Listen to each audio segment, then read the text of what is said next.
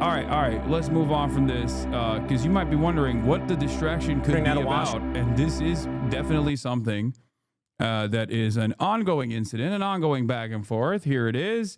Ladies and gentlemen, the Big Booty Cheeks Bill. Big Booty Cheeks Bill, Booty Cheeks Bill, Booty Cheeks Bill, Booty Cheeks Bill, Booty Cheeks Bill, Booty Cheeks Bill, Booty Cheeks Bill, Booty Cheeks Bill. Let's get into some of the meat and potatoes of this big booty bill.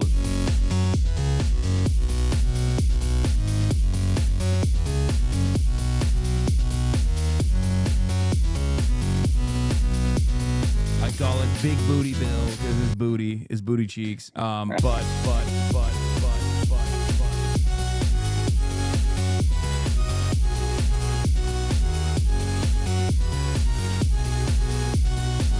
You say, please, it's too much winning. We can't take it anymore. More.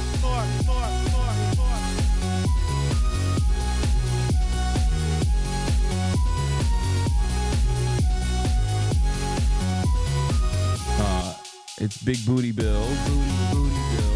Booty Bill.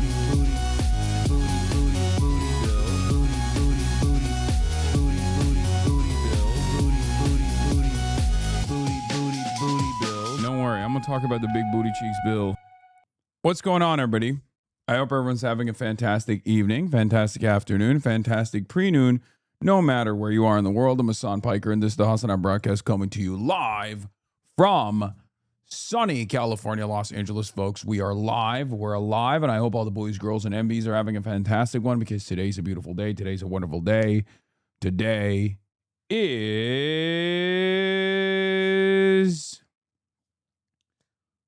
ladies and gentlemen, today is Wednesday. And for me, that means it's leg day. That's right. Today's Wednesday, which means it's leg day. Kaya's not here right now. She's at the vet getting her ears cleaned. You might have noticed that the camera is a little bit darker because, as always, as is the case always and forever, David had to tweak some shit. We have 2 guests coming today, and it's clear that it's a little bit cinematic, so we're just going to live with it for the time being. Hold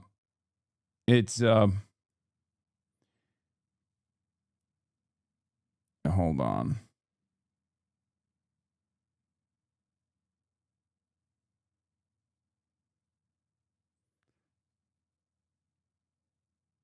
Hold on 1 second.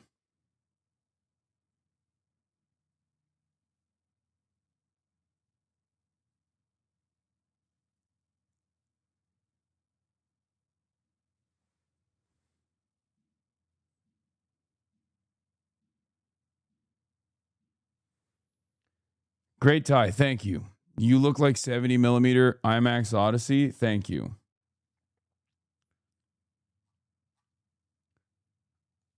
Anyway. You saw the New York Times article about there's a near standard flow in the Strait of Hormuz through dark traffic. What do we think?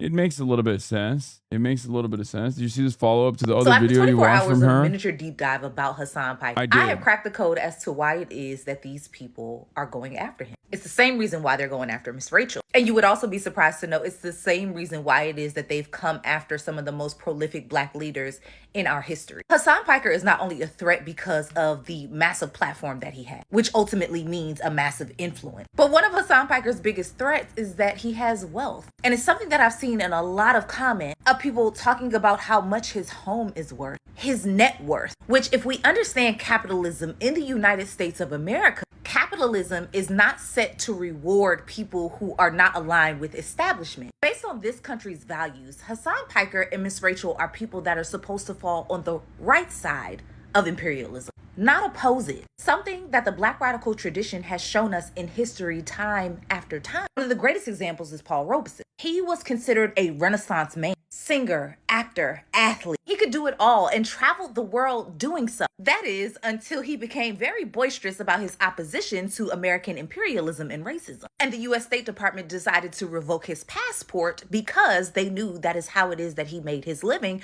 but ultimately how it is that he was able to share his influence internationally. Close presence, thank you for the 100 gifted. Paul Robeson and civil rights leader William Patterson went to the United Nations and presented a historic petition entitled, "We Charge Genocide, the Crime of Government Against the Negro People." Wonder where we've heard that genocide word before. And one of the key signers for this petition was none other than William Edward Burghardt Du Bois, also known as W.E.B. Du Bois, along with over 150 civil rights leaders, family members of lynching victims, lawyers, intellectuals, actors, activists. It was as a result that Paul Robeson was blacklisted and ultimately saw a decline in his income, because that's the tool of what capitalism does. So what does this have to do with folks like Hasan Piker and Miss Rachel? Well, the reality is folks like me and so many others that follow the Black radical tradition have said for the longest time that whatever happens to us will eventually happen to others. We have talked about COINTELPRO and surveillance. It's Black August. We've talked about political prisoners. We've given the history of enslavement, policing, outright lies spewed by the government. But for some reason, when it comes from Black people, it's not enough. So the correlation of seeing how it is that Hasan Piker and Miss Rachel are being treated might make the information click and stick. Because just like the killings of Alex Preddy and Renee Good, sometimes it's important to draw a line on who folks deem is worthy and who folks deem is not. Yeah. See, there's someone who said, Hasan is the sole reason why I'm a leftist today. Went from voting Trump in 2016 to listening to Hasan and becoming a socialist soon after that. His method of communication truly does work. That is the entire purpose. That's the entire purpose as to why so many of these people aggressively try to prosecute my case. Right? That's what it is. That's because it works, and it absolutely softens the impact. It absolutely softens the impact when you have Angie Nixon giving a master class on media mentioning you. So I have not campaigned with Mr. Piker. Not sure where that information came from. I have campaigned with Congresswoman Rashida Tlaib. And so she is someone who wants the same things that I want, to make sure that government is working for people and not against it. And so I'll continue to do the same thing. But I have not campaigned with Mr. Piker at all. Not sure where that came from. All right. My apologies. I thought that you had. My apologies about that. Would you want him to campaign with you? I don't really know who Mr. Piker is. I've heard about him. And so you don't know who he is? I said I don't really know who he is personally or anything like that. I am actually focused on Florida and making sure that I'm talking to voters here to uplift their needs and their concerns. And so that's what my focus is going to be over the next. Don't know Angie Nixon at all. Don't know her at all. Love her. It is pretty wild that the media's obsession with me has gotten to this like alarming degree where they're like, what do you mean you don't know who Hasan Piker is? It's like, I don't know. Why should she? Why should every single person know exactly who I am? Also, what's the problem? Stay the fuck out of Florida, Lamont. Okay, everyone needs to calm down, okay? Just chill. Just chill. Just let it. Hey.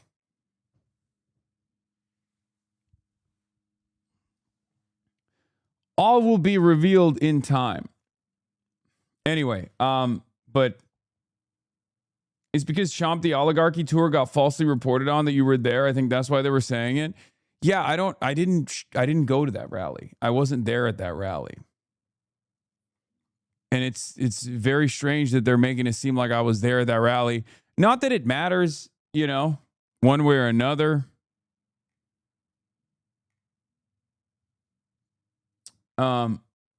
Stay away from Florida, please, Hasan. Endorse the Republican, please. Okay, here. I'm going to start. First of all, I'm going to start banning people who say dumb fucking bullshit like that. Okay, I'm going to start permitting people that say dumb fucking bullshit like that because you're undermining your own cause. Okay, you're undermining your own cause, you fucking idiot. I am you. I am your megaphone. You don't have to hand the oppositional framing a W here. Okay, there's jokes, but then there's also like people who sincerely think that like our community's involvement in any race is a burden? Are we now taking the MS Now, CNN, Fox News framing? Is that what we're doing? Are you fucking stupid? Do you not understand that you're just caving to their narrative at that point? Okay? What every Democrat and former Democrat and socialist who is a former liberal always has the same brain disease. Constant concession to oppositional framing. A lot of you unfortunately have that exact same brain disease. It sucks.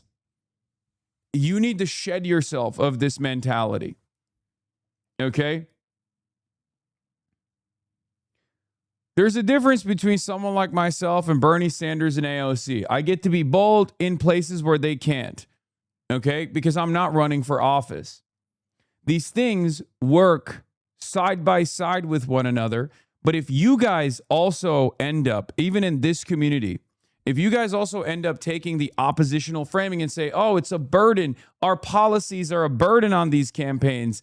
Our movement is a burden on the big, beautiful, progressive wing of the Democratic Party.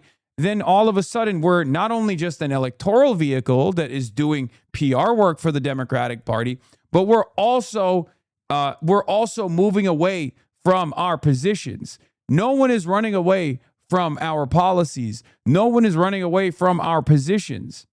Okay? Just because folks who are attacking us on the right and in the center and trying to rid our influence from the main stage does not mean that it's correct, and it certainly doesn't mean you should take that narrative on.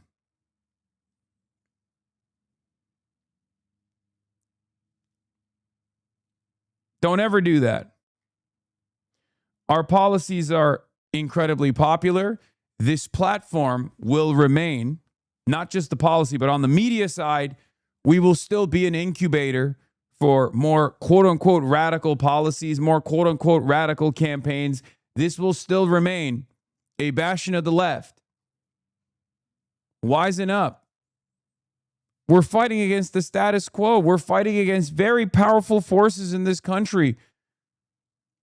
For many years, I think people said, "Oh, corporate influence is so toxic. Corporate influence is so subversive." And then you're faced with a little bit of pushback. You're faced with a little bit of pushback, and all of a sudden, you shy away, you back away. You're faced with a little bit of pushback, and you immediately take the oppositional framing. Yeah, I saw it, Themasius. I know.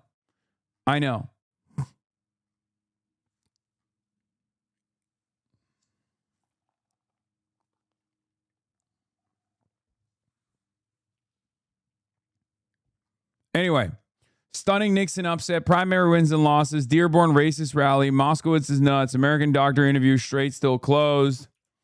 Get in now. Look, I've talked to a lot of people who have been in the crosshairs in a similar manner in positions of tremendous power and influence, a lot higher than I've ever been able to achieve. Okay? And what I must explain to you, what I must show you is this. Okay? First of all, we need a blast off meme. Let's start there.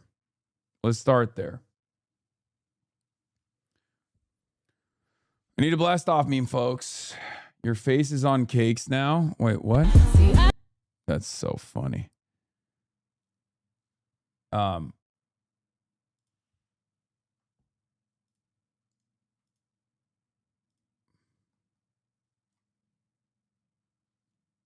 Stepping your tie selection up.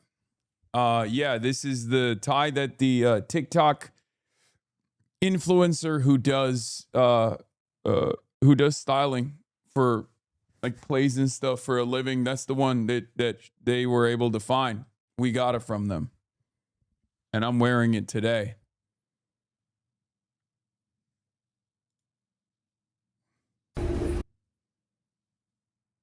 Here's your blast off meme. Okay, I need a photo, man. I need a photo. I don't need a funny movie that you saw. You know. Anyway, here we got to. All right, we'll do that. And then we'll get into some stuff. Wow, you actually followed through on that? Yes, dude. Yes, I'm on it. Some of you are dropping the ball. I'm on the ball. Okay.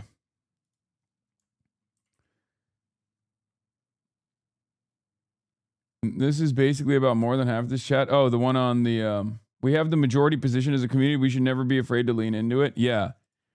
Yeah, I like, dude, if you guys in this community are eating that propaganda, then how is the expectation that politicians will remain brave or bold when it comes to their advocacy? If you guys literally are like, well, Hasan is far too odious of a figure. Sorry, sucks to suck. And you literally tune in every day. You've basically caved to the framing that we are Nick Fuentes. Like, you might as well run around and join the opposition team. You might as well quit watching this broadcast and go back to MS Now. Like, there's a reason for why. There's a reason for why they're doing this. Do you think it's a fucking accident that it's every Israel first politician and every Israel first news network? Every news network that's unbelievably favorable to Israel in their coverage, or rather very sympathetic to Zionism because of, you know, a couple executives or a couple producers.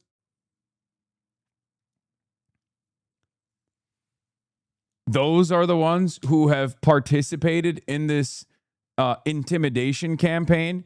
There's three major reasons here. I'm just going to look. I'm going to read you the assessment. Okay? I'm going to read you the assessment. There's 3 reasons, okay? Number 1 is intimidation. It's not going to work, okay? Number 2 is to try and get others to shun me, to defang this platform, to make this platform seem as far too toxic for candidates to approach. Because basically what they're saying is, if you go on this campaign, if you go on this media platform, if you go on this medium at all, we are going to make your life a living hell. We are going to attack you. Fox News is going to attack you. CNN is going to constantly harass you with questions. They are going to, they're going to bully you. They're going to badger you. Okay? And the second part doesn't necessarily work. It's not as effective. Okay? It's not as effective. But that's precisely the reason why I'm saying, like, don't ever fucking lean into that idiotic framing, okay? That's ridiculous. And then the last one, I guess, is to make it seem as though it's politically disadvantageous to have our policies, to maintain our policies. We've already won a very important victory with Abdul El-Sayed. We've already won a very important victory with Abdul El-Sayed in the primaries. 12-1 didn't work. The policies were sound, and he was outspent 12-1, and it didn't work. And objectively, the barrage of attention on his race ended up highlighting his policies, ended up showing his position, right? Ended up proving that he had the background as a fighter. And now he's consolidating the base. But you should never in a million years lean into that same framework and be like, just stay the fuck away from Florida. Okay, stay the fuck away from Florida, dog. Stay the fuck away. Dog, we went in to the most right-wing, one of the most right-wing districts in the country that was recently redistricted. One of the most right-wing districts in the country that was recently redistricted to be even more right-wing. At the time of its redistricting, Florida 25 turned into a +9 district. Now it's leaning at +4 Republican. It was +9. It was designed for that reason. And we went in there with an unknown entity by the name of Oliver Larkin, a man who had held no prior office, a young man who was bold and had a vision. Okay? And he was able to carve out almost 40% of the vote in that district. It is incredible. It is an incredible victory. Are you kidding me? We're talking about not just any district in Florida. We're talking about one of the worst districts for a Democratic Socialist to run in Florida, to operate in Florida. Okay? He got a higher percentage in that district than Bernie Sanders did. Open Socialists getting 44% of the vote in Miami. Honestly, shout out to the Dem primary voters. Bernie Sanders got 24% in Miami-Dade in 2016. Okay? Do you understand how spectacular this is? Now, centrist Democrats will run around and talk about how impressive a victory it was for the incumbent, Jared Moskowitz, in a district that is probably one of the most pro-Israel districts in the country, running against an unknown entity who had held zero prior office before this run, whose entire campaign was exclusively anchored by this community and other independent media outlets, primarily this community and communities like this one, right? Like Twitch streamers.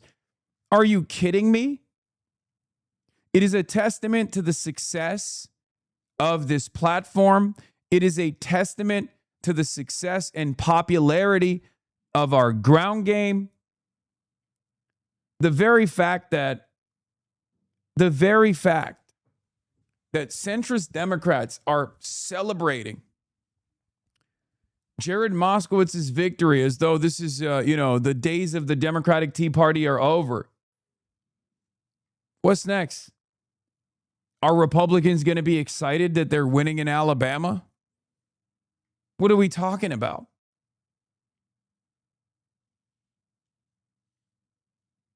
These are the dying gasps of a movement that refuses to change, a movement that has no vision. Okay? They don't.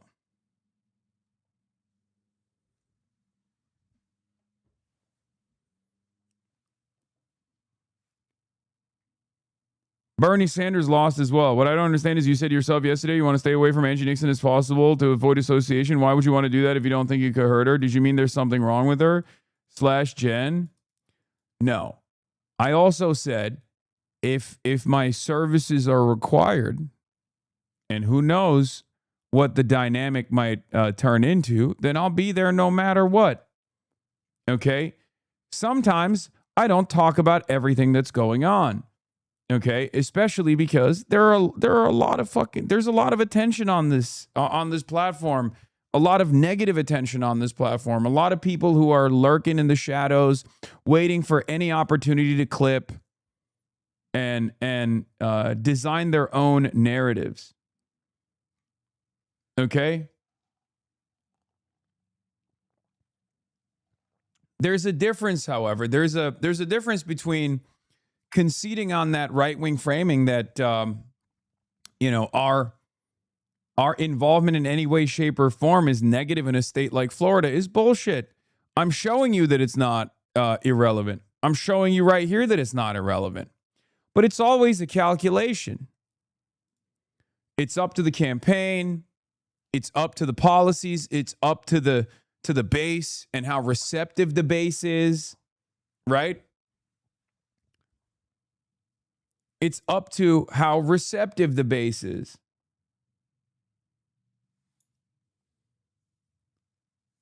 Something that works in Denver, Colorado, or Colorado statewide, or Michigan statewide might not work in Florida, especially with the current attitude in Florida, especially with the current demographic makeup of Florida, or the voters in the state of Florida. Obviously, we're not delusional. I saw something that Matt Iglesias was saying where they're like, well, why aren't people saying here? This is what he said. Look, so how come nobody, including the most enthusiastic leftists on the site, think the DSA nominee for Florida senator is going to teach all the establishment losers how to win elections? Are you mad that we're much more realistic about electoral performance than you paint us as? Your theory is that there is a great groundswell of left-wing feeling hiding in the non-voting population, is it not? We're also not delusional about the barrage of attacks that candidates with these policies are going to receive.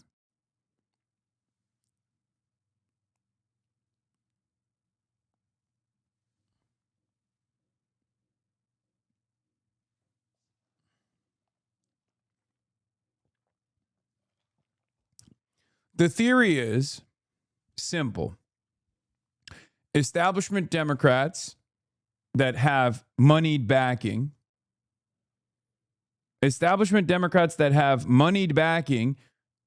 try to open up a line of defense. Okay. They are basically the bulwark against the unlimited attacks that our campaigns will receive.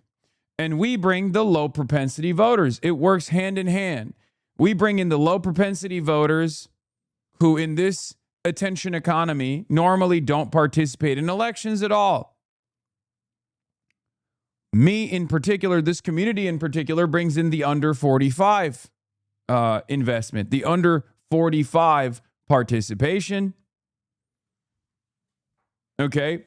And then in the general, we bring in the low propensity voters. And the establishment Democrats are supposed to just basically open up their wallets and not attack the candidates and play the role of consolidating support behind the candidates.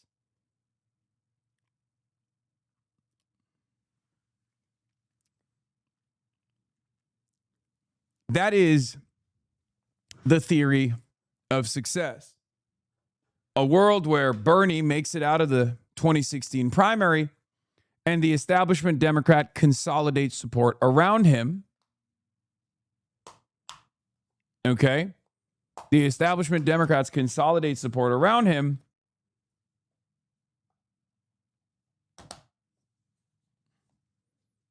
And then he's capable of activating and priming the populist rage voters, the low propensity voters, and the Democrats bring the rest with the machine politics.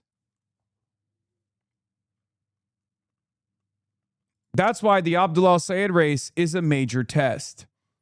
There's some good information coming out of that one right now. New polls showing. A Majority Report, thank you for the raid. Hope you had a good stream. And we'll be looking at that. We'll be looking at that and we'll be covering that in a little bit. Rokana asked about sticking his neck out for you. Goes on for about 5 minutes. Oh, with Wajahat Ali? Yeah, I'm going to be doing I'm going to have a little spot on the Joyanne Reid show later.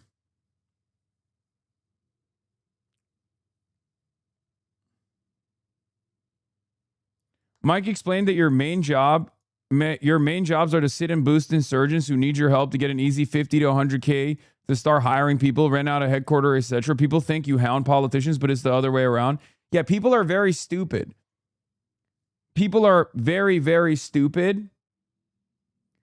And what they don't understand about this, people are very dumb. They don't realize that I'm not the one going around fucking begging politicians to play a role in their campaigns. It's the opposite. I don't give a shit about working with politicians. I don't work with many politicians who come to me. The only reason why I do it is because I think it's worth it. But no matter how many times I explain this, these guys think like, no, you're getting clouded by being next to politicians. Like, no, I'm not. I'm not. It doesn't help me at all. It only frustrates people in positions of power. Okay? It only makes people in positions of power very mad. And it forces that, it causes them to come after me, my family, constantly fucking lying about me. Who wants that? Create an environment of intimidation and coordinated outrage manufacturing, coordinated harassment. You think I want people to think that I'm like a dangerous anti-American radical terrorist or whatever the fuck? You think I like seeing videos like the ones that we're going to be talking about later from Dearborn, Michigan, where you have a straight up white nationalist going to the Dearborn, Michigan Council or town hall and saying Hasan wants to impregnate white women. We have to kill these people. You think I like hearing that? You think I like seeing how viral those clips are? You think Zionists don't know what they're doing when they lean into these anger campaigns to try to activate some of the most schizophrenic Republicans in the country to go do their bidding, to come and try and assassinate me? You think they don't know what they're doing? You think Zionists don't know what they're doing when they foment Islamophobia? Of course they know what they're doing. Of course they know what they're fucking doing. It's not like they're hiding it. They say it out loud. They say it out loud. Here is one example of this. Diaspora Affairs Minister saying out loud that their new strategy is to no longer appeal to concerns of anti-Semitism, but to go all in with the European and American right on Islamophobia. Here is Israeli diaspora minister Amichai Chikli. Anti-Semitism does not interest the average European or the average American. Radical Islam interests them very much, very, very much, and therefore we need to take advantage of that. עם האגף השמרני האמריקאי והאירופי, נגד האסלאם הקיצוני ונגד האחים המוסלמים. זה צריך להיות האסטרטגיה. כי כאן יש לנו בעצם בסיס משותף שהוא לא לבוא ולומר כמה חשוב. By the way, this isn't new. DropSite reported on this already months ago. I covered it. I didn't predict this. I covered what was happening because I was one of its fucking victims, one of its earliest victims. I've been experiencing this nonsense for like the last 3 years at this point.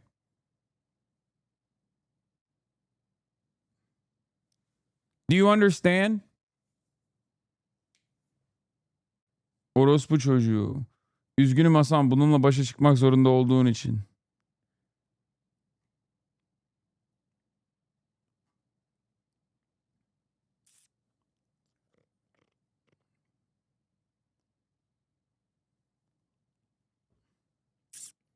They know they can't make people love Israel. But what they can do is make its critics out to be Islamic jihadists. Make Israel's critics out to be fifth column style Islamic infiltrators and try to tar and feather or try to connect, because like there are a lot of obviously Arabs, there are a lot of Arab Christians as well, and a lot of people in the pro-Palestine movement that are Muslim.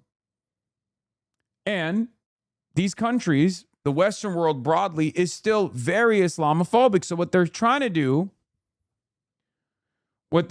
do now is make it seem like every single person that cares about Gaza or wants to use our tax dollars here,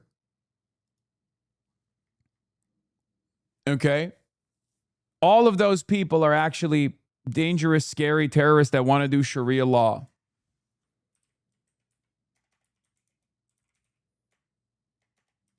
That's it.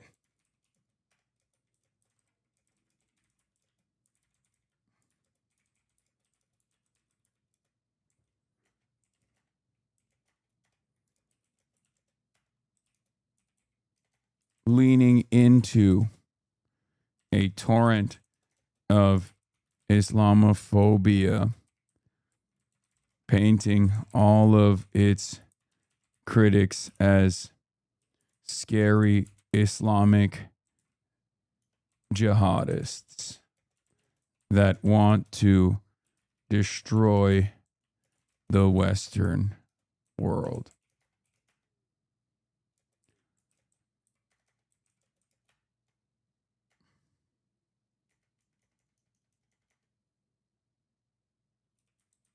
Wake up.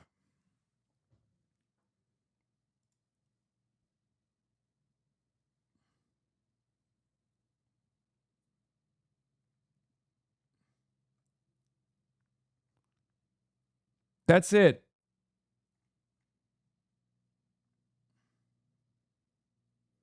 Do you think you are at the height of your political capital? Fuck no.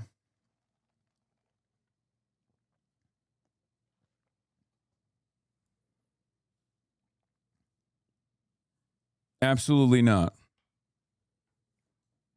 We've got a long way to go. We're just beginning. We're just getting started, chat. What are you talking about?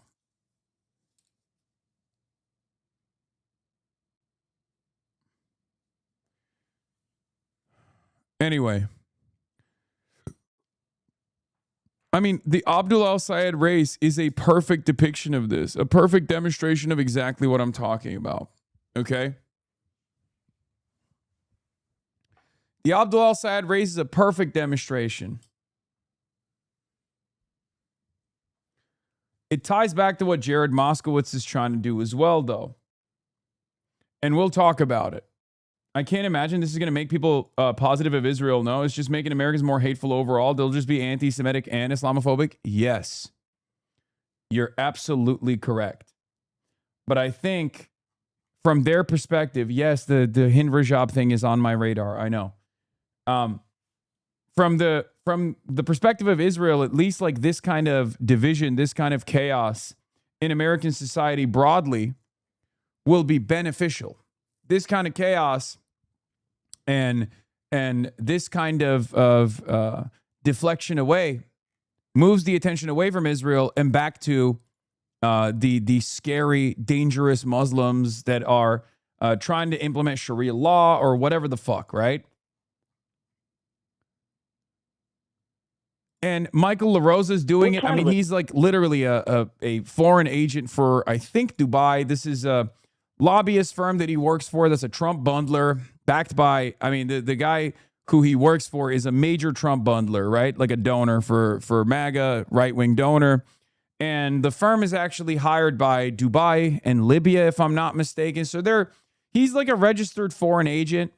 And of course, if he's like a UAE foreign lobbyist, like you might as well chalk that up as a registered foreign agent for Israel all the same, because UAE's influence operations are directly in line with Israel's influence operations. UAE is actually responsible for a big chunk of the Islamophobia that happens in the Western world. Tommy Robinson in the UK is a major UAE-backed firebrand, right? Like Tommy Robinson, the anti-Islam white nationalist.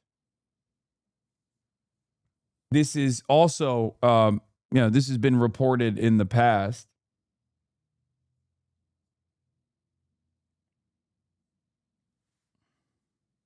UAE is a proxy for Israel. Yes, absolutely.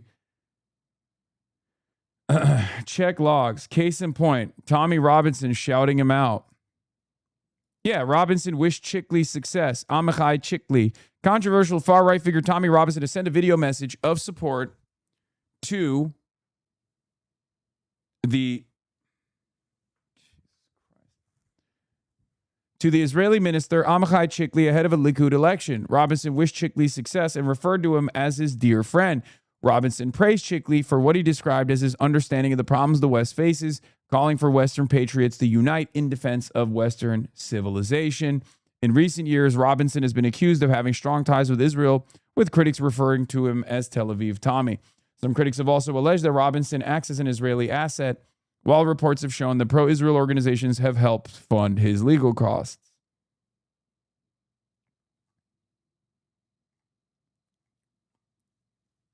So, not everyone who supports Israel is Islamophobic, but most people, not every Islamophobe supports Israel, okay? But everyone who supports Israel is Islamophobic.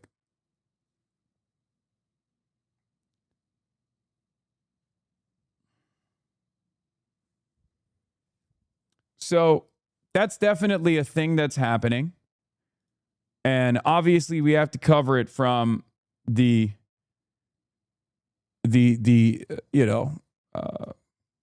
have to cover it because it's going to have, it's currently having some kind of electoral impact.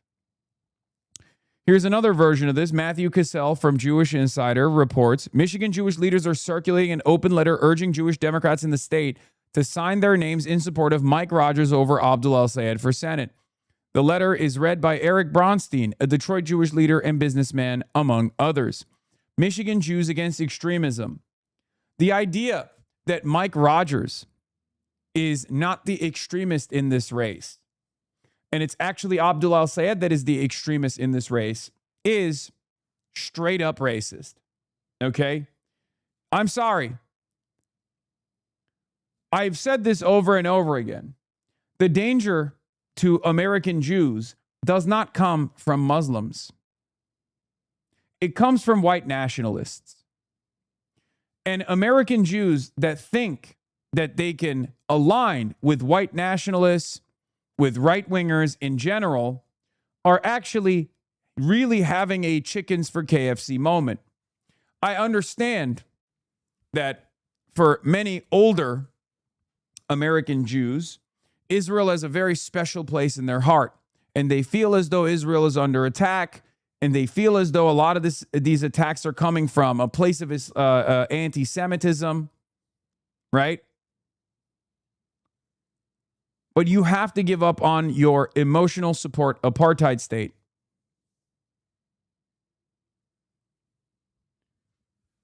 These people that you think you are aligning with are going to send you to the same concentration camps that we get sent to first.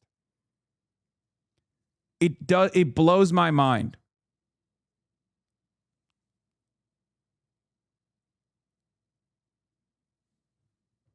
It blows my mind. American Jews are racist. Who cares what they think about anti-Zionists? Dude. This is not a beneficial mode of communication. Okay? Just across the board saying American Jews are one way is ridiculous. Okay? It's ridiculous. You're literally leaning into it. You're leaning into this narrative.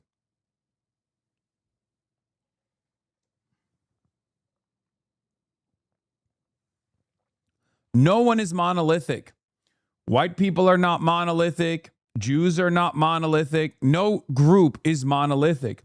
Of course, statements like this lead people into believing that American Jews are monolithic. And that's why statements like this are fucked up and dangerous. And I won't stop advocating for my values. I won't stop combating anti-Semitism as well as every other form of bigotry, even if every Jewish institution in the country comes out and says, Hasan Piker is our biggest threat. Okay? And we're pretty much there at this point, with the exception of like Jewish Voice for Peace and other anti-Zionist Jewish institutions. Virtually every Jewish institution in the country at this point has yelled about me being an ever-present danger. I have not shied away from expressing my opinion of the toxic and incorrect nature of anti-Semitism, regardless. Because my values are my values, irrespective to what Zionist institutions are presenting themselves as.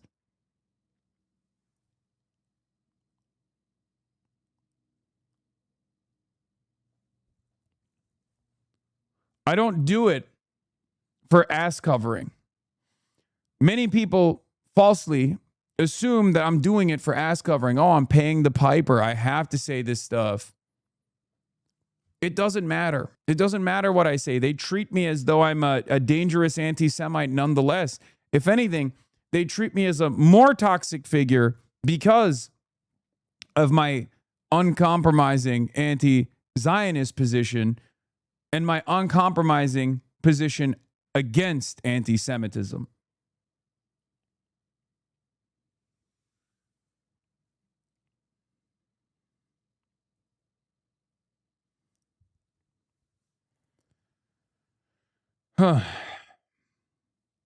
In any case, Michigan Jews against extremism. We are Michigan citizens and voters. We are Democrats and independents. We are proud American Jews. We care about the safety of our community, the health of our political discourse, and the future of our country. We declare our intent to vote for Mike Rogers in the U.S. Senate in 2026. Many of us have been fiercely supportive of Democratic candidates and principles.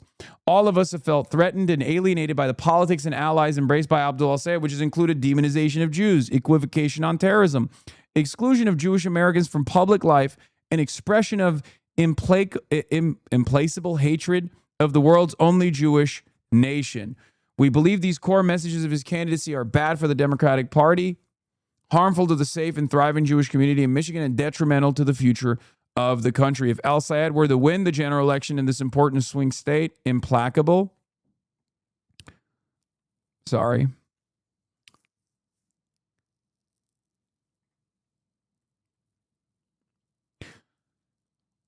I just don't understand what service this provides. Like, what purpose is this serving other than making members of the Jewish community in Michigan actually hysterical? Because if you think Abdul al-Sayed is an anti-Semite, you're fucking hysterical. One of the first backers of Abdullah al-Sayed was Andy Levin, the president of his own synagogue. A proud Michigan Jew. That was one of his first backers. Levin, sorry. Abdullah al-Sayed is backed by many Jewish Michiganders. Abdullah al-Sayed has never demonstrated any hatred to any group. Certainly not Jews. Certainly not anybody else. So, what's insane about this is all you're doing is freaking out.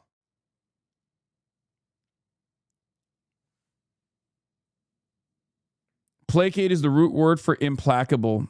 Has nearly the same pronunciation. Thank you. This is just self-induced diaspora syndrome, rejecting all of your personal political values to defend reactionary nationalism, something we are all familiar with, but in this case, you're not even diaspora to the state anyway. Yeah, no, that's it. That's it.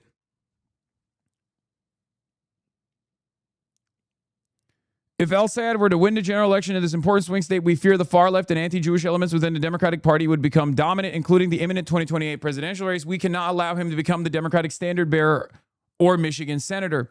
We know Mike Rogers served ably in the House of Representatives in his early career in the military, national security, and law enforcement. He has been and will be a friend to the Jewish community. Our vote for Mike Rogers does not require that we agree with him on every issue or that we support President Trump. Yes, it does, by the way. Yes, it does. It 100% does.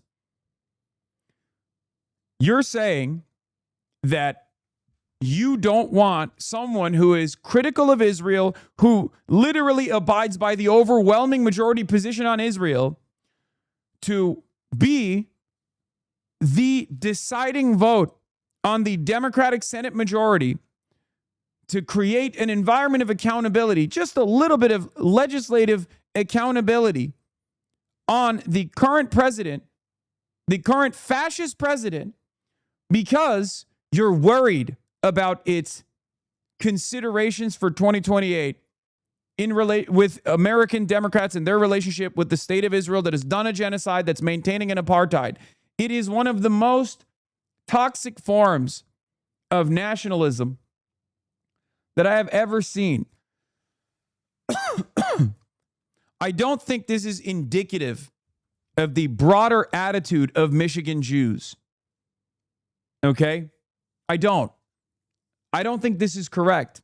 But the media will go to some of the community leaders and make it seem as though every Democratic voter who is Jewish in Michigan now is terrified of Abdullah al-Sayed. They did this with Zohran Mamdani. It wasn't the case in New York City, and it will not be the case in Michigan either. It's not even American nationalism, which is crazy. No, that's what's insane about it. It's Israeli nationalism that is leaning into American nationalism. Have you learned nothing?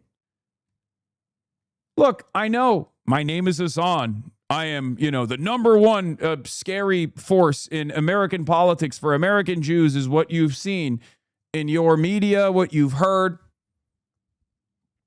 But do you not recognize what dangerous forces you're playing with when you lean into American fascism? You think if you're Jewish and you're worried about another Holocaust happening, what do you think is the higher likelihood of another Holocaust potentially happening?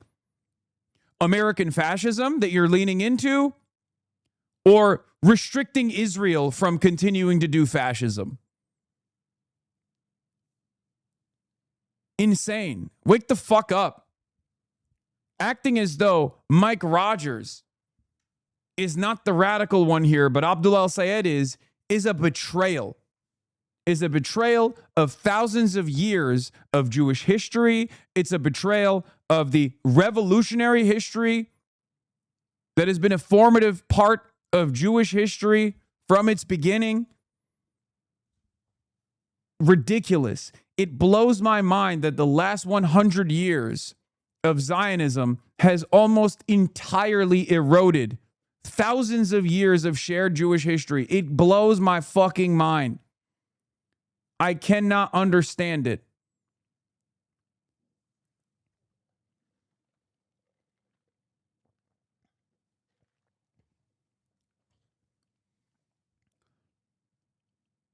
Here in Michigan this year and in this Senate race, our well-being and our own voices are at stake. This is a moment when each of us must speak out. We're voting for Mike Rogers. We ask other Michigan Jews to vote with us, to join us.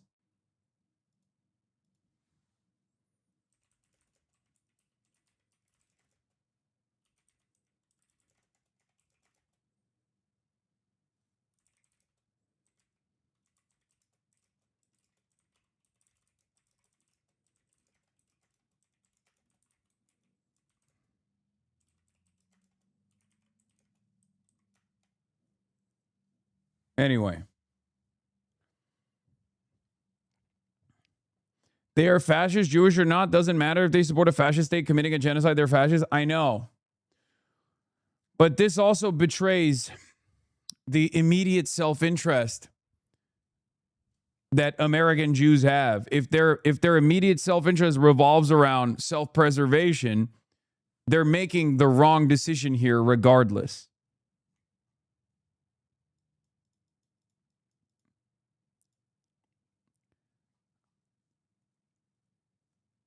Yeah, Jewish socialists help build multiracial democracy in America, man. What the fuck are we doing?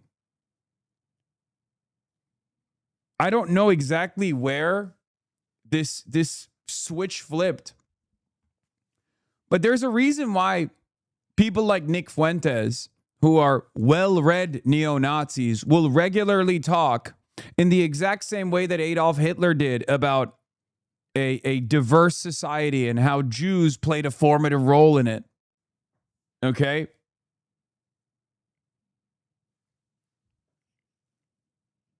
That's why I talk about PEP, Progressive Except for Palestine, and how much American Jews have played an important role in all aspects of labor struggle, in all aspects of the civil rights struggle. Jewish socialists were instrumental in destroying the apartheid in South Africa, many of which are still alive. They're still around.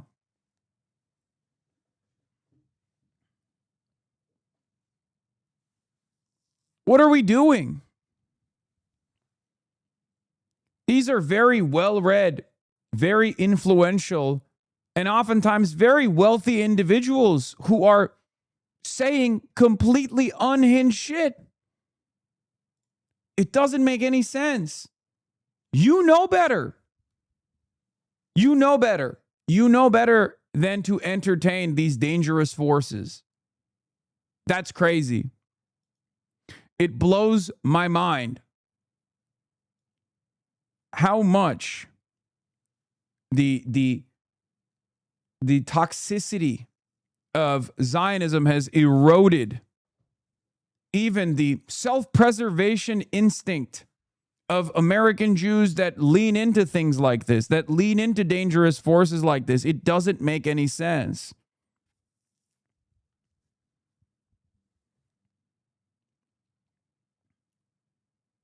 Sometimes ethnic identity trumps over other values. You saw a decades-long alliance amongst Jewish and black New Yorkers in the civil rights movement completely collapse into animosity after the Crown Heights riot. We like to think we're above tribalism, but we aren't. I just think that, like, I just think you have to have higher principles, you know? You have to have higher values.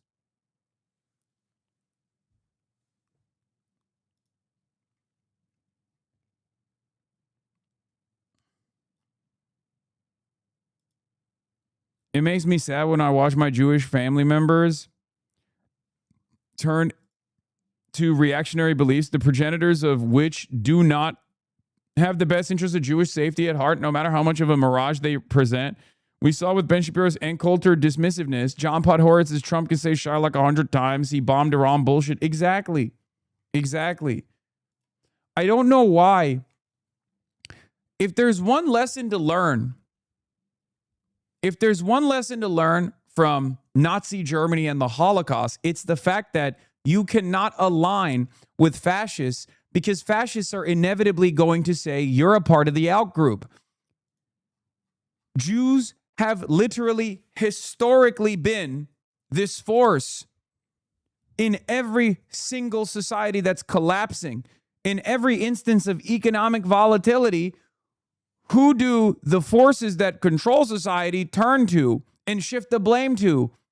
A minority population that has a lot of money. It's always been the Jews. You think that you can continue with this allegiance? Are you fucking stupid? Right now it's Muslims. It doesn't matter.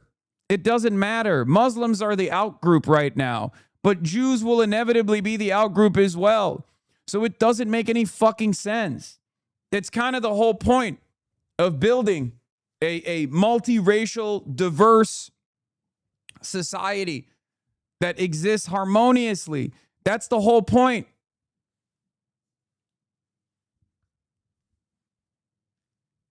You think that you think that these guys won't eventually go, hey, you know what? You guys have a lot of money. You're a relatively small population. You have a lot of money. You have a lot of influence. We've now decided that your influence is negative. You think that same tribalistic force that you're leaning into right now is not going to eventually put the crosshairs on you? Are you fucking stupid?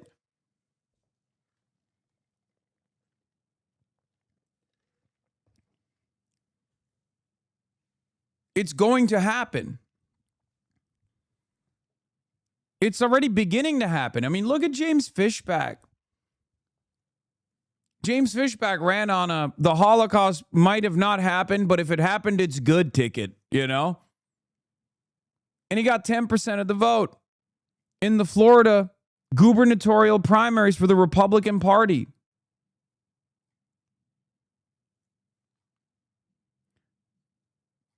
The same forces that are putting the crosshairs, oftentimes, by the way, directed by Israel as well, the same forces that are fomenting Islamophobia are eventually going to come for you too. Okay? They are. It shouldn't get to that point for you to recognize that this is a dangerous movement that you are leaning into.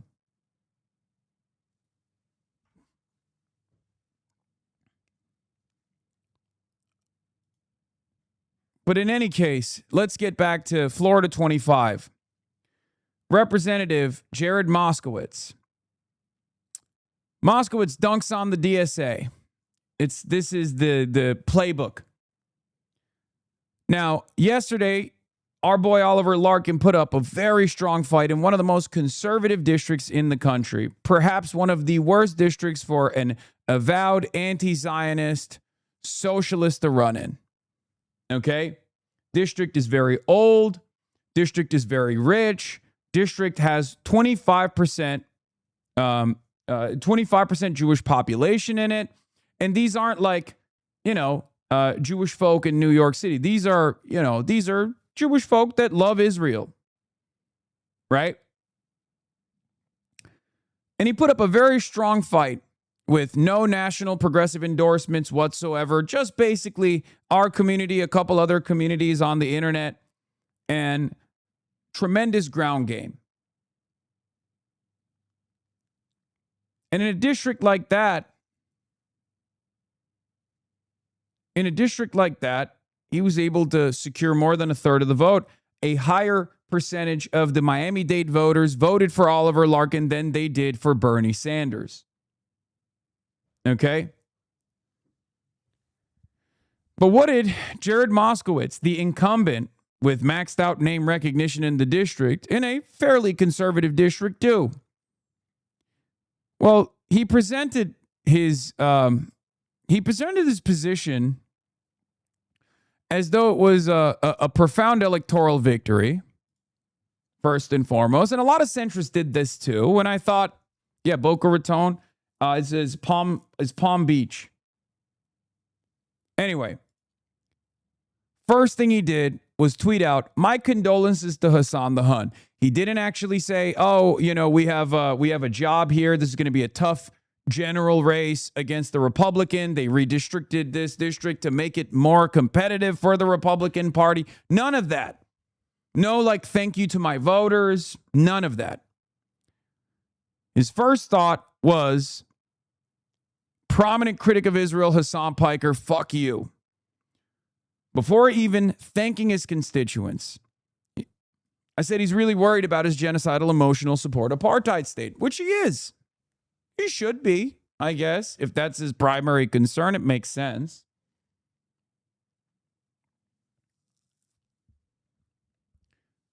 Now, this is, of course, very motivating for a lot of extremely online centrists that don't really have a base in the real world.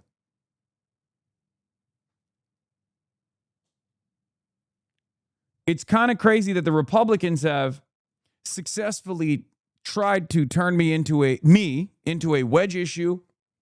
And not only have the Republicans done this, but also Democrats are doing this as well. Democrats are leaning into this as well. Democrats who are pathetically obsessed with defending their emotional support apartheid state. Straight up. You will only hear these kinds of attacks get validated by corporate media that is sympathetic to the plight of Israel, and also establishment Democrats and establishment Republicans as well, of course. But we know where they stand on these issues. Moskowitz, it seems, is going to take his predictable victory in his own district into a national campaign against the Democratic Socialists of America and also myself. The Wire taught us, you come at the king, you best not miss. That same rule applies to extremely online members of Congress. Representative Jared Moskowitz became the latest moderate Democrat to push back against the Democratic Socialist surge on the left, trouncing Oliver Larkin in Florida's 25th last night, likely handing the Democrats their best shot at retaining the newly redrawn district meant to favor Republicans. But that's just the start for Moskowitz, who's eyeing a Washington-sized role in the Democratic Party's ongoing civil war. Florida is known for hurricanes, he told Playbook, moments after dispatching Larkin by nearly 30 points. And so the DSA is a disaster area in Florida, and there's no federal or reimbursement coming for these people. I just love these, dummy clapbacks. It's always so funny. It's always... The clapbacks are always hilarious to me. Okay? It's just like a guy trying to be cool for some, and failing to be cool every single time. In any case, the pro-Israel Dem, typically quick to respond to critics, ignored Larkin's attacks in the DSA chatter around the race in the run-up to Tuesday, betting that engaging his little-known challenger would only give him oxygen. He knew that if people were more primed and more tuned into this race, and if he actually matched up against his opponent, that there would be a lot more people in his district that would favor the lesser-known Oliver Larkin. So he did exactly what he was supposed to do. Betting that engaging his little-known challenger will only give him oxygen. Now, Moskowitz plans to seize the role of chief counterweight among House Democrats and make his former challenger the first of many targets. Moskowitz may be the best moderate, the moderate best position to take on the left. He's a fluent online troll and proven sharp communicator across social media and in committee.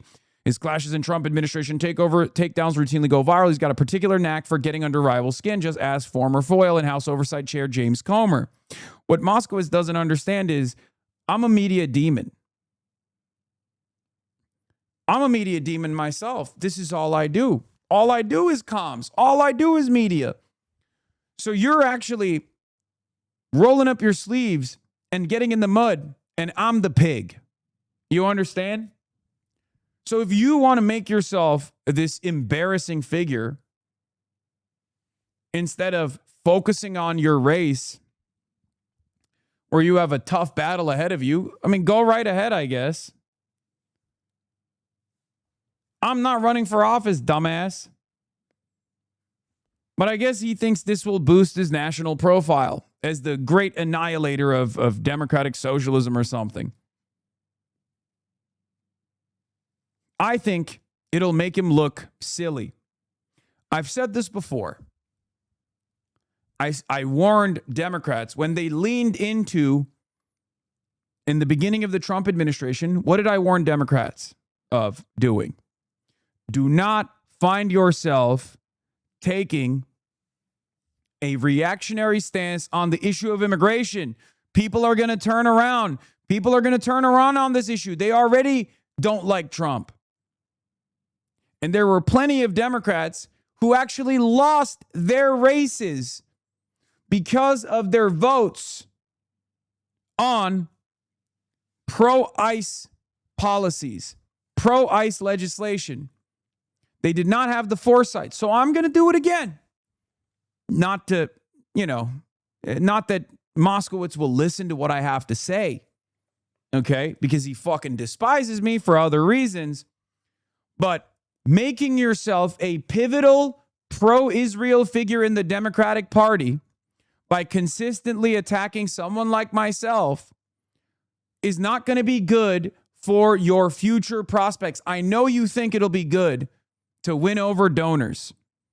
There's definitely a lot of appetite for real fighters who will do everything in their power to defend Israel. You will lose in the long run. And perhaps you might even lose in the short term as well.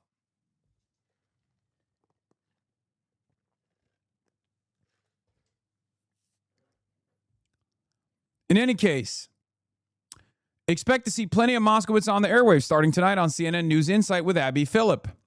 First on his list, hey, Hasan Piker, welcome to Florida. The influential socialist streamer campaigned for Larkin and hammered Moskowitz on his stream for weeks. Now Moskowitz is putting Democrats who campaign with Piker on notice. Democrats shouldn't play hide the Piker now, Moskowitz said. For all those people who thought it was a great idea to campaign with him, as Jay-Z once said, bring him out, bring him out. They shouldn't be hiding him now. In a phone call last night, Piker laughed when Playbook read him Moskowitz's attacks. I said, I'm genuinely concerned for his mental well-being, Piker said. I think he should stop posting on the internet and focus on defeating the Republican in his newly redistricted congressional seat. Moskowitz isn't laughing. They're anti-American at their core, he said of the DSA members likely to join Congress next year. People who have said anti-American things, have said things that are pro-Russia, pro-China, should really get their security. Should they really get a security clearance? So he is, again, the exact type of Democrat that I'm talking about when I say they're leaning into these they're leaning into these reactionary forces because they think it will help them out in the interim. It'll help them out in the short term. Can you imagine if people on the DSA side started running around being like, well, Moskowitz is Jewish.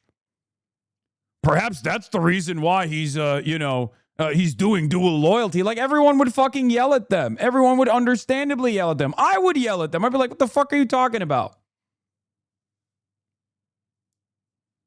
You know what I mean? Like, can you imagine someone literally going around and being like, well, Jewish Democrats, should they get a security clearance? That would be fucking insane.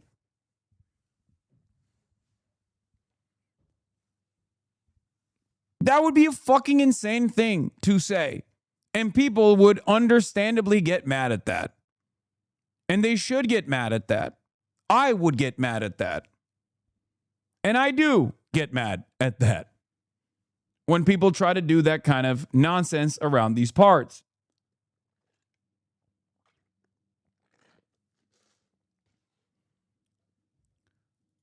The chief antagonistic posture could pay political dividends outside his own party in a post-redistricting general election, letting Moskowitz cast himself as a Democrat willing to confront his party's rising socialist flank.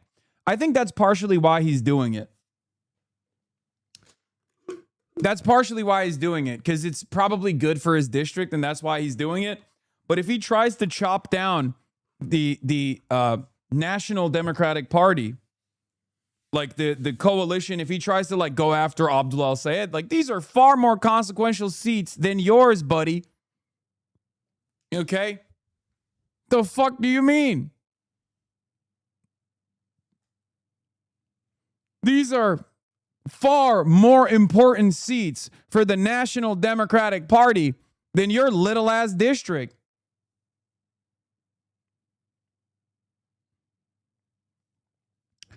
And we should not forget, once again, no matter how moderate the district is, no matter how right-wing the district is, if you don't differentiate yourself from the Republicans, you're basically serving your, existing constituents to the Republicans.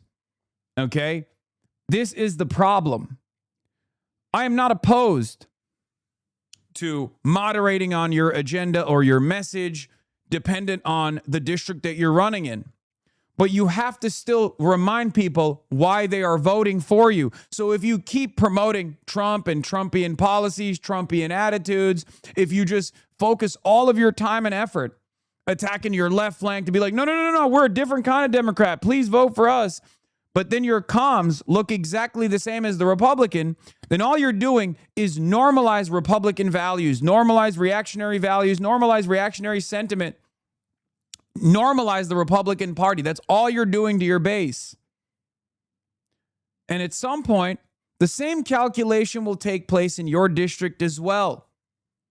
The same calculation that happened with Kamala Harris's 2024 run, where people said, why would I not vote for the Republican Party if the Democrats are also talking about stopping the migration crisis that they played a formative role in creating?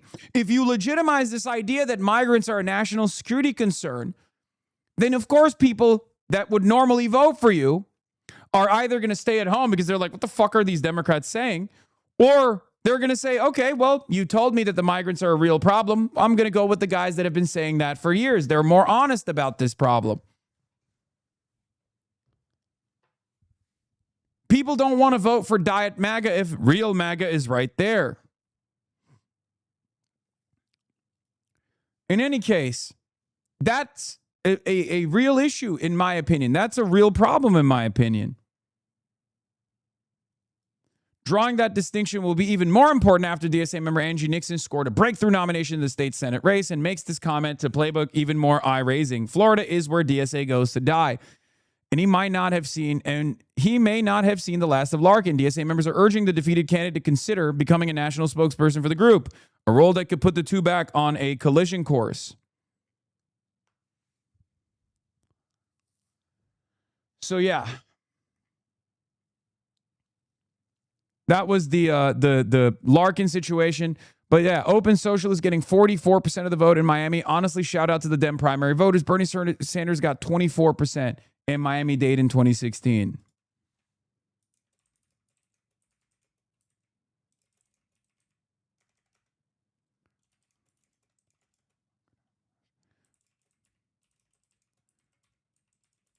Unbelievably promising results.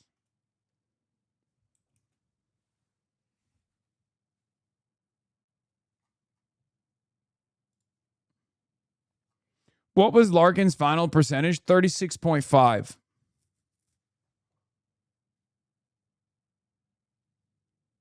How is he celebrating when a DSA politician won the Senate primary? I'm sure you saw this, but right after his tweet about you, he thanked the people. Yeah, no, he did it after the Twitch streamer. Yeah, 12 hours between dunking on a Twitch streamer and this law. I want to thank the voters of District 25 for continuing to have faith in me to deliver results for Florida. I want to thank my wife and kids. Yeah. Yeah, it took him 12 hours to get there. But congratulations to Jared Moskowitz for being fucking normal.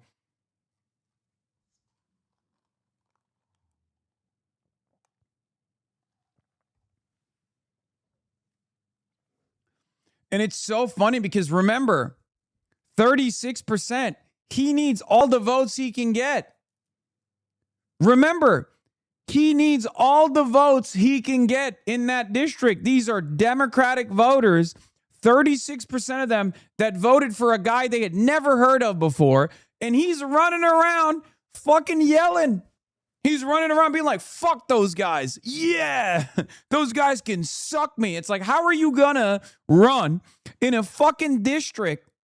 How are you gonna run in a district where you got 65% in the primary And then immediately right after you win the primary, you just go, fuck you, to 36% of the base. You need all those voters. You need all those voters to defeat a Republican in a district that is now +4 because of the national environment. The district, when it was redrawn initially, was +9.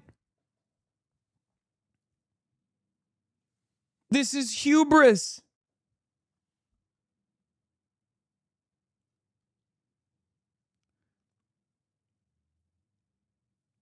It's so dumb. And a lot of these guys are brain broken by the internet, and I know they are. They're brain broken by the internet, and it's so clear that they're brain broken by the internet that they were all celebrating it. All these centrist Democrats are like, we did it. We fucking did it. Pop the champagne. We've destroyed socialism in one of the most conservative districts that was literally redrawn to benefit the Republican Party. Fuck those guys. And it's like, all right, dude, good luck. Good luck. Good luck. What can I say? It's hubris. That's what it is. You need every vote you can get, my man. So positioning yourself like this, very strange, very dumb.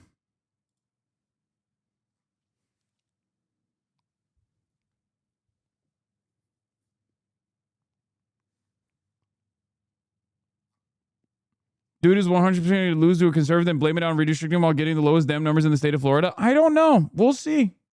We'll see how it plays out.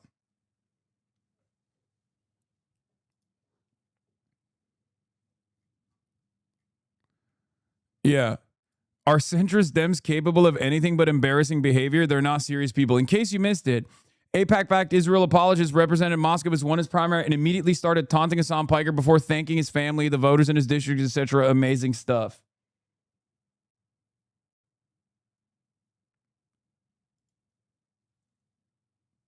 Mainstream news outlets aren't over their obsession with Hasan Piker just yet. Here's Gayle King assuming Angie Nixon had campaigned with Hasan, followed by King's seeming disbelief regarding Nixon saying she doesn't know Piker. I have not campaigned with Mr. Piker at all. Not sure where that came from. All right, my apologies. I thought you had. Would you want him to campaign with you? I don't really know who Mr. Piker is. I've heard about him. You don't know who he is? I said I don't really know who he is personally and anything like that. I'm actually focused on Florida.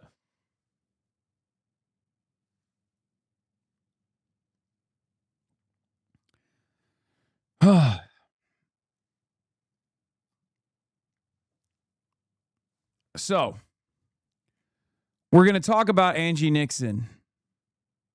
We're going to talk about Angie Nixon, who I think is wonderful. Okay? I think a lot of people forget, for some strange reason, I think a lot of people forget that I am a political commentator. Okay? This isn't just like me defending myself or whatever. I'm a fucking political commentator, man. My job is to do commentary and analysis on politics. Okay? That's my job. I'm a fucking pundit. Just because I'm active in some of these races doesn't mean that there aren't going to be races that I'm not active in that I'm excited about. Okay? Peggy Flanagan is a great example of this. I didn't touch the Peggy Flanagan race. I was nowhere near Peggy Flanagan, right? But I was still excited all the same for her victory. And the same goes for Angie Nixon. And I think a lot of these people in the media forget that. They think my job now primarily is to boost campaigns or something. No, man. I do commentary. I boost issues. I boost policies. I raise the salience of certain problems that the American working class are facing. That's my job. My job is not to make politicians win. Sometimes that can be a part of my job. Sometimes we see a lot of success. Sometimes we come close to victory, but still lose, like Francesca Hong. And in other instances, we get a major defeat.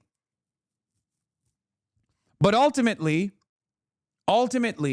my job is not to make the Democratic Party look good. My job is not to get Democrats elected. My job is to be a pundit. My job is to fire up people and get them paying attention to the issues that fucking matter. So it's very strange when people go, well, he said something nice about you. You should disavow him now. It's very stupid. They don't do this for anybody. They called you a kingmaker and took it literally. I know. And it's funny because I have never said I'm a kingmaker. Every single time people have been like, well, aren't you a kingmaker? I say, no, I'm just one person. You are constantly talking about yourself. I know, it's fucking annoying. Actually, let's be real. I like talking about myself.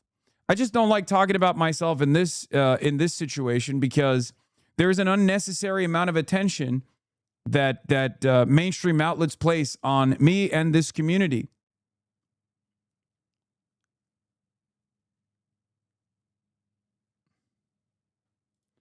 Blue Sky's opinion on Hasan has to be the funniest. They're more frustrated with people bringing up Hasan, someone they overwhelmingly do not know all the time, than anything Hasan has ever said. Yeah.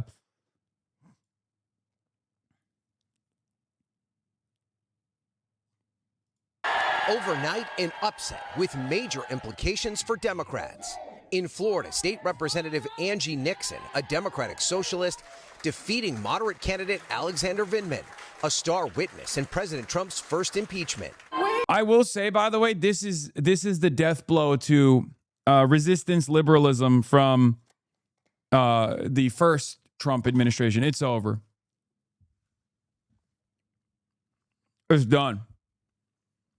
Virtually every single resistance liberal from 2016 is out. Dan Goldman, who played the role of the impeachment prosecutor, he got eliminated by Brad Lander. This guy was a key witness in Trump's first impeachment, and he thought that would carry him into an easy victory.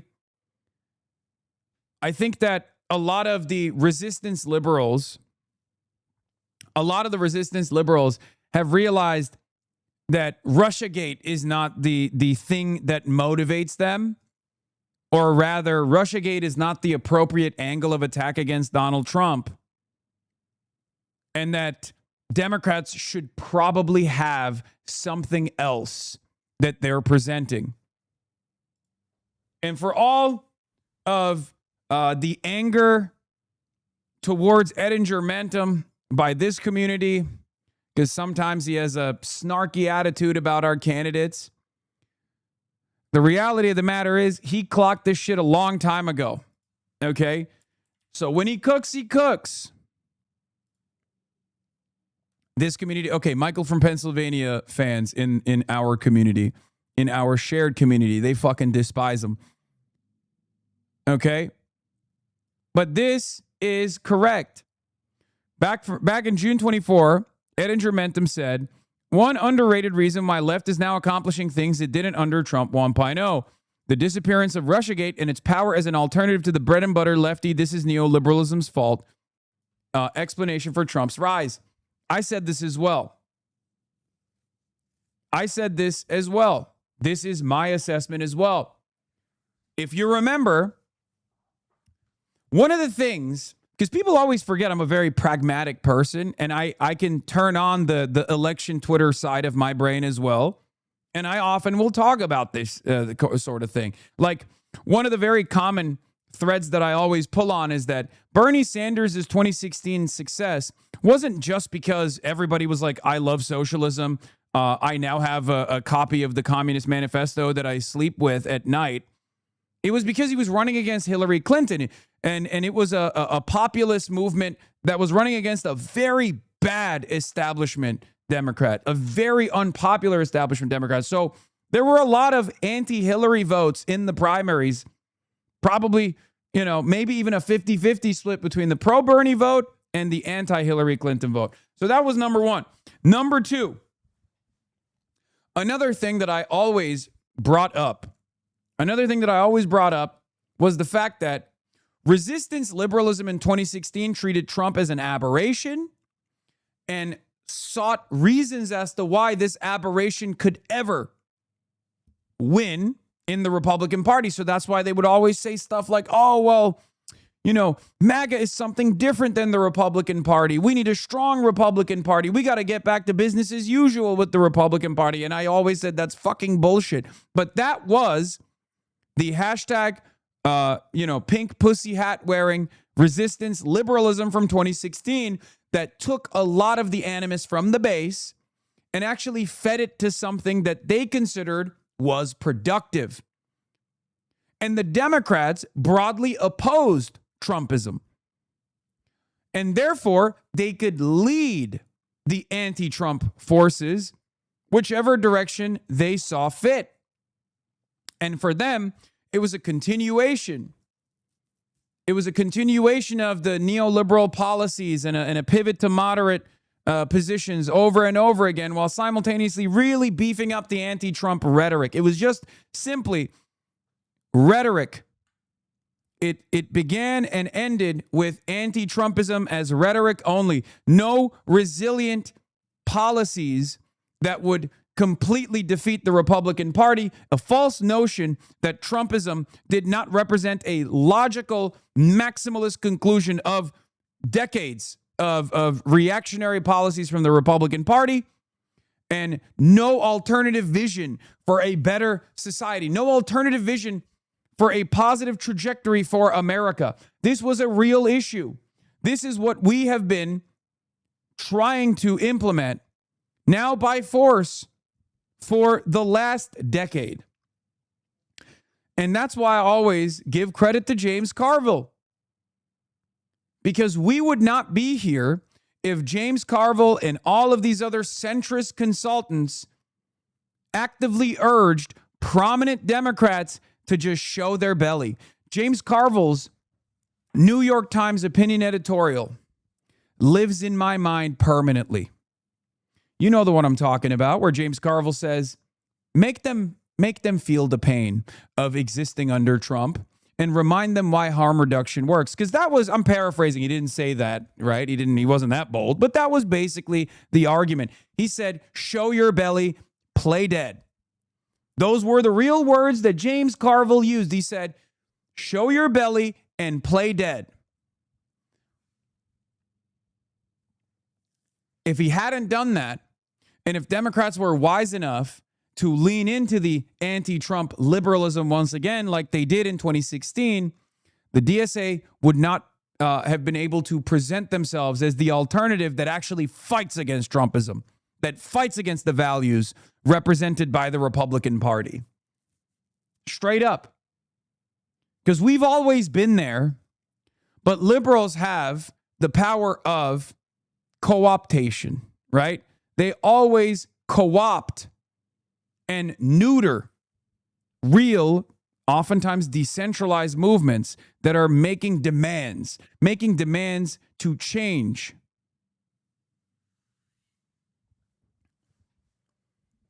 They recuperate, they co-opt, and they neuter. Always. But this time they didn't do that. And that's why we were able to present the true alternative, which many people were invested in.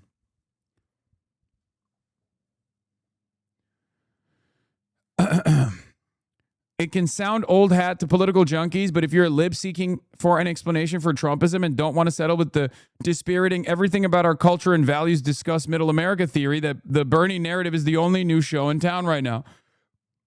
And he was right. That analysis was right. And we've seen they clipped you hard. You never said Abdul is a socialist. More moderate voters, some of the more conservative voters, and actually pulls off a tremendous victory against Mike Rogers. Okay? That would prove that a socialist can win in a fucking swing state.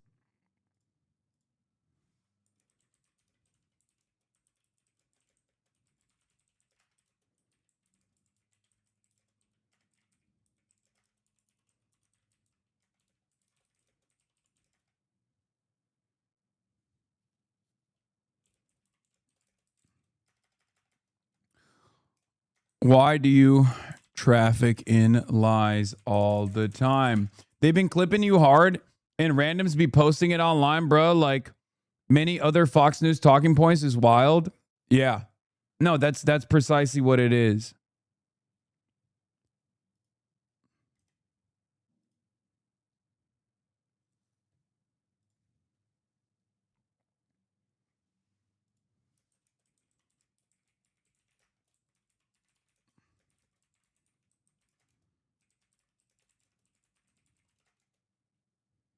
A left populist victory in Michigan proves that socialism can win all around the country and is not as scary as Republicans and right-wing Democrats present it as. By that guy, I meant you talking about your spell. Did you misspeak? No, I didn't. Abdul is a left populist Bernie-crat. It's true. He is a left populist Bernie-crat. He is not a socialist at all. He's never said he's a socialist, and the policies that he's promoting are not exactly socialist policies. They're just basic, moderate social democratic provisions that are necessary in this country. But Abdul's victory as a left populist means that we can go beyond. And it's ironic because I'm fairly certain that I actually bring up that Abdul is not a socialist right before this 15-second clip. I don't know if you guys have the full context. But yeah, this kind of clip chimping is just never going to stop. They're going to do it always.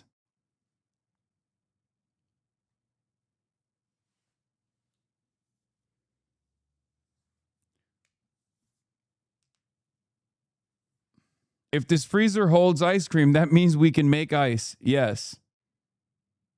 Get fucked Islamist Dick Ryder says Nicholas Obama ate. This is what I mean when I say these guys are primed. They have no argument against left populism. So the only thing they can say is, oh, you're an Islamist, you're a jihadist, you want to destroy America. To that, we always say the same thing. If I wanted to destroy America, if I hated America, I'm rich enough. I could be a fucking Republican. Okay? That's what I would do. I'm telling you. There is no force as destructive to American democracy, to the lives and livelihood of Americans as the Republican Party. Okay?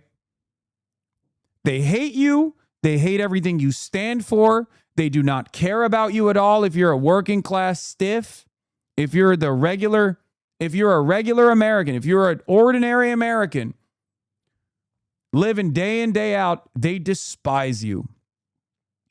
And they dupe you and delude you into thinking that they are a towering force against these scary Muslims that are destroying the country.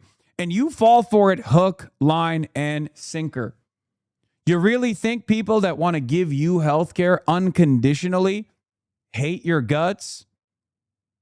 You really think people that want to fight to make sure that you have a better future, to fight to make sure that you have shelter over your head, a warm meal, and an opportunity to take care of your family, a family that you will be able to create because you'll have more free time as well, on a single salary, those are the guys who hate you? Your brain has been poisoned by this kind of propaganda. It's that simple. Now, of course, you might be one of the Euromagaloids who comes in here to LARP as though they are Americans, who comes in here to LARP as though you are a MAGA Trump supporter living in the American heartland. There are many such cases, which makes it even funnier because you're already benefiting from a lot of these social democratic provisions in your country that were long fought for by socialists and communists that you now despise. So enjoy your healthcare while it lasts, I guess. if that's the case.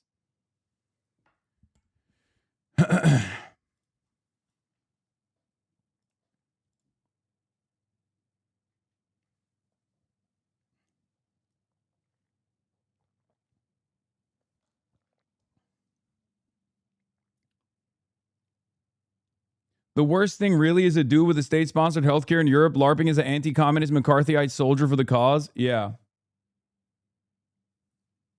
Yeah, it's fucking nasty business, dude.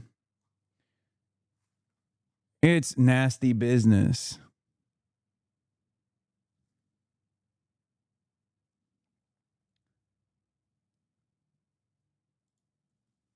What is this? This is the energy I expect from liberals. Yeah, I saw Olivia Juliana.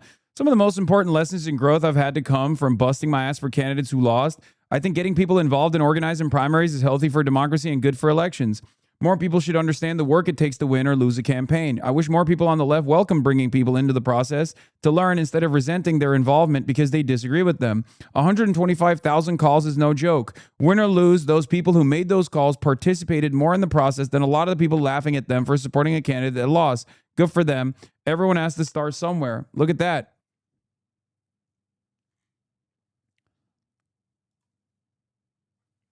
Hey, when she's right, she's right. I'll take it. It's nice of her.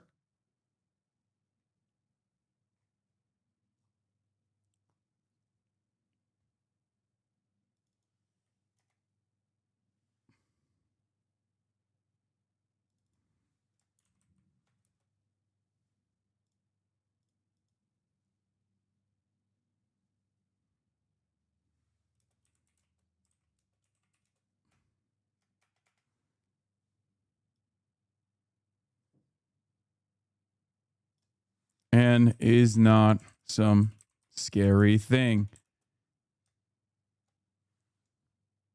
I have the clip. And an Abdul. Chuck Schumer says Democrats don't necessarily need to win Michigan to flip control of the U.S. Senate. A path to winning back the Senate clearly goes through Michigan, but we have a whole bunch of different Barack Obama, man. We need Barack Obama. We're the investment into James Tallarico. With the rest of the party refusing to back Abdul al-Hasan 138, not going to, instead of allowing that victory, the establishment is basically saying you don't have to really push for Abdul, it's fine, signaling that they're not going to lean into that and instead dump all this investment into James Tallarico, which is a far riskier race.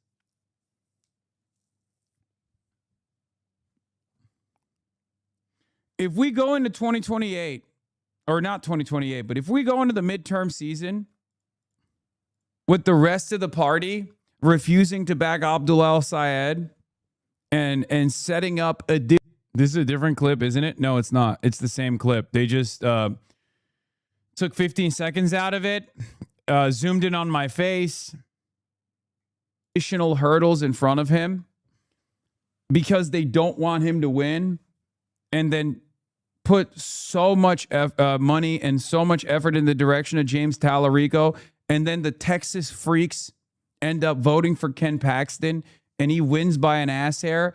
I am going to lose my mind. You might not be surprised to know that the Schumer article mentions you. And these people, they are fucking demonic. I swear to God. I had a little bit of confidence initially. I had a little bit of confidence that they were going to do a full push behind Abdul. I am definitely worried. It's not like Abdul al-Sayed is a socialist either. That's what... Dude, literally, dude. Oh my God.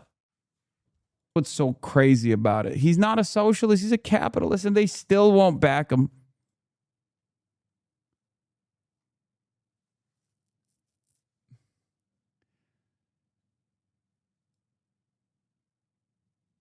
Abdul al-Sayed is a socialist either. That's what's so crazy about it. They're gonna literally clip it like this. Abdul al-Sayed is a social. They're gonna be like, see, we got him. We got him. That is a socialist. Abdullah Saad is a social. We got him. Not like Abdullah Saad. Nope. Sorry. Hold on. Saad is a socialist. Got him.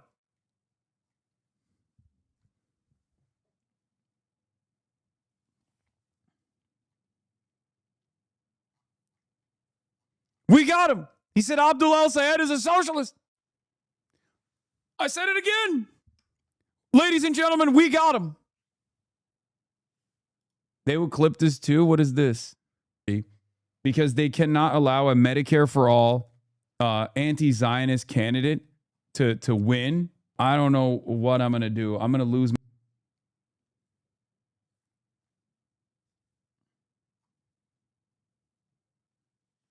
You're just doing their jobs. Dude, every single clip that these guys present,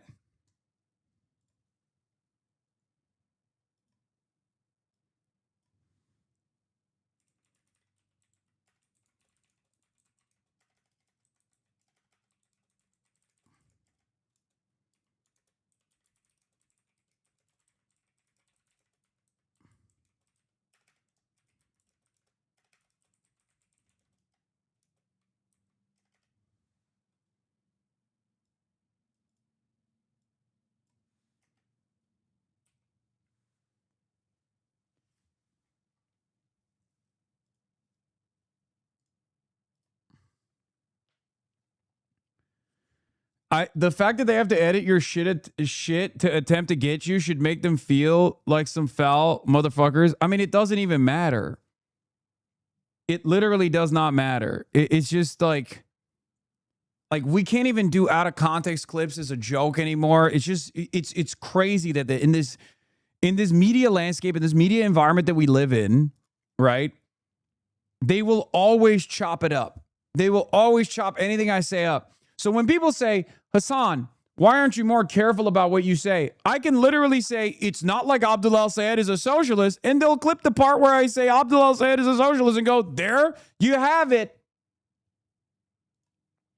Every news clip. So what you're saying? Every news clip is like that Simpsons meta.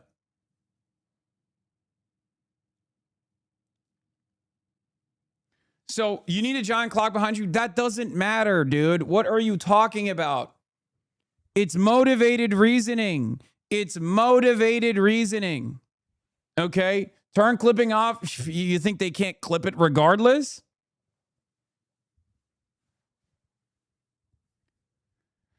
Oh.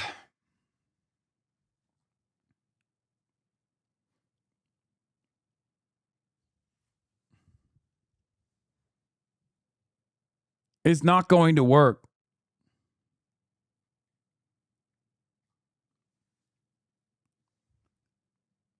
We had one of the most famous instances of this was we had a running clock on the Zoran victory party, and they still chopped it up. And it went viral on LSF. And there were a ton of people who were like, Hasan got kicked out from the Zoran election victory party. I was there for like 3 fucking hours getting interviewed by virtually every single media outlet on the planet. Would you rather? Yeah, this is the Fox News meta. Rather be gay or a gamer? Game. Would you rather be gay or a gamer? A game. Would you rather be gay or a gamer? Game. Would you rather be gay or a gamer? Game. Would you rather be gay or a gamer? A game. Would you rather be gay or a gamer?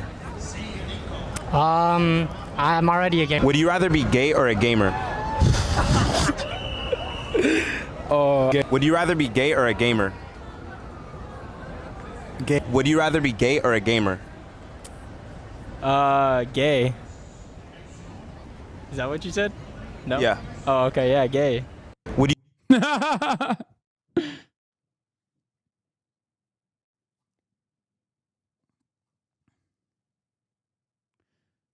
Normal people hate this shit. As soon as they see the full context one time, they understand what the Clippers are doing and stop believing any of it. Obviously not the sex best cult is. Yeah. That's basically the fucking meta, you know? Yeah, would you rather be trans or a transformer? Would you rather eat cock or a cockroach? You know, there's many different ways of doing this. But that is literally what the fucking meta is. It's so strange, dude. It is so... It's just... It's a byproduct of how stupid our population is becoming. Like, this is indicative of the anti-intellectual slant that has run amok in American society broadly. It's indicative of the fact that it's indicative of the reality that we do not care about context anymore. We have no intellectual curiosity. It's very frustrating. But yeah, Dave Weigel said something similar going back to the Angie Nixon race. Dave Weigel says something similar. Did Vindman's loss close the book on Resistance 1.0? Sure. Why not? George Conway, Al Green, Dan Goldman, Tom Steyer. Lots of Dems losing this year after they remind voters that they fought to impeach Trump, and voters cringe at the memory. In the first Trump term, a lot of Democrats had Watergate brain, a high-class version of the true crime podcast brain. It was so obvious that this fluke president would go down like Nixon, and no other president, foreshadowing, went down. A popular idea among liberals was that conservatives who didn't trust Trump actually wanted Pence as president anyway. So when the scandals pile up, the real GOP would reassert itself and dump Trump. And there were a lot of never Trump Republicans, you know, anti-Trump Republicans that were lifelong Republican operatives that won big in Resistance 1.0, resistance liberalism. This is how the Bulwark got invented, right? As a media outlet. This is how you got what was it? The Lincoln, what was it? The Lincoln Institute. I can't even remember its name now. Oh my God! Like there were a lot of prominent voices that got the Lincoln Project. There were a lot of prominent voices that got elevated by liberals. One of them was J.D. Vance. Remember the hillbilly elegy? Liberals made J.D. Vance's career. They gave him tremendous amounts of earned media. They loved him. J.D. Vance was running around talking about how Donald Trump is Adolf Hitler.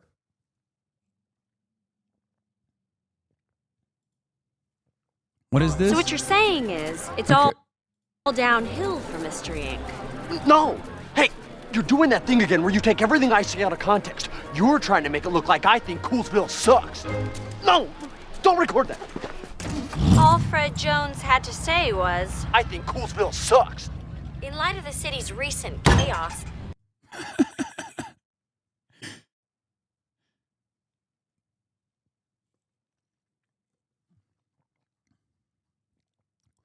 Anyway, a popular idea among liberals that was conservatives who didn't trust Trump actually wanted Pence as president. Anyway, this sounds crazy if you weren't there at the time and only know Trump as a figure so trusted by Republicans that his signature can show up in an Epstein birthday book and the speaker will say, well, maybe that's not his signature. But it was a very savvy take in 2017. Lots of rumor mongering about the walls are closing in and how the Mueller investigation would undo Trump. Spielberg dusted off a Watergate script and made The Post because of the urgency of the Trump moment.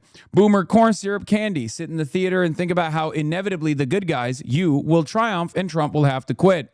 Vindman was a central figure in the first Trump impeachment, which made him, like his brother, a fundraising machine. Voters had moved on. Nixon was an especially fit candidate to beat him. She got to Tallahassee as Trump was leaving office and was there protesting and losing as DeSantis dismantled the Democratic Party power and won the culture wars. Impeachment not only didn't stop Trump, the conservative movement was more powerful than Trump. There's no clear post-Trump Democratic strategy to regain what they've lost since 2016, but they know that they lost and that there's no magic "how dare you, sir" button that will remove him. Healthy, in my opinion, says Dave Weigel, and I agree.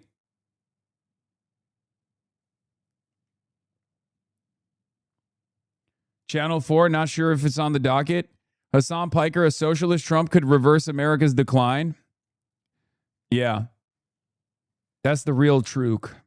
It's going to take some time for liberals to finally come to terms with that reality, but that's been something that I've been saying for a minute now. That is the real truth. Our institutions are destroyed. We must take advantage of the moment and rebuild them, but rebuild them in a socialist manner.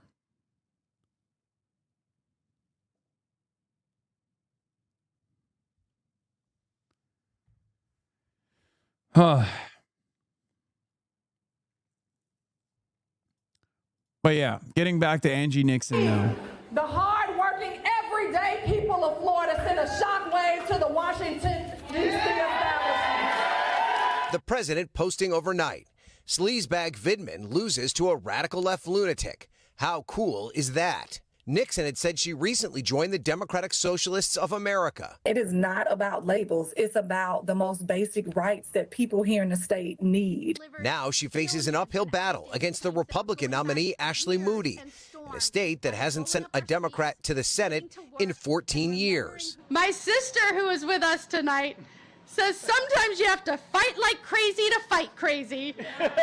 Oh, she's got no riz, bro. She got no riz. And we are staring down crazy in the socialists today.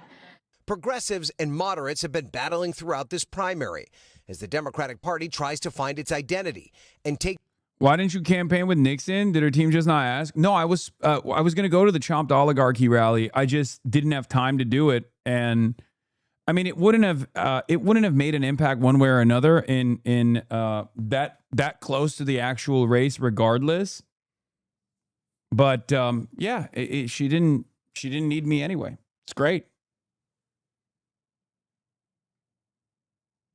Yeah, the Floridian Haley Stevens, this lady, Ashley Moody. Back power from Republicans in Washington. Also in Florida, a closely watched race for governor, with Congressman Byron Donalds, backed by President Trump, securing the Republican nomination as he looks to succeed Ron DeSantis. Are you with me to keep Florida red? Donalds will face the Democratic nominee, former Congressman David Jolly, a one-time Republican turned prominent Trump critic. When we win the Florida governorship, guess what? We do just that. We reshape American politics. And another closely watched Senate race taking shape in a... Yeah, I didn't like that Jolly immediately came out and was like, I hate the DSA. I love America, and the DSA sucks. Like, in the night of his, like, victory party. But it does seem like he likes... I talked to some Florida folks. It does seem like Jolly really likes Nixon and will defend Nixon. You have to have these statewide races, coalesce around one another. Yeah, I reject socialism. Former Republican. I mean, that's expected.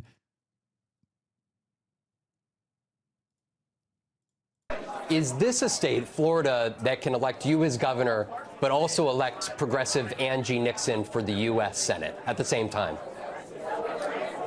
Well, we're going to find out. We're going to find out. Look, I reject the DSA. I reject socialism. I'm a capitalist, and I think capitalism provides the greatest amount of economic mobility.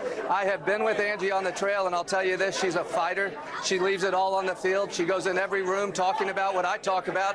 Can we improve your access to housing, affordable housing, to health care? Do you know where to educate your kids? What is it that government can do where the private sector is unable to improve your life? Angie's out there fighting for those same values. I think she and I have a very different approach to this. But look, I reject socialism. I'm a capitalist. We'll see how Florida's voters sort that out in November. Is DSA the new Hamas? Yes. Yes.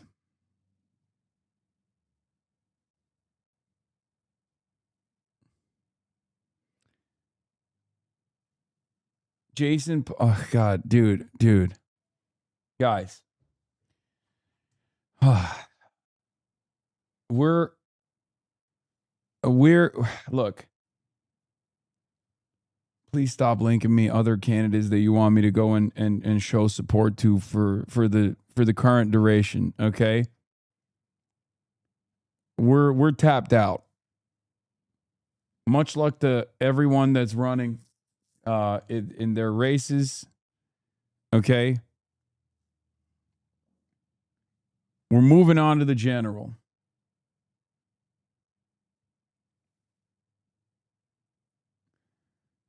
I really, really got to stop.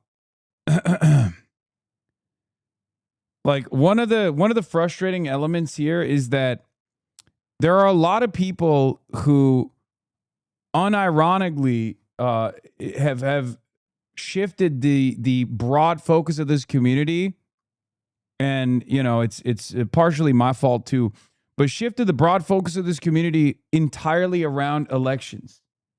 Okay, wow, the media's efforts worked in suppressing you. No, we got so much other shit to cover, man. We got a lot going on in the world.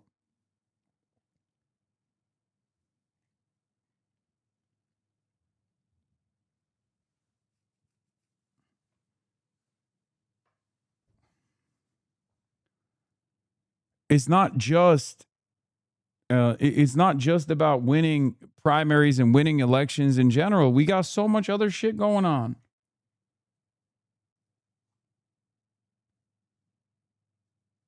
Anyway,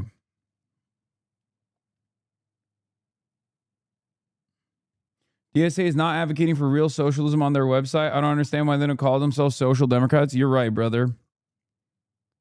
Hell yeah.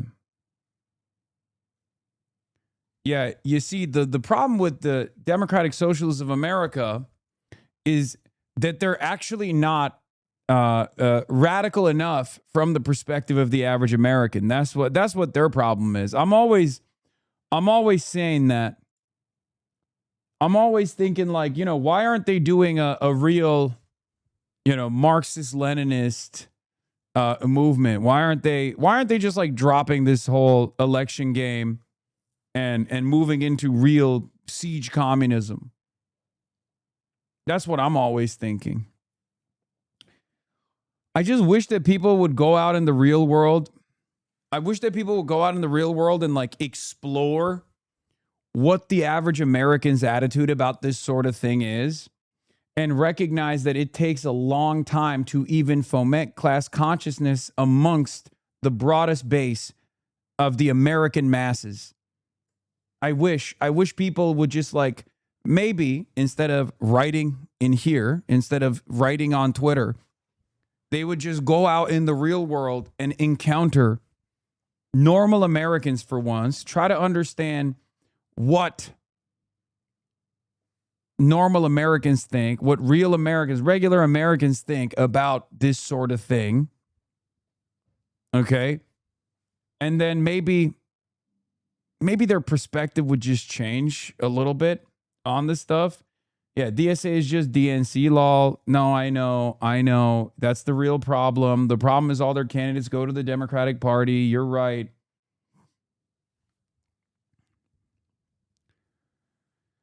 You're right. The most robust and most active socialist movement in the country right now is wrong. You and your buddies are right. I know. You're right. Let me tell you how they should do this thing. Alaska, Republican incumbent Dan Sullivan on defense, looking to secure a third term, as Democrats aim to flip that critical Senate seat, running former Congresswoman Mary Peltola. It's a real. Like, if I had any real power over the masses, anytime someone comes in here and says that exact thing, oftentimes it's trots that say stuff like that, I would magically force them to salt a factory floor. I would just banish them. I would banish them to go work in any factory floor and force them to congregate amongst the regular industrial workers in this country to develop a deeper appreciation of where most people are at. Okay? And it's not because backbreaking labor is going to, cause them to truly understand. It's just because I would want them to legitimately socialize and legitimately understand where like the average American is on these sorts of issues. Because I think it would very quickly help you come to terms with the reality that most American rank and filers inside of, labor unions and things like that do not see the world in the same way that you do. It is important for us to develop a better understanding of where they're at, so that, you know, we can message a little bit better.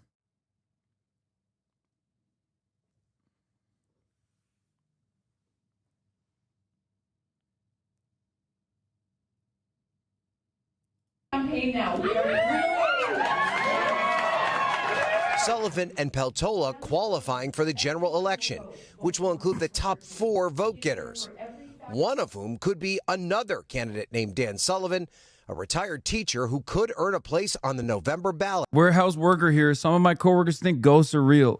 Exactly. And many Americans also think Jesus Christ is going to come back to earth, like legitimately. Like, there are a fuck ton of Americans who sincerely believe that Jesus Christ is going to come back to earth, okay? And that the rapture is going to happen. Like, there's a lot of stuff like that. There are a lot of people who believe in a lot of crazy things. You know?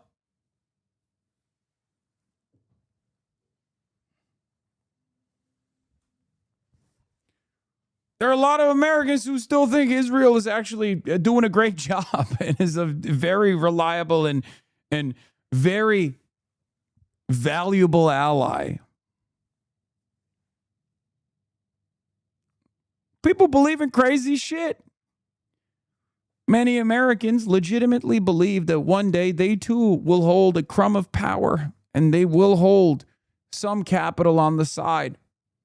That this entire process is going to work out in the long run.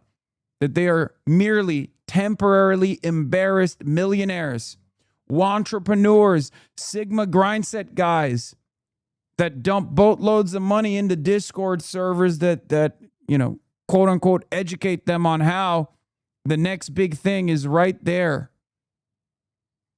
All they need to do is dive in and seize it.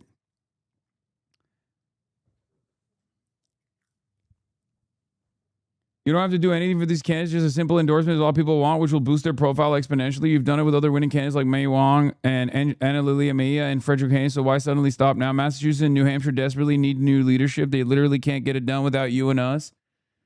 Yeah, I mean, sure. Yeah, of course. The guy that's running against Auchincloss, great. Love it. Exciting. If the expectation is I fly out there and do a rally and stuff like that, I don't think I have the capabilities to do so. Same with the dude in the person in New Hampshire, right? Keith Howard in New Hampshire, the other DSA candidate that has a major volunteer force in Cambridge.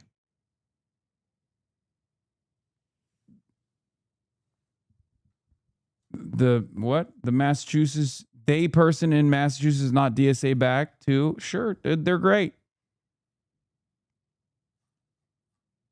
They're great. I'm in favor.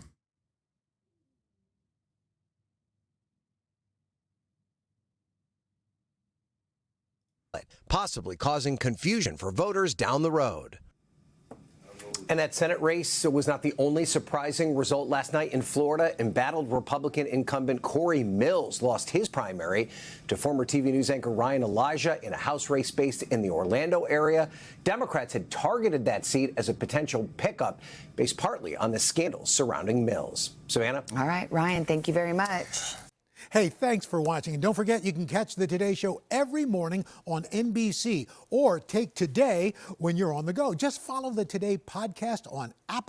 We're going to begin this hour with a big political upset in the state of Florida, drawing new attention to the Democratic Party's left wing. State legislator Angie Nixon, a Democratic socialist, won her Senate primary in a state that has shifted deeply Republican in recent years. She defeated Alex Vindman, a former national security official and well-known Trump critic. Her victory follows gains for Democratic socialists in other states. And Angie Nixon joins us now from Jacksonville. Good morning. Good to see you. Yeah, I don't like these kinds of takes. This is like the election Twitter nightmare take, okay? Everyone is saying, oh, dumping any money into Florida is a lose-lose.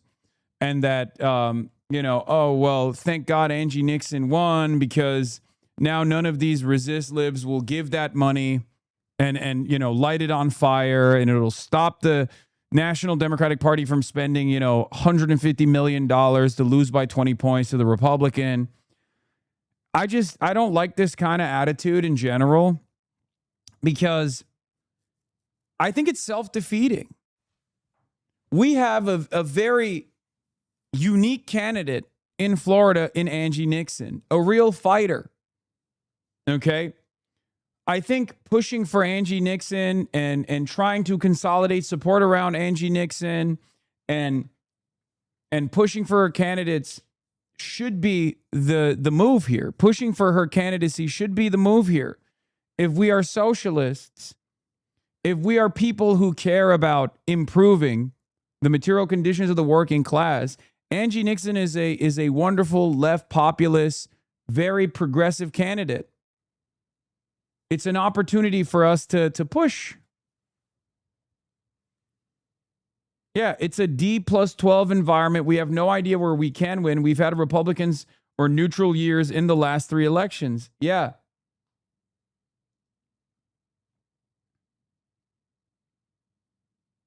I met a boomer lib walking around park in Seattle, and he was talking about the anti-Semite friend of Michigan Dem Senate candidate Abdul Sayed. You got to get on MSDNC to defend yourself. Yeah, that's why they won't have me on, chatter. It's not so simple. It's the reason why they won't have me on is for that reason, because they know if I go on MS now, I'm going to make a convincing case for our movement, and they don't want that. People are going to very quickly recognize that, no, I'm not this fucking scary, dangerous, radical guy. That's the reason why they don't want to fucking have me on. What do you think? I've already told you this. I have been blacklisted from MS Now and blacklisted from CNN. They will talk about me every night. They will have guests on to talk about me. Sometimes some of those guests might even sneak in a defense or two. But ultimately,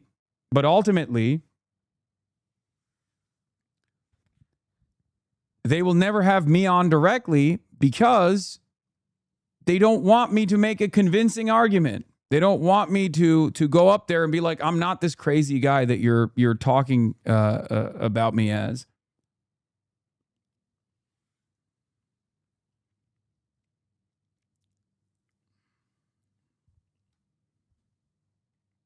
I remember seeing the Odyssey a couple weeks back, and the dude next to me was mad at Ezra Klein for defending you and kept ranting about you to his date about how much you love China, and the date didn't know what to say, so he kept going, oh, okay. Wait, what? There's no shot.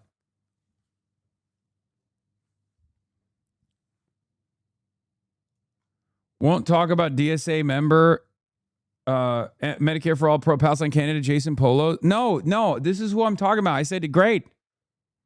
I endorse him. I think it's wonderful. I think it's awesome. Good luck to this person. Good luck to this primary race.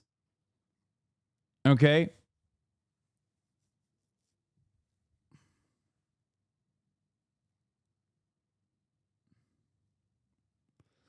But yeah, I think this is a self-defeating attitude, and I don't really like it. I think people really, really want to come across as like super smart about elections. I'm not going to lie to you and say that Angie Nixon has a real like super easy run. Okay? It's tough. It's an unbelievably tough battle. Look, I'm super confident about Abdul Al-Sayed in Michigan for a reason. I'm not as confident about Angie Nixon. But the reason why I'm not as confident is because it's Florida. It's a very, very Republican advantaged state. And it has become increasingly more red in the last decade or so. Angie Nixon is the perfect candidate to turn this around. Having said that, it will require a tremendous amount of lift. So my attitude on this issue, my attitude on this run is, look, if the media won't save you, which they won't, but the media will be neutral. Here's the thing. If the establishment forces won't come and offer a lifeline to Nixon and will basically drop her like a hot potato because they think it's a lost cause, I will be there. Okay? The problem is many of our national progressives, even if it is the sole Democrat, will shy away will shy away from endorsing even Angie Nixon, but I hope that won't be the case. We're in a plus 12 environment and she's down 8. Yeah. It's moved up to plus 12. It was plus 8 before. Now it's moved up to plus 12. Yes, in the Senate, she is down 8 points. Ashley Moody has the incumbent advantage, but it also shows that Ashley Moody is not tested. And remember, I think this poll was conducted not by, I know this poll wasn't conducted by Angie Nixon's team. It was actually, I think, conducted by maybe Vindman, if I'm not mistaken.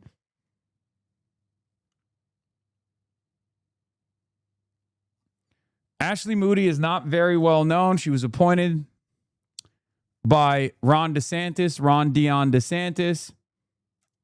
She is beatable. So she's untested.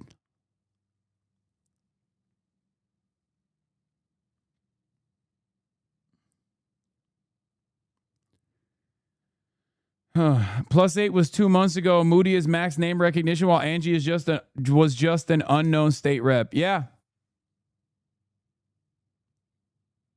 Please don't forget Jamie, too, whom you've spoken about before, going up against the Biden and Harris back loser and his neck and neck. Yeah, Jamie Belcito in Massachusetts 6.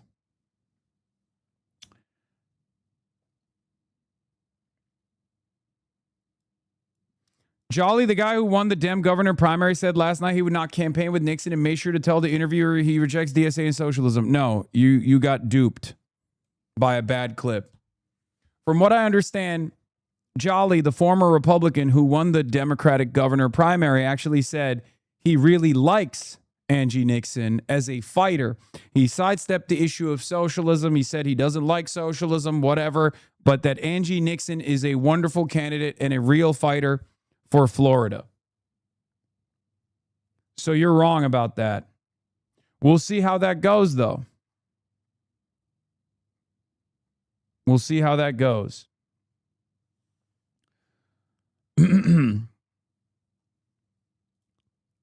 Now let's listen to Angie Nixon herself. Good morning, Vlad. How are you? I'm doing well. Thanks so much for joining us, and congratulations on the win. I want to jump right into it. You were outspent by... See, as soon as I fucking bring up one candidate, everyone literally starts this. I hate this, bro.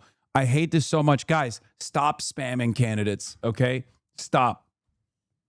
This is why I was saying, like, I can't even get through my coverage about this ginormous upset victory for a progressive senator, okay, who just won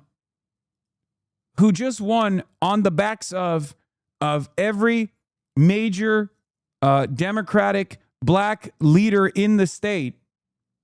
And I can't even do proper analysis because every single person in the chat is like, no, look at my candidate, look at this candidate, look at this candidate, look at that candidate. It's very fucking annoying. Stop. Please. Please, I beg of you.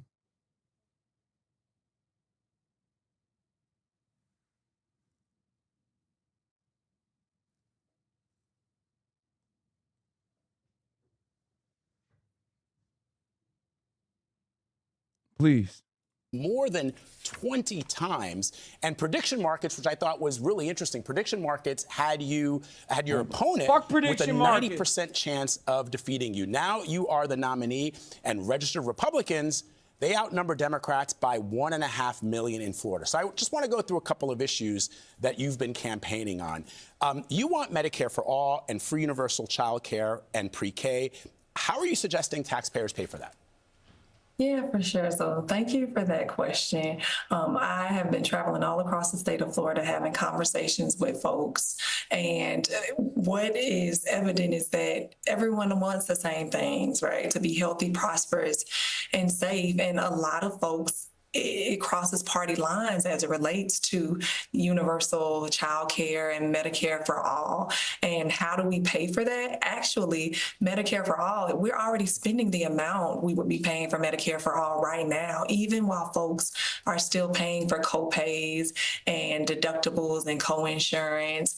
And when it comes to universal child care, I think it's important to note that for every $1 we spend, that puts $3 back into. So, Representative, how would you pay for that? Economy. Yeah. And so how I would pay for that, right? I would repeal that big BS bill because that's what it was. It wasn't beautiful. And I would make sure that these big time billionaires and ultra wealthy millionaires pay what they owe. All right, so you want so that's another issue that you've called for. You want a billionaire tax, you want a national rent freeze. Which of these policies are you prepared to tell moderate voters and perhaps even some Republicans who may be intrigued by this that this should become federal law? And again, how do you convince them that the cost will be worth it? I mean, we have conversations with them and it's been resonating. I want to be clear.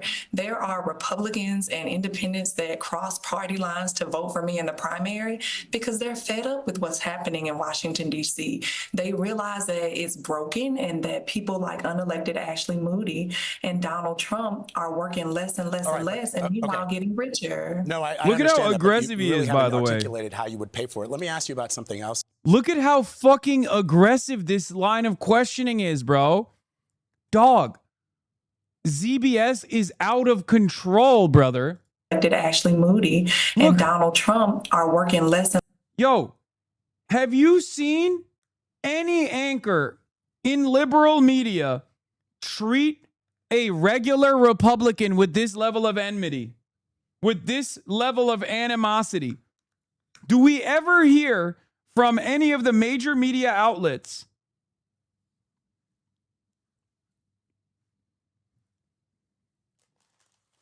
they're talking to her like she's the head of Hamas or something?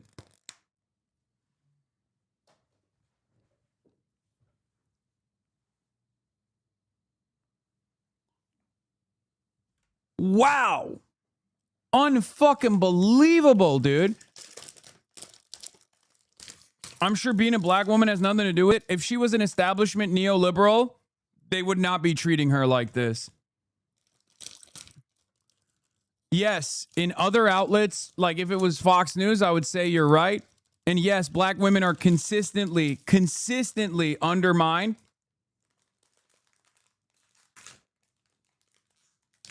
But this also has a lot to do with the fact that this has a lot to do. What was that? You okay? That she is not only a black woman, but also progressive.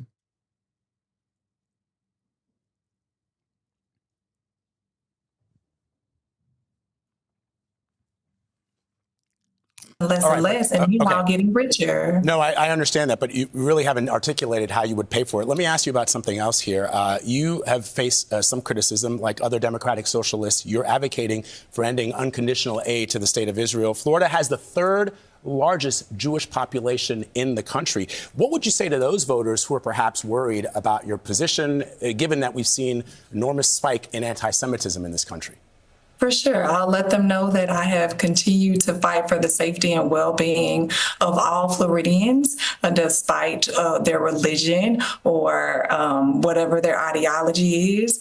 And I'm going to continue to advocate as such. And so back to your previous question, I did articulate how I would pay for it. I told you that I would make sure that we made these billionaires and ultra wealthy millionaires pay their fair share. A budget is a moral document. A question to present this insane anchor is,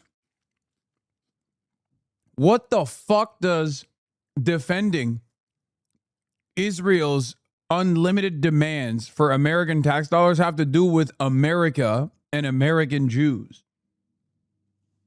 Like, the hidden premise there is, oh, well, anti-Semitism is skyrocketing. Don't you think that Israel needs more billions of dollars?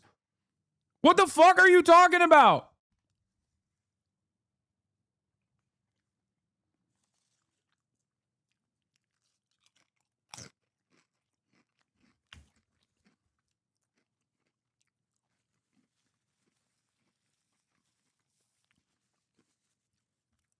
And it's also crazy because he then goes on to be like, how are you going to pay for Medicare for all? Okay, you know which country has Medicare for all? Israel. Israel gets to pay for it somehow. I think we can too. Document, it lets us know what our values are. And right now, we can see that they care more about spending $1 billion on a ballroom that many of us will never get to dance in. Okay, I just want to get, again, your position on funding and providing material and support to the state of Israel. For example, do you believe that Hamas should be completely disarmed and removed from governing Gaza? Yes, I do. You do. And what do you say then to those voters in the state of Florida who say to you that they're worried about the fact that the United States would not support a key ally in the Middle East? What I would say is the same thing I would say about every ally. We need to make sure that we are scrutinizing all military aid or all aid to them to ensure that they are doing right by their citizens or their neighboring countries. The socialist message seems to be resonating right now. Good to see you, Angie Nixon, and congratulations, too. It seems to be resonating right now in the primary. Do you think that it will resonate in the general, when it comes to the general election? Many people are very frightened of the positions, defund the police, abolishing ICE. How do you think that's going to work when it comes to the general election?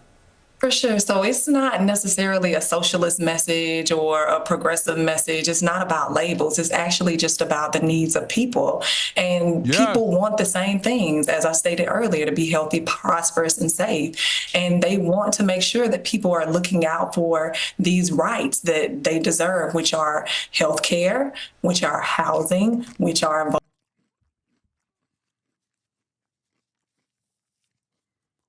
For the record, that is a socialist message, but I don't expect every candidate, especially ones that are running statewide office, especially ones that are not like DSA cadre candidates, to carry on that message. Voting rights, and is actually resonating, and they're supportive of them. Have you heard from anyone in the Democratic leadership since your win?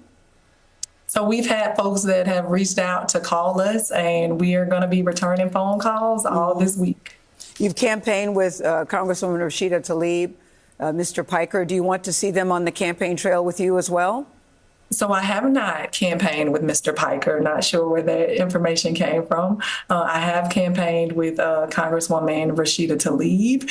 And so she is someone who wants the same things that I want, to make sure that government is working for people and not against it. And so I'll continue to do the same thing. But I have not campaigned with Mr. Piker at all. Why are you on screen? Because they got the boss, they got the marching orders. Notice how Gail, instead of correcting the misinformation, then moves into, well, will you shit on Hasan Piker, please, for us? So we can get another fucking soundbite? And it's so dumb.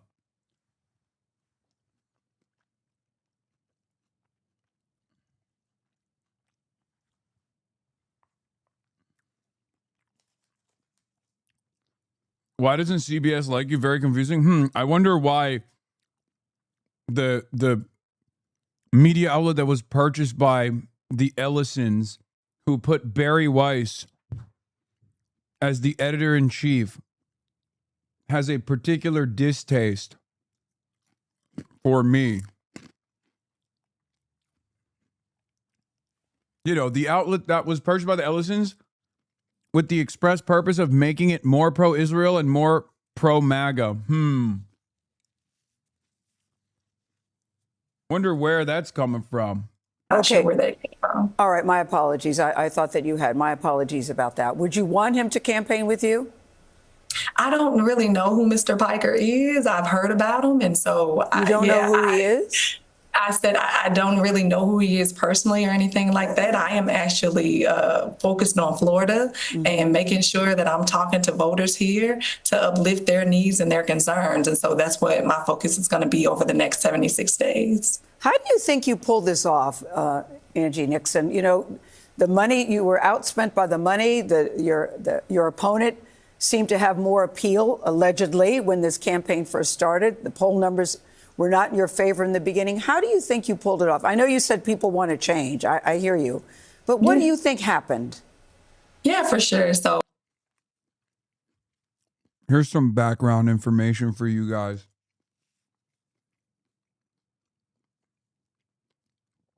From my personal involvement on campaigns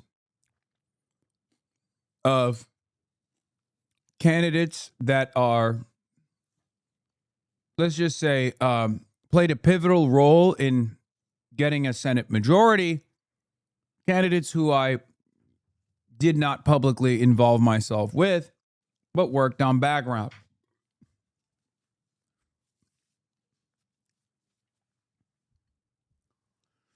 Let's just say there were some campaigns that wanted to set up get out the vote initiatives, but were too scared. And this was many years ago. This was before the Hasan wave, the anti-Hasan wave. They were worried about not just my involvement, but even the involvement of the likes of AOC. Now, of course, the attitude has changed dramatically now because AOC is a national figure, a beloved figure, especially amongst the base. But you see pieces of this so irrelevant conjecture.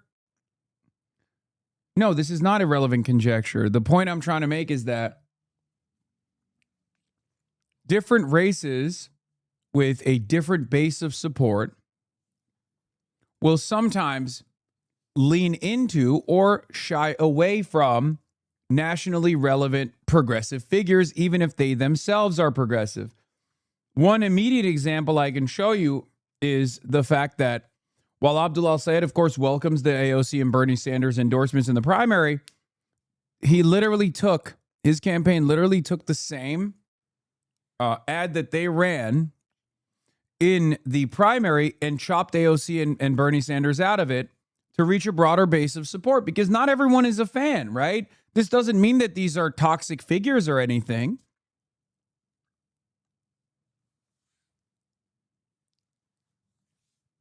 It's just sometimes important to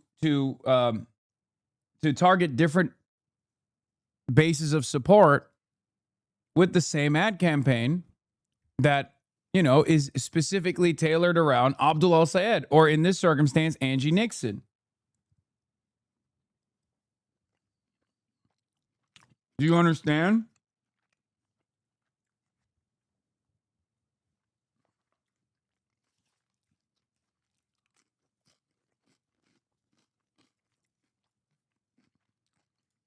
I worked hard, but I was a former single mom for 12 years, so I know how to make a dollar stretch. And I want to be clear, we knew we were going to win. I am a former union organizer and I'm a current community organizer, and we work hard and we go and speak to everyone. And that's what the difference was between me and Mr. Lemon. Mm-hmm. And that's going to be the difference between me and Ashley Moody, because she doesn't like to show up to speak to constituents.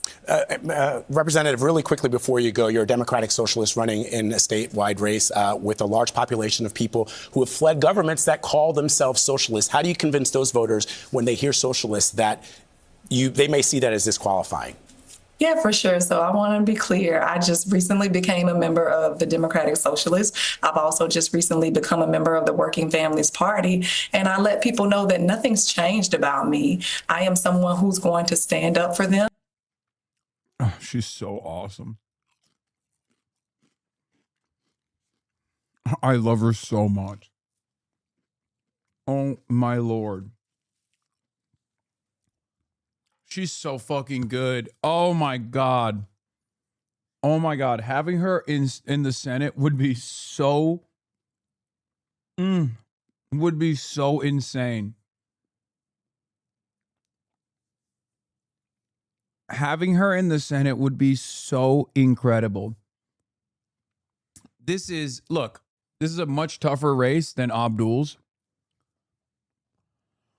Oh, I don't know.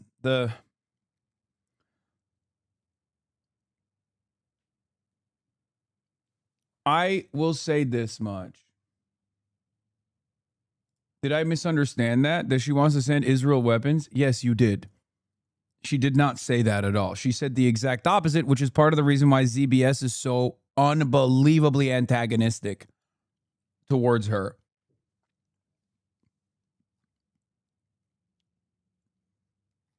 You literally took what she said and just heard the exact opposite of what she said. Dude, Eric thinks it may be linked to VRA. Another data point for black voters in the South are pissed as hell about the death of the Voting Rights Act. Black voters seem to show out for Nixon. Yep. 100%. This is actually a very good take. Also, why is the DC bureau chief of The Independent quote retweeting socialist Adri? What the fuck is going on, man? This is another testament to how unbelievably online every goddamn journalist is. She, in fact, yeah, I know. She did say this. I know. This video is very powerful. In tears, Florida State Rep Angie Nixon begs for a ceasefire and asks how many dead Palestinians will be enough. Republican Michelle Salzman shouts out all of them. We are at 10,000 dead Palestinians. How many will be enough? I also... Yeah, she says all of them. Michelle Salzman, Representative Salzman says all of them. I also... One of my colleagues just said all of them. Wow. One of my colleagues said all of them. One of my colleagues also stated that this is going to dry up their fundraising if we vote on this resolution. I also want that, like, that's what we've become in this state. That's what we've become in this state, where we don't care about innocent babies that don't even get the opportunity to blow out their first birthday candle. We are at 10,000 dead. What's she up to now? What's she up to now? Dog, she just won the Democratic primary for Senate last night in an unfathomable blowout victory against all odds. Oh, you mean Saltzman? Oh, I don't know. I don't know what the fuck.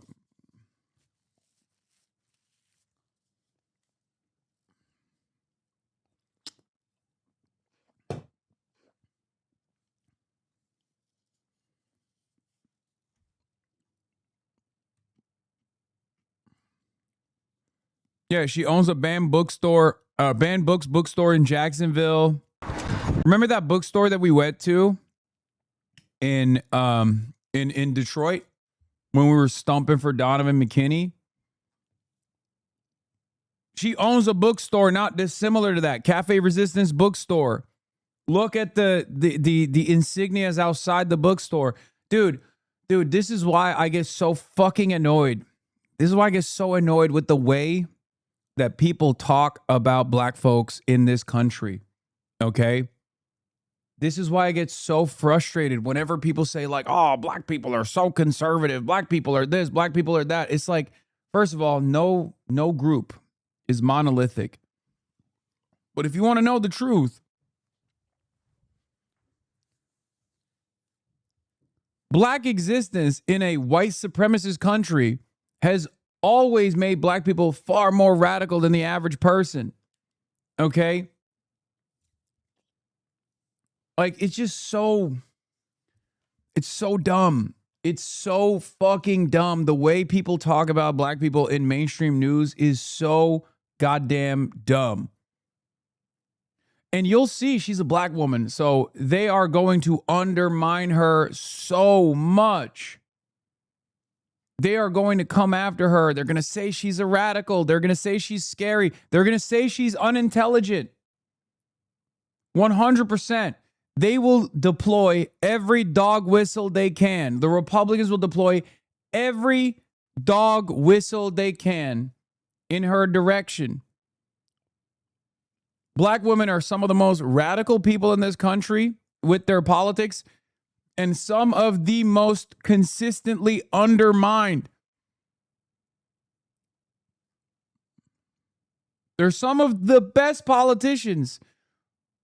Look at Summer Lee, Ayanna Pressley. Hopefully now, Angie Nixon will, be up there as well.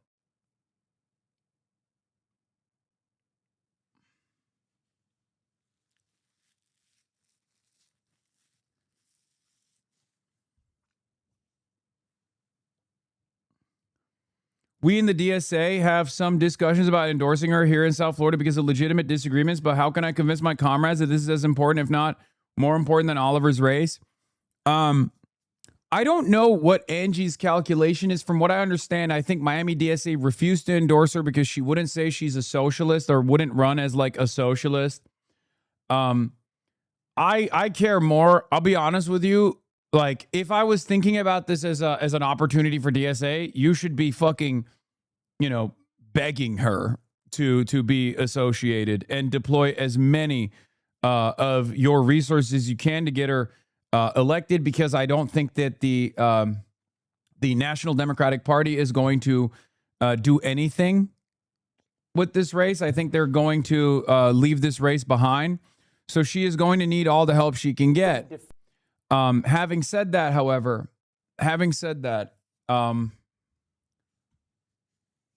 Angie might not want it.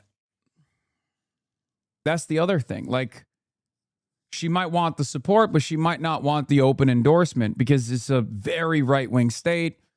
I don't expect her. She joined the DSA on her own, which is wonderful, right? She joined the DSA on her own during her fucking candidacy, which is crazy. What a goddamn gift for all of the Florida socialist organizations.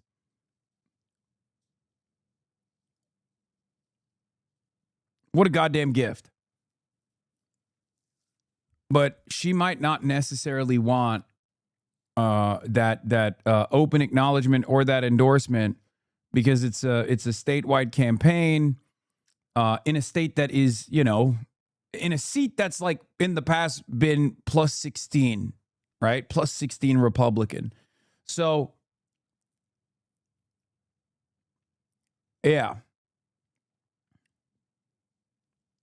But as I've said over and over again, and this is a perfect example of it, there is no socialist movement in this country without black socialism. How many times have I fucking said this?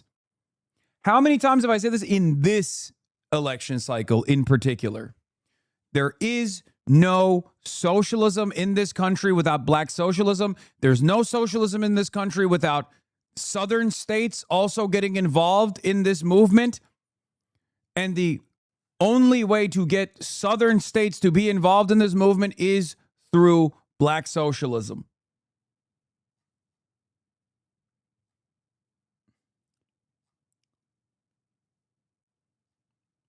So just remember that.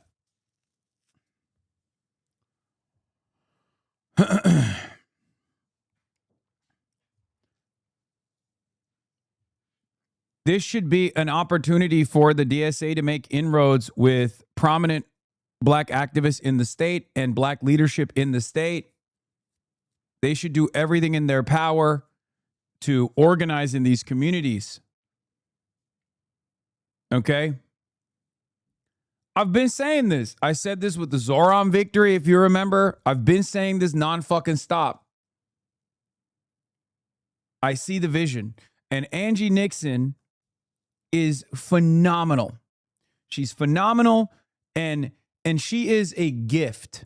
She is a gift for not only the Democratic Party, but she's a gift for all of us. A person who, on her own volition, due to her own moral convictions, decided to join the Democratic Socialists of America while she was campaigning. Didn't even get the endorsement from Miami DSA that she sought out. And she's out here telling Gail, I joined the DSA. Nothing changed about me. I joined the Working Families Party. Nothing changed about me. My convictions are my own.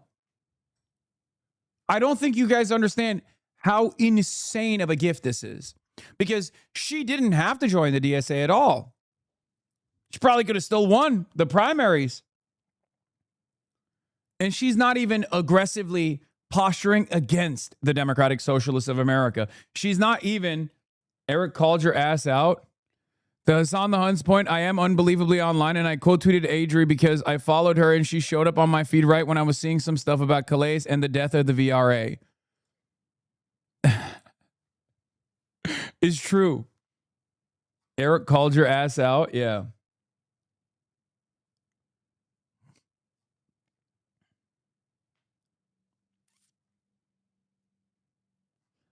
So yeah.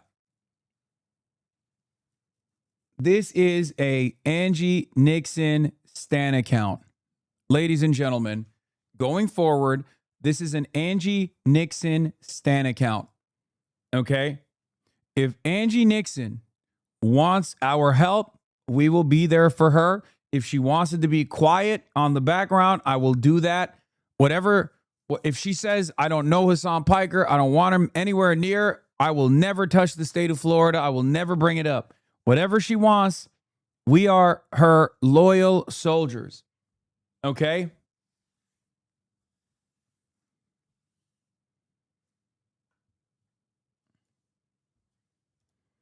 That's it.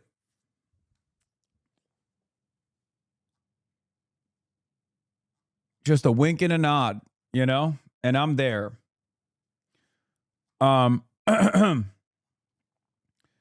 She is FDR, and we are farmers in the Dust Bowl. Sure. Maybe not the best example. As we're talking about a black woman in the South, perhaps FDR is not the strongest analogy, but okay.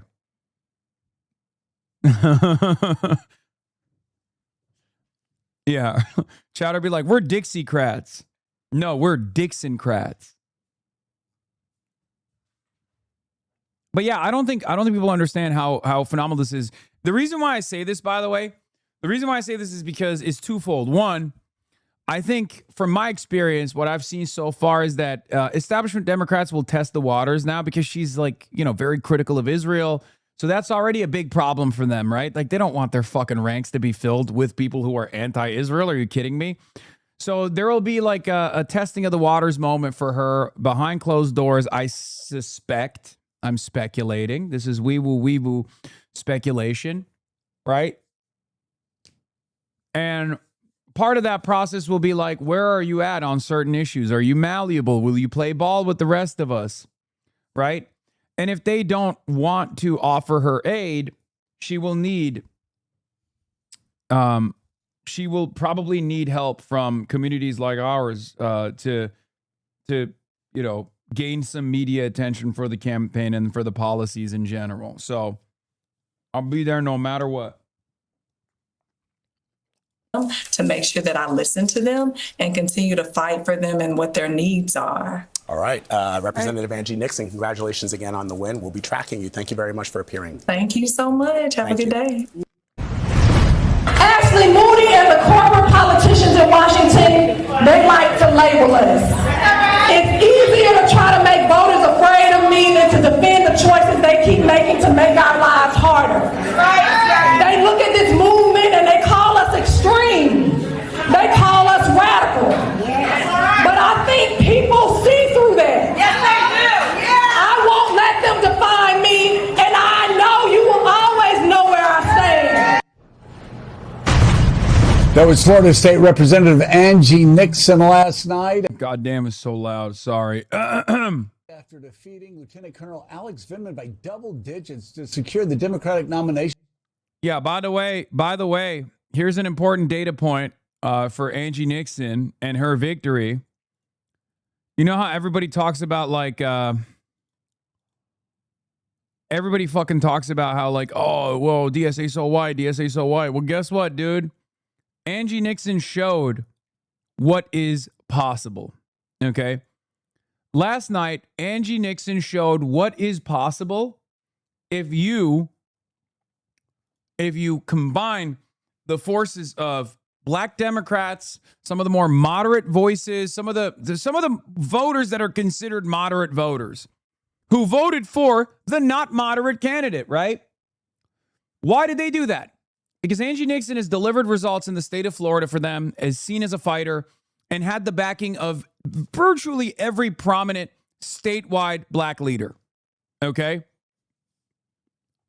So it turns out the idea that like black voters are moderate is fucking ridiculous. It turns out that they want fighters just like everybody else. Okay? This is what I was talking about when I said this is like the makings of a real movement. Okay? This is the makings of a real movement. You bring in some of the chuds who are curious about left populism, low propensity voters and the like, and you bring in the aunties and the unks, and it is an unstoppable force. A rainbow coalition, if you will. It's not like this is a new meta, right? This is a very old meta, as a matter of fact. Washington Post analysis finds Democratic Socialist Angie Nixon built an unusual coalition in Florida's Democratic Senate primary, performing strongest in counties that were younger, poorer, less college educated, and had larger black populations. Nixon won the least college educated in the blackest counties by roughly 30 points, carried counties with median household incomes below 65,000 points by 20 points, $65,000 by 20 points, and dominated areas with the largest shares of young adults. The Post said she activated a voter base that looks very different from...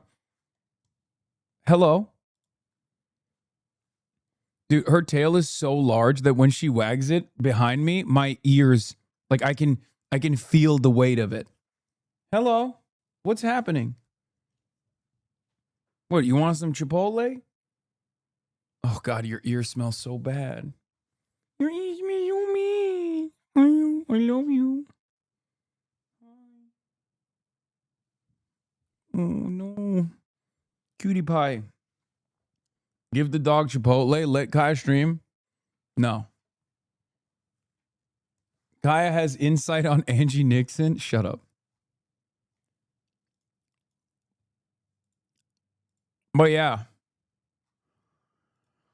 If we can pull this off in Michigan, the opportunities are endless. The opportunities are ours to seize. The moment is ours to seize. For the U.S. Senate in the state. Nixon is the first DSA candidate to win a major party nomination for statewide office. And she joins us now.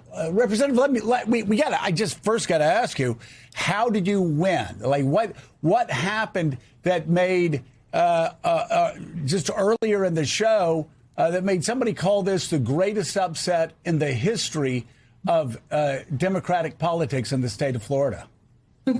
Well, good morning. Thank you for having me on today. First of all, our team, we knew we were going to win because we go out and talk to people and have conversations with folks. I'm a community organizer, a former union organizer, and I have been fighting for nearly 2 decades to address the issues that Floridians have been facing. Grew up with a single mom, saw a lot of domestic abuse, union organizer, community organizer, owner of a black-owned banned bookstore, a banned books bookstore.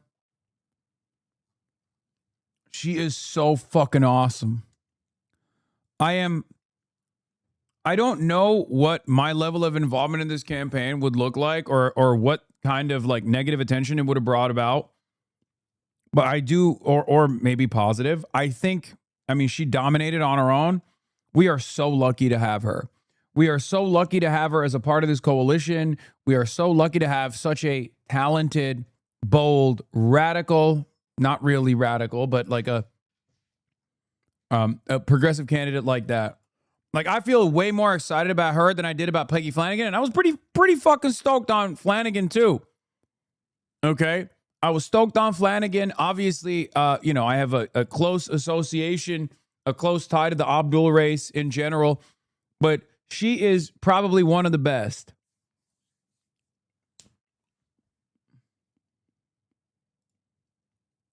Yeah. Angie Nixon result complicates a few narratives. It's a reminder that being a socialist or even a DSA member doesn't automatically net you the org's endorsement and that you can win without it if you run a good campaign. Wasn't endorsed by AOC And Sanders yet won by a solid margin while being way outspent. Won't end speculation about their intervention could have made the difference, but may also feed discourse about candidate quality. And of course, the idea that Socialist Electoral Project crashed and burned last week because of one very important race. It helped that she was so well known in Florida before she even joined DSA, and probably also that Bernie AOC stayed out while her opponent was nationalizing the race. He just didn't take her seriously in a way he would have if she had any kind of institutional backing. Yeah. So when I end up joining the fray, for example, here's one of the problems. The opposition, and it's the same for like Bernie Sanders or AOC, they nationalize races, right?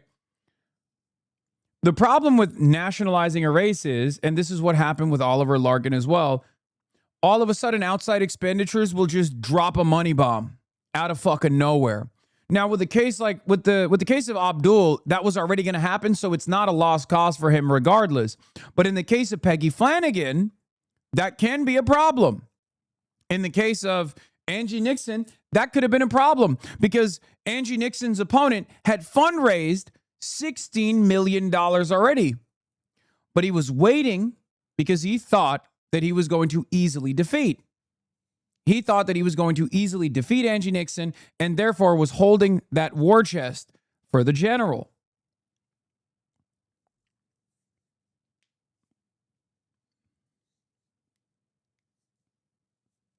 In some ways, what we call sleepy races can sometimes be what it looks like when candidates are running on policies rather than on how much money they have.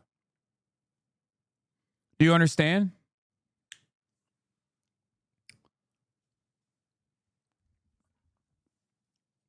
Simply put, it's a race not dissimilar to a race where there's no money in politics, right?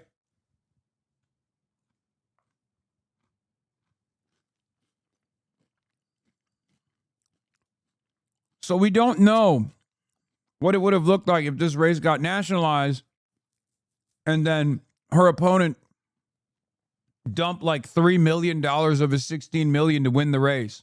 Here in the state, working to increase the minimum wage to $15 an hour before I became a state lawmaker, working to stop price gouging while I was a state lawmaker, also expanding access to early childhood education for low income and hardworking people.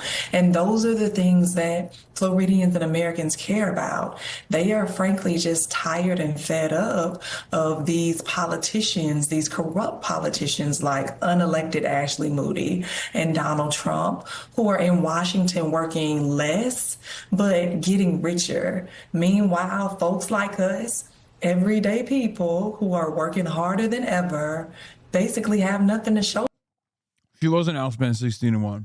No. I think she was outspent like 4-1 or 6-1. It was still a crazy number. No. She was outraised 16-1.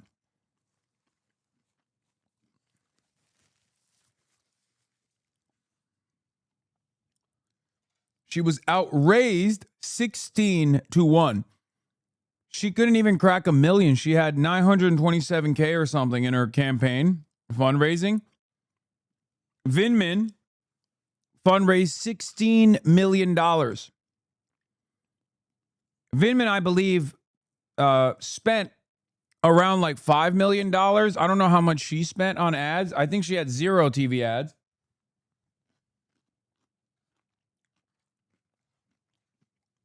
But yes, Vindman was not taking her seriously at all. He was positioning for the general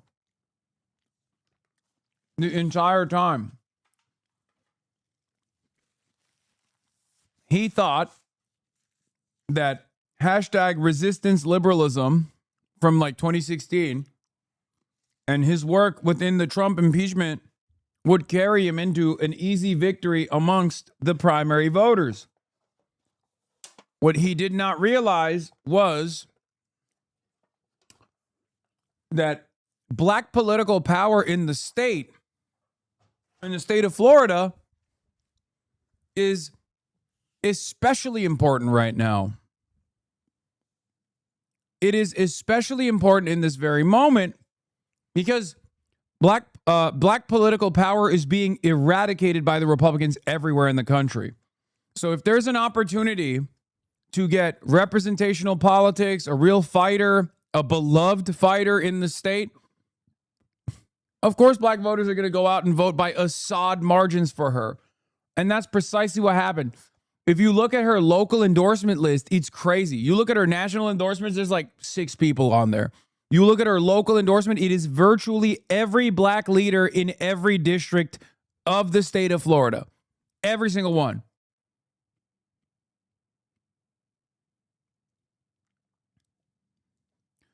That's why she won. And she deserves the win, of course. She was great, but let's be fucking real. Yeah, if Jesse Jackson 88 happened 40 years later, he'd have locked it before Super Tuesday, 100%. Yeah. Rainbow Coalition by like a Jesse Jackson style figure would be unstoppable. Bar none, no question. It would destroy in the general too. But there would be no Democrat that ever makes it out of the primary. No Democrat.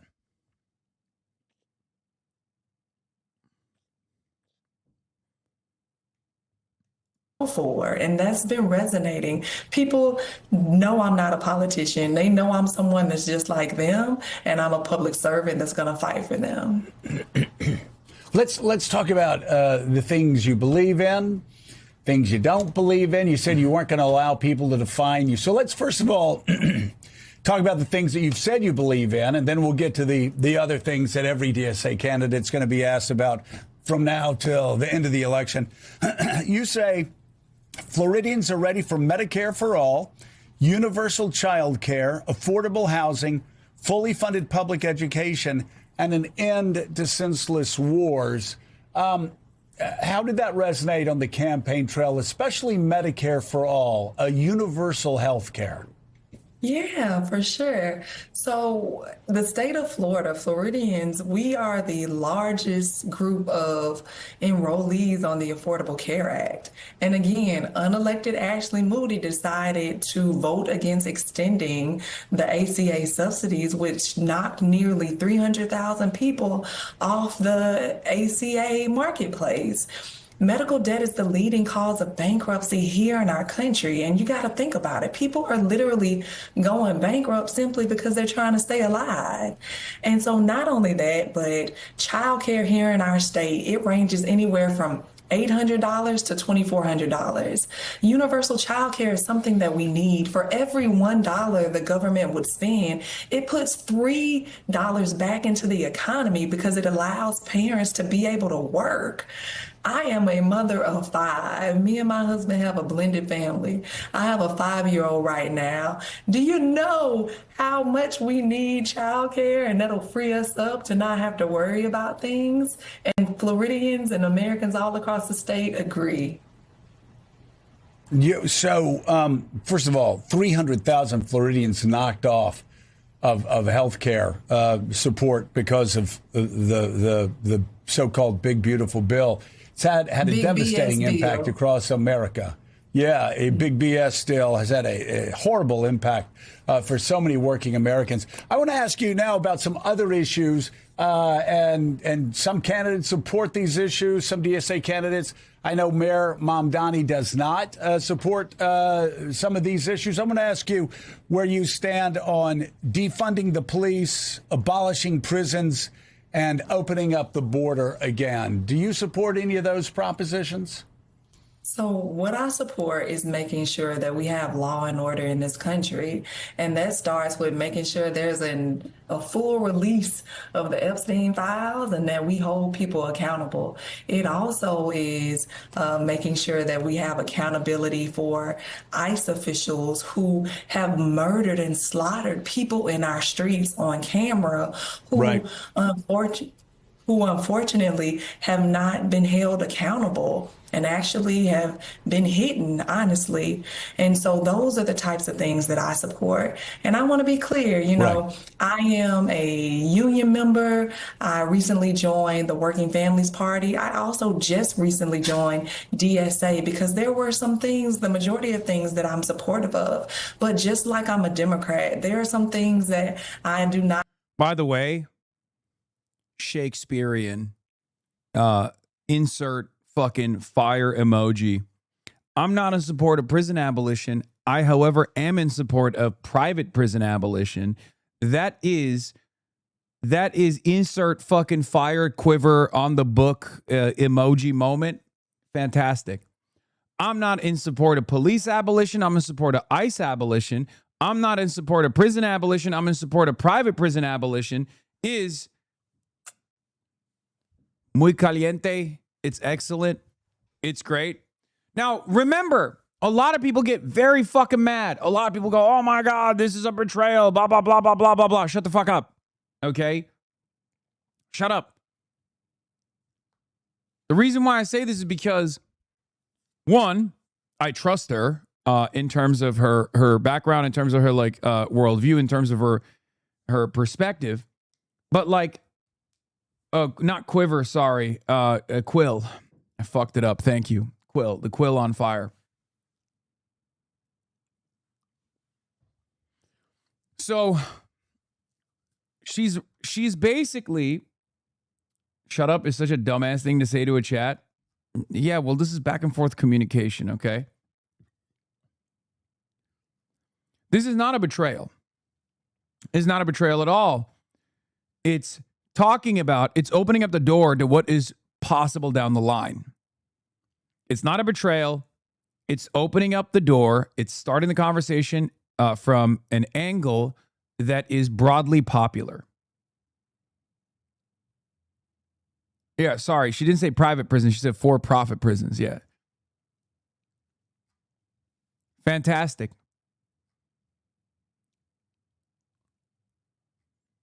Fantastic. Not fully support within the Democratic Party, particularly those corporate Democrats, right? I don't accept corporate PAC money, and I want to make sure that these billionaires pay what they owe. And so there are going to be a few differences here and there, but overwhelmingly, please stop wearing suits. What I care about and support are what everyday Floridians care about and support, which is making sure that housing is a right and people have a place to put their heads at night.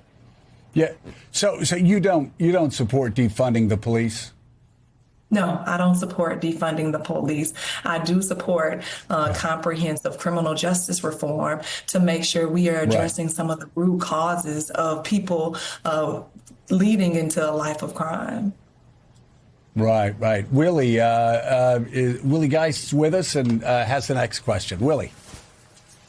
Congratulations on your win last night. Let me just follow up on what Joe was asking, because as you know, now that you're running statewide, your Republican opponent, Ashley Moody, already is saying the positions of the DSA and particularly of you are crazy, calling you all comrades together, et cetera. So what about abolishing prisons, which is one of the platform positions of the national... she's going to say, I'm not in favor of abolishing prisons, but I'm in favor of abolishing for-profit prisons. DSA. Do you support that? I don't support abolishing prisons. What I do support is abolishing for-profit prisons because they exploit labor and they usher many of our children into the school-to-prison pipeline. Why are we incentivizing the enhancement of... Also, well, barring some establishment, black politicians, black candidates, black politicians in general are going to never skip a beat on this because they have lived experience from their communities as far as how to communicate around this issue. That's part of the reason why, no disrespect to anybody else that's a progressive, nationally famous progressive candidate, but she's not doing, because a lot of people were like, well, she's not doing the woke 1.0 was crazy shit. It's yeah, because she's a black woman. It's ironic because woke 1 was crazy came from Chiose, a black man. Okay. But, I understand how he meant it. And I even understand how AOC meant it as well, which a lot of people did not see in the same favorable light that I did. She also got off scot-free on that. Yeah, top Chi. But yeah,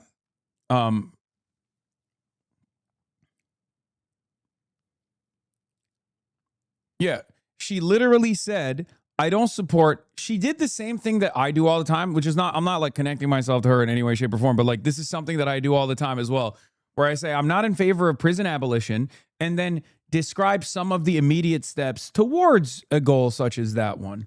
Okay. Sometimes it's important to focus on what is permissible, to focus on what is possible, to focus on something that is still considered radical by a lot of people, but is not so radical by the masses, right?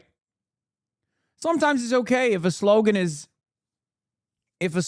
considered far too damaged. It's okay to just say, look, I don't know about this defund the police stuff, but I believe that police have a necessary job in a normal society, and they handle far too many tasks. And what I think we should focus on is the best ways to engage in crime prevention. And part of that revolves around funding some of these other tools that foster a safer community, tackle the root causes of crime, like poverty, right? Because if we live in a world where Obamacare is unpopular, but the Affordable Care Act is, you got to work with what's popular. You understand? You have to be quick on your feet. You have to be nimble with the rhetoric. Do you understand?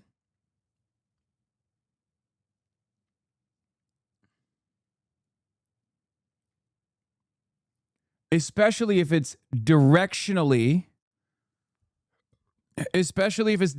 in line with your goals.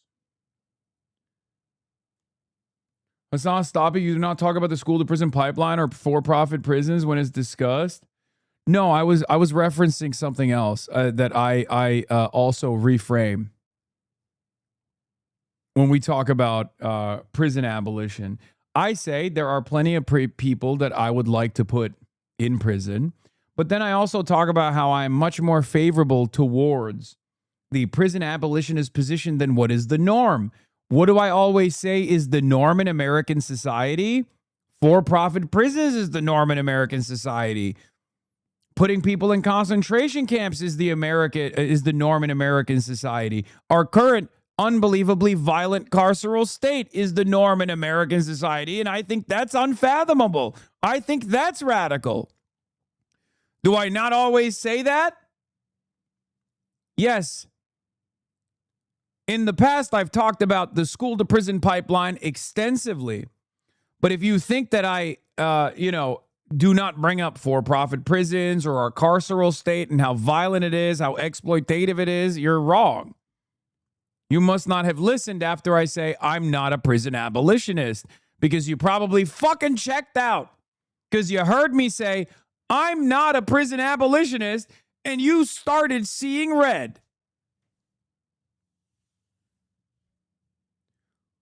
Because there's probably hundreds of hours of me talking about not only our carceral state and how ridiculous it is, how violent it is, how bad it is to how bad it is at reintegrating felons back into society, normal society. How many fucking times have I talked about this shit?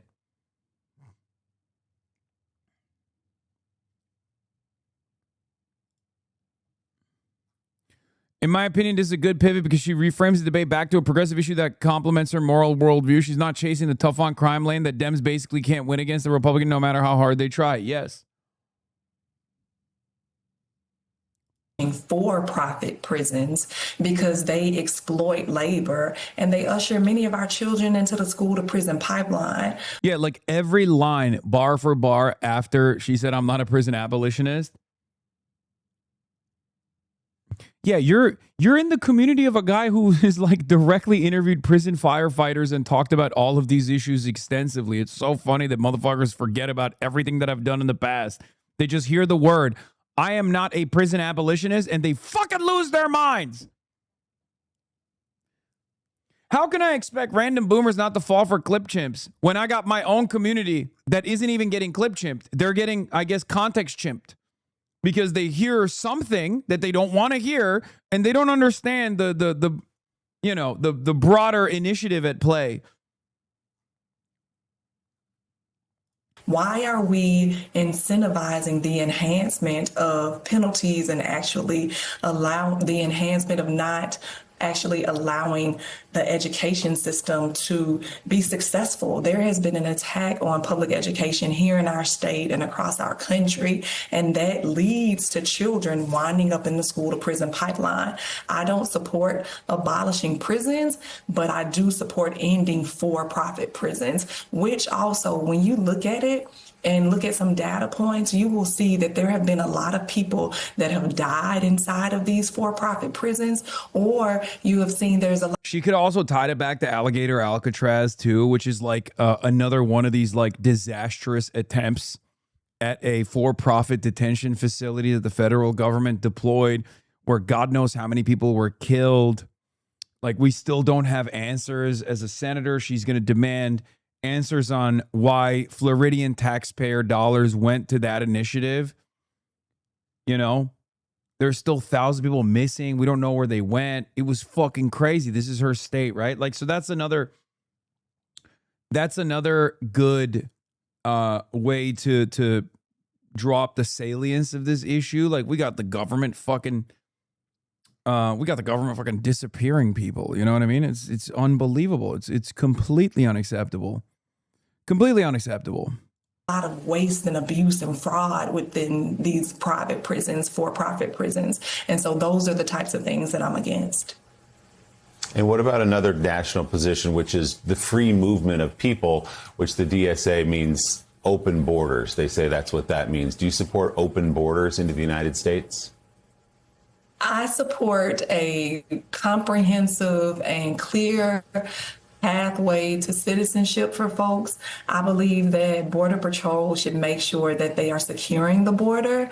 I believe, though, that there needs to be a clear, comprehensive, and compassionate pathway to citizenship, especially for folks like Haitians and Venezuelans and Syrians. The Haitian community here in our state contribute over $2.6 billion to our economy. And not only that, it's not only just about their labor. It's actually about the culture that they bring here. They are amazing people. And so there needs to be a clear pathway to citizenship, especially if their country is still so unstable. I mean, the Department of State has issued warnings to people traveling over to Haiti. And so how can we be okay with ending TPS status for folks if we say that Americans shouldn't go back there or go visit? And so I, again, support a clear and compassionate, comprehensive pathway to citizenship, as well as making sure that our borders are secure. One issue I'm sure you've already found as you've traveled the state, and you will find increasingly now in the general election, is the question of Israel. So I'm curious what you would say to a Jewish voter who's interested in you, likes what they've seen in many ways, your economic message as well, maybe an independent voter, Democrat, but also even a Republican who's fed up with Donald Trump, and looks at the DSA national position of just cutting off all aid to Israel, economic, military, everything else. Would you support that, cutting off aid to Israel? So you asked me what I would say and how I would make a Jewish voter or a person comfortable with my positions. And what I would say is that they should look at my track record. I have a proven track record in history of fighting against bigotry, calling it out in all shapes and forms. I believe in the safety and well-being and dignity of all people. And I want to ensure that when it comes to military aid or aid to any country outside of the U.S., that we heavily scrutinize it. Because right now here in our state, in our country, we have veterans that are living unhoused on the streets. We have teachers that are calling my state office monthly because they can't afford to live in the state of Florida anymore. And so we need to make sure that we're putting Americans first before we go ahead and start sending money or military aid to any country outside of the U.S. So that's fair. Gene obviously. Robinson, I think that's why. just as, I'm sorry, Willie. Good. No, I just wanted to just put a fine point on that. So that's why you won your economic message, because people in your state are suffering economically. But just to put a fine point on it, would you support cutting off military and economic aid to Israel? At this time, I believe what's happening over in Israel and in Palestine is not good for Israelis or Palestinians. And I believe that Netanyahu is a war criminal who needs I mean, thank you. to answer to his crimes. And I do not support sending any money or any weapons to Israel at this moment. No, I don't. Beast mode, queen, beast mode. Oh, dude, never did I ever believe that I would see the motherfucking day. Dude, again, won the Florida Democratic Senator primary. Can you please, I need you guys to understand where we are. Okay? I need you guys to understand where we are currently. Like, so many of you only tuned into this issue in the last 3 years. If you've been at this for the last 13 years like I have, this is an unfathomable but very welcomed sea change. Okay? Even if you were tuned in kind of 3 years ago, think about it now.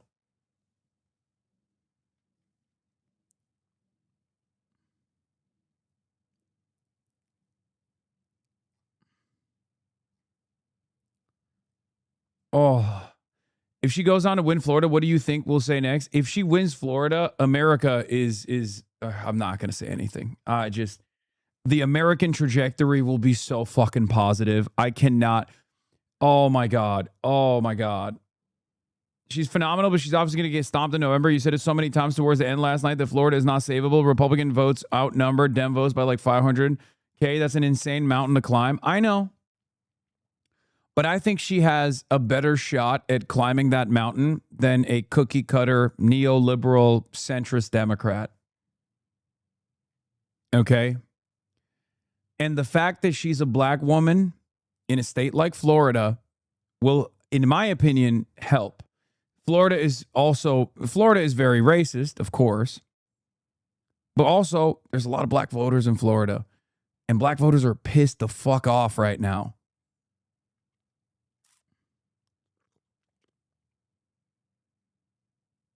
There's a ton of black people in Florida. Dog. There are a ton of black felons in Florida as well. Ron DeSantis' signature accomplishment was to eradicate the gains made by a ballot measure that was voted for by a much wider margin than his margin of victory over Andrew Gillum.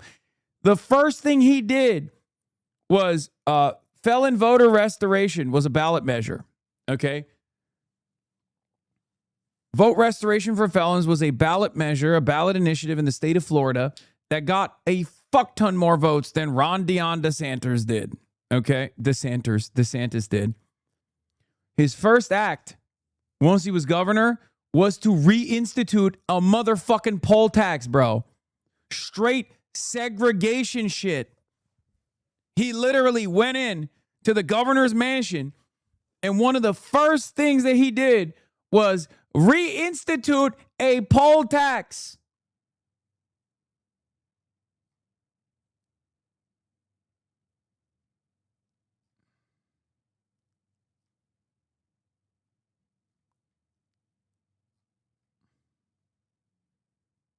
We can make Florida happen.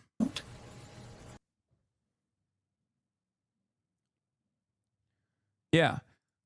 Florida is a true purple state still. I believe.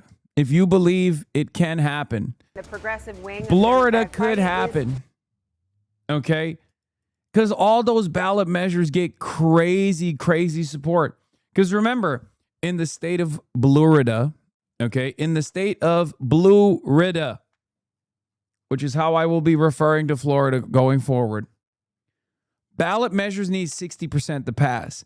And Floridians vote for those ballot measures with that 60+%. They pass all the time. Super, super progressive ballot measures pass in the state. It's the Democratic Party that's not popular in Florida. The Floridians are writing abortion rights, things like that. People want it. Anyway, I do want to talk about the fucking Ad Fontes media bias chart once again, because they revealed it one more time. Now, this is like the Sex Pestiny cult's favorite bias chart. And of course, I had some choice words to say. And I'm glad that more people are aware that these guys are a fucking psyop. Like, if you dig into the founders and funders of Ad Fontes Media, Ground News, and any of these bias evaluators, their methodology is purely vibes-based, and their right-wing political project is pretty clear. Literate Machine did a great article and video about it. I wake up, there's another psyop. Only the most brainwashed will fall for your corporate media glazing bullshit. Now, a lot of people hyper-focus on the fact that I am as unreliable and as much of a liar as like Alex Jones, right? People love using that. What they fail to recognize, and I've said for years, like in an effort to show how fucking insane these guys are with their metrics, is all of the other people on the left versus people on the right. I'll give you some examples. Now, they put me down here, contains misleading information, on the hyper-extreme, hyper-partisan left, not the most extreme. Rev Left Radio is the most extreme. Breakthrough News is more extreme. They put Joe Rogan above me, right? So, like, a lot of people will look at that and go, ha, lol, owned. At least they put me a little bit above Nick Fuentes, America First, Nick Fuentes. And they put Alex Jones beneath me for the first time this year. But what's really interesting about this is not where I'm at in comparison to other right-wing sources.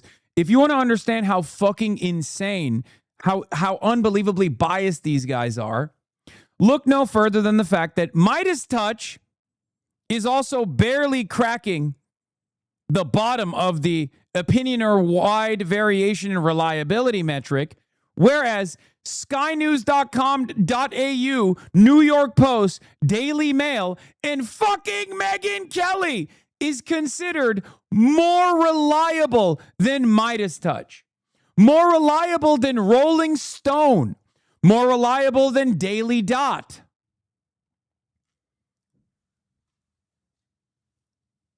Are you out of your fucking mind? FoxNews.com is considered more reliable than Jacobin, MS Now, FoxNews.com and News Nation TV, Fox Business, GBN. GB News is the Fox News of the UK. And GB News is considered more reliable as a news outlet than MS Now is, than Rachel Maddow is. Now, of course, I had to cook them, and I had to defend my boys over at Midas Touch, regardless of our disagreements at times, okay? I said, yes, Megyn Kelly, who has talked about Charlie Kirk being killed by hexes, is infinitely more fact-based than Midas Touch. Thank you for another incredibly biased media bias chart at Fontes Media.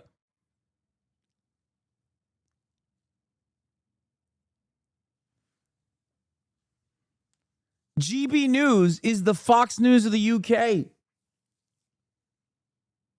You were briefly featured in this video about how trash ground news is. Oh, this is from Literate Machine. Yeah. In the popularity of socialism in the United States over the past decade, despite capitalism practically being on holy ground here, shows just how hard it is for the Epstein class to get people to fight against their own interests when it feels like everything is collapsing around our ears. I kind of want to watch this video now. This is because Ad Fontes is run by Wiccans, so they know the hexes are real. True. So here's the problem with this, okay? You can chalk it up to two things. You can chalk it up to one of two things. You can either say, oh, they're just trying to do both sides are kind of the same, and then they're falling for this like both sides are actually not the same reality, right? That could be one of the reasons, right? Or you understand that from their perspective, they are heavily biased in the right-wing media direction. A couple things immediately stand out. The free press has engaged in genocide denial through lies. And the free press is in the skews right column. And the free press is considered far more reliable than the Rolling Stone, far more reliable than, you know, all these other outlets to the left, far more reliable than Jen Psaki. Some of these people on the left are not fans of mine, and I'm not fans of them. But I am not a fucking sociopath.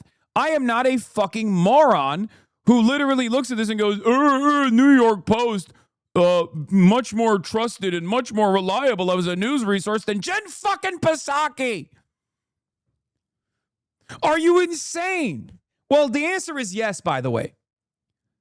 The 5 is not more reliable than Jen Psaki. The 5 is not more reliable than Midas Touch. And the New York Post is certainly not more reliable than Midas Touch or Jen Psaki. The idea that Taylor Lorenz is less reliable than Fox News, GBN, Megyn Kelly, Daily Mail, New York Post, Free Press, and Theo fucking Vaughn. I like Theo Vaughn. I've been on his show.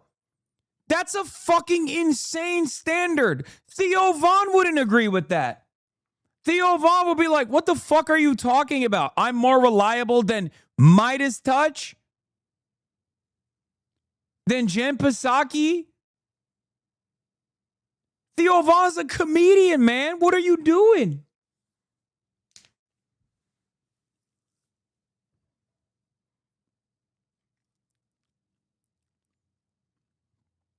Like, Brett Baer, in what planet is Brett fucking Baer, who is probably one of the better anchors on Fox News, but albeit still on Fox News, in what planet is the special report with Brett Baer a more reliable news resource than even the fucking Atlantic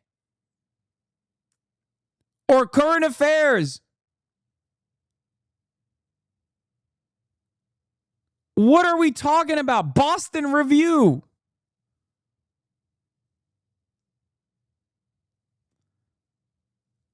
Like, Brett Baer is on the same level of reliability and a trusted resource in news as PBS?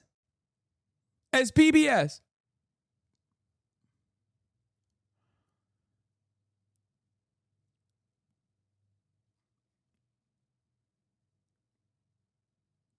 What are we doing? This is an insanely biased and insanely broken media chart, and I'm glad that people are, recognizing it.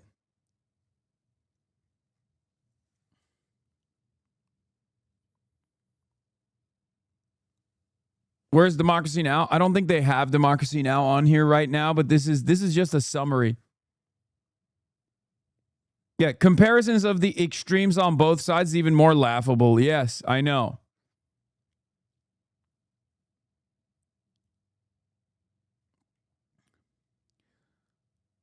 You might have noticed I haven't worked with Ground News, even though what I do is basically what Ground News does, right? It's a perfect organic ad placement. This is the reason why. This is the reason why. I told him straight up, like, I was like, you have to talk to Ad Fontes. You guys rely on Ad Fontes to figure out your bias and your reliability charts. These guys are out of their minds.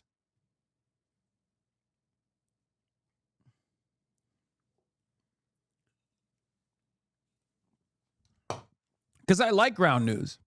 I think ground news is actually a very ground news could provide a very important resource, and I think they do a decent job regardless.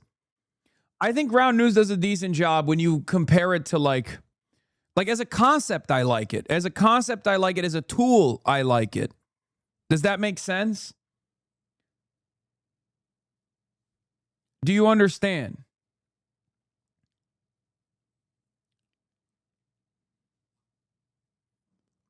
You guys are misunderstanding my point. I'm saying that as a concept or as a tool, ground news would be an important resource for a lot of people who are not as fucking media obsessed as we are. Okay? We're media obsessed. We're media perverts.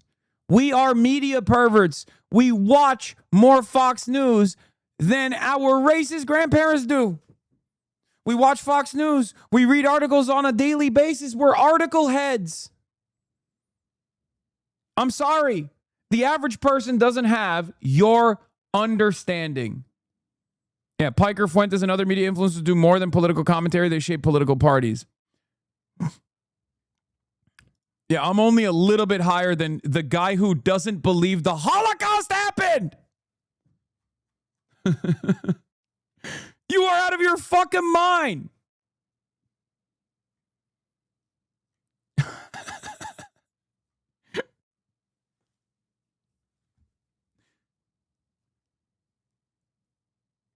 Anyway, yeah, lower than Joe Rogan, Mr. Anti-Vax, Mr. Ivermectin, a more trusted, more reliable source of news. You look silly. Anyway, my point is this. Ground news as a concept is good. Ground news as a concept is important and good. The problem is it's very difficult to actually chart out a decent media bias chart. Because ironically enough, those who are charting out the media bias are biased themselves. Do you understand? And for ground news, they're not going to waste a lot of resources, creating their own version of this. And what they're going to do instead is rely on Ad Fontes Media and numerous other resources similar to Ad Fontes Media. And that's the problem.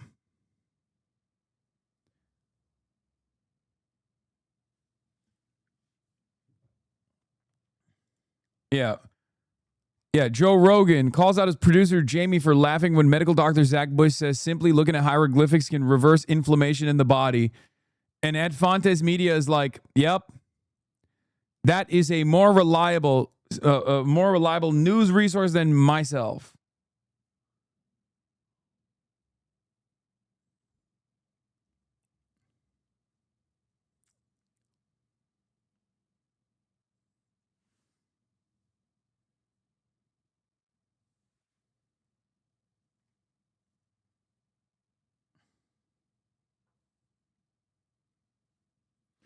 Do they publish their analyst list from across the political spectrum? I don't know.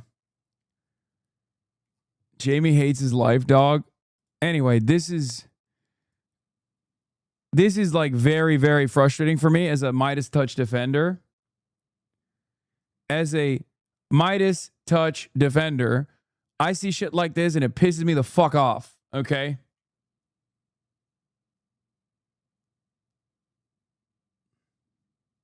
What's their justification for having you this low? They think that, my positions are ridiculous. So that's the reason why they say I'm not reliable as a source of information. But it's funny because these guys do see me as a reliable source of information. Like the people who are at the top of this, journalists, producers, routinely work and offer coverage on this guy down here. as a decent combatter of misinformation on the internet. So it doesn't even make sense from their own perspective. Because yes, while, CNN is not exactly a fan of mine or whatever, the New Yorker, NPR, like I've been on Guardian, New York Times, I've been on a lot of these outlets with regular frequency as they cover what I do as a person who combats right-wing disinformation, as a person who combats, the bro culture and the manosphere on the internet. So it doesn't even make sense from their own framework, but it doesn't matter.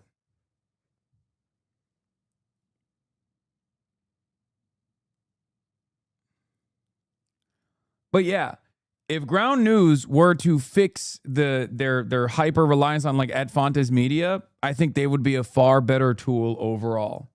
Are you being fed a never-ending doom scroll of media that only serves to reinforce your existing biases and may even push you into more extreme views? Well, have I got a solution for you? That's right, it's my sponsor. Not actually my sponsor. Ground News! Ground News will show you news stories like you've never seen them before. The same story presented from multiple news sources at once, conveniently categorized by political bias, as well as showing you news stories that might be getting covered by news organizations of one political leaning, but not another, to help you get out of your filter bubble. Sounds great, right? Right? Chapter 1. So what's the problem with Ground News anyway? There's this video by Ben Jordan about how capitalism is dying.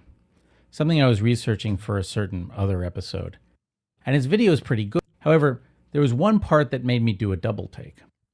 At one point in the video, he says there's a problem that every piece of news that the average voter sees is manipulated by a third-party aggregator. Yeah, true. I gotta pee. But then at the very end of the video, he turns around and says, I suppose you want some advice on how to educate yourself about current events when an exceeding amount of news organizations are owned by billionaires and sometimes even governments. Well, Ground News. Come here, I'll show you. And I'm like, wait a minute. Now, you might have heard of Ground News because they've been buying ads on popular YouTube channels faster than Raycons and Raid Shadow Legends. But Ground News is also a corporate news aggregator serving up stories via an opaque algorithm, right?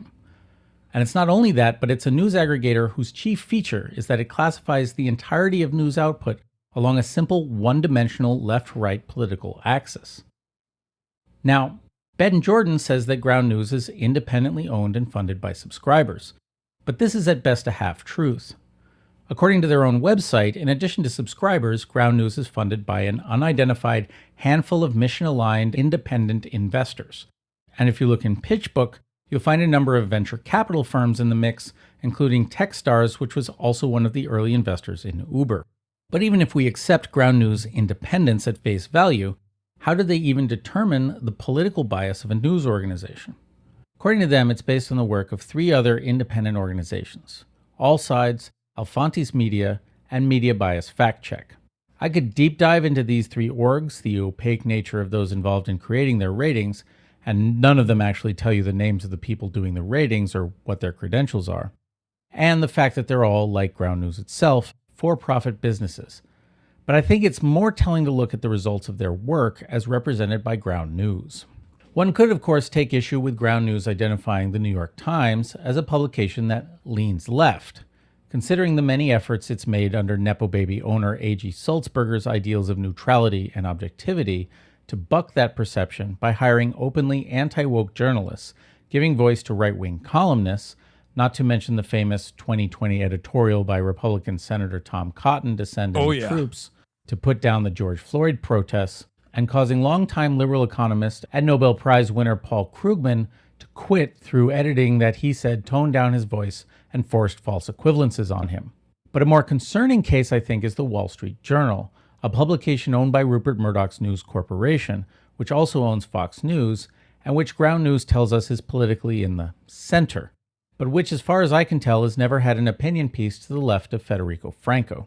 As I wrote this, the Wall Street Journal opinion pages had such absolute center takes as Mamdani's socialist supermarket may put little grocers out of business, despite the fact that they're specifically aimed at food deserts, a piece called The Justices Are Finally Colorblind, celebrating the destruction of the Civil Rights Act by the Supreme Court, and Obama's Legacy is the Trump Presidency, with the lead line, his foreign policy was one of retrenchment, and his signature health insurance law made things worse.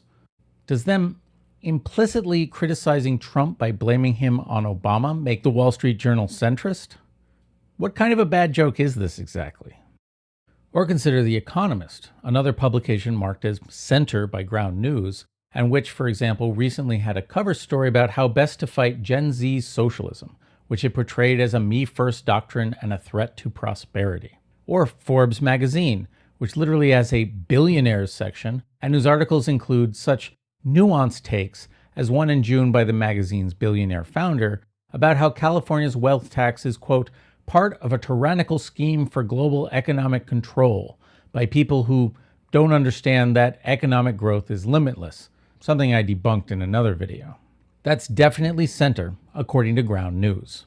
What do you think center is supposed to mean here exactly, and who benefits from defining it this way? And while there's long been a distinction between the news and opinion sections of newspapers, and even news-related television programs, this isn't a distinction that Ground News makes. And while the writers and newscasters of the two sections might be kept separate, they're still under the same upper management and editorial policies. The Wall Street Journal leading a story about ICE traffic stops with quotes from Trump about their importance is a more subtle form of conservative bias than an opinion piece attacking ICE protesters in New Jersey, but both go out under the same editorial auspices. In fact, it sure seems like the Times feels compelled to respond to constant allegations of liberalism by self-consciously giving voice to the right, while papers like the Wall Street Journal don't bother with any such thing for the left, which creates a media environment designed to lurch steadily rightward. It's worth noting that the notion that mainstream news organizations like the Times, ABC News, or CNN are liberal media was once highly controversial. In the 90s, for example, longtime ABC News anchor Sam Donaldson remarked, "People on the right say we're too liberal, and people on the left say we're in league with the status quo, which means we're right where we should be, right in the middle." At that time, the idea that mainstream news was liberal was an accusation from the right, but that didn't mean it was accepted by the public at large, much less the newscasters themselves. Indeed, the nonpartisan nature of the news was not only believed in by those reporting it, but was and remains something actively enforced by mainstream news outlets and journalism schools. Even opinion writers, who are obviously permitted to have political opinions, are not supposed to have political affiliations or be political activists. Consider that in 2017, journalist Louis Raven Wallace was fired from his job on the American public media radio show Marketplace because of a post on his private blog averring that objectivity in journalism was dead. While firing him, his boss, veteran journalist Deborah Clark, told him a story about how she'd been scolded by a journalism professor at university for protesting apartheid in South Africa. A journalist should be so dedicated to appearing unbiased that they can't even be seen protesting something as horrific as apartheid. Which isn't to say that mainstream media actually is or was unbiased and neutral. As I'll explore, there's all sorts of ways bias appears in news reports. But this stance of ostensible neutrality has long been used as a lever by a conservative media that seeks to portray anything to the left of far-right reaction as liberal, and then to frame media bias strictly in terms of a simple left-right political axis, such that the neutral mainstream is forced to present both reality and far-right reaction in terms of equal weight, with facts themselves becoming mere ammunition in an ongoing culture war. And this once contentious framing gets presented as established fact by Ground News, or worse, served up by AI as fact based on information scraped from Ground News or its sources to a credulous public. This rot begins, however, not with Ground News or even with the well-funded right-wing assault on the mainstream media, but rather with the whole notion of journalistic independence itself, and particularly with the redoubling of open efforts by the Epstein class to gobble up media for its own purposes. There's no such thing as unbiased media. I say this all the time, right? There's no such thing. It's impossible to be unbiased. Okay, so the standard for journalism should be truthful and accurate reporting. Do you understand? That's it. Wait, you're biased? Yes. And I do something that I think a lot of people, at least like the average consumer of news, doesn't comprehend, is far more truthful than just hiding my biases and saying, I'm impartial, I'm unbiased. Like, no, I tell you what my biases are. I tell you what my position is every single time. Unconditionally. I always tell you, I'm always transparent about what my perspective is on any issue that I cover. And for the average consumer of news, they look at that and they go, wait a minute, but I'm used to hearing people say that they are apolitical. I'm used to people saying that they're impartial. So there's something probably wrong with you. Right? And it sucks because from a marketing perspective, I should probably just say, I'm unbiased, I'm impartial. All I'm doing is giving you the common position or whatever. But I don't do that. I don't do that because I think this is far more truthful. It's far more truthful to tell you, like, this is what I believe. This is my perspective on this issue. I'm just going to tell you exactly how I think. And then you can make up your mind if you think that I'm being like, if I'm favoring one side of an issue. It's worth taking a look at how we got here and what this all actually means. And I promise by the end, I'll give you a better way to understand bias in media and where I think you should get your news. But first, I'll take a moment to tell you about my actual sponsor, Journalism. So, this goes into like, this pours into the history of news media and then goes into like the right-wing biases, right? Right-wing biases throughout history of media. It's a very long and very well thought out video, it seems, right? I'm not going to get into all of it because there's still a lot of news to cover. Okay, apolitical equals right wing. Are you slow? Why do you use the N-word so much? What is the N-word? Nuclear?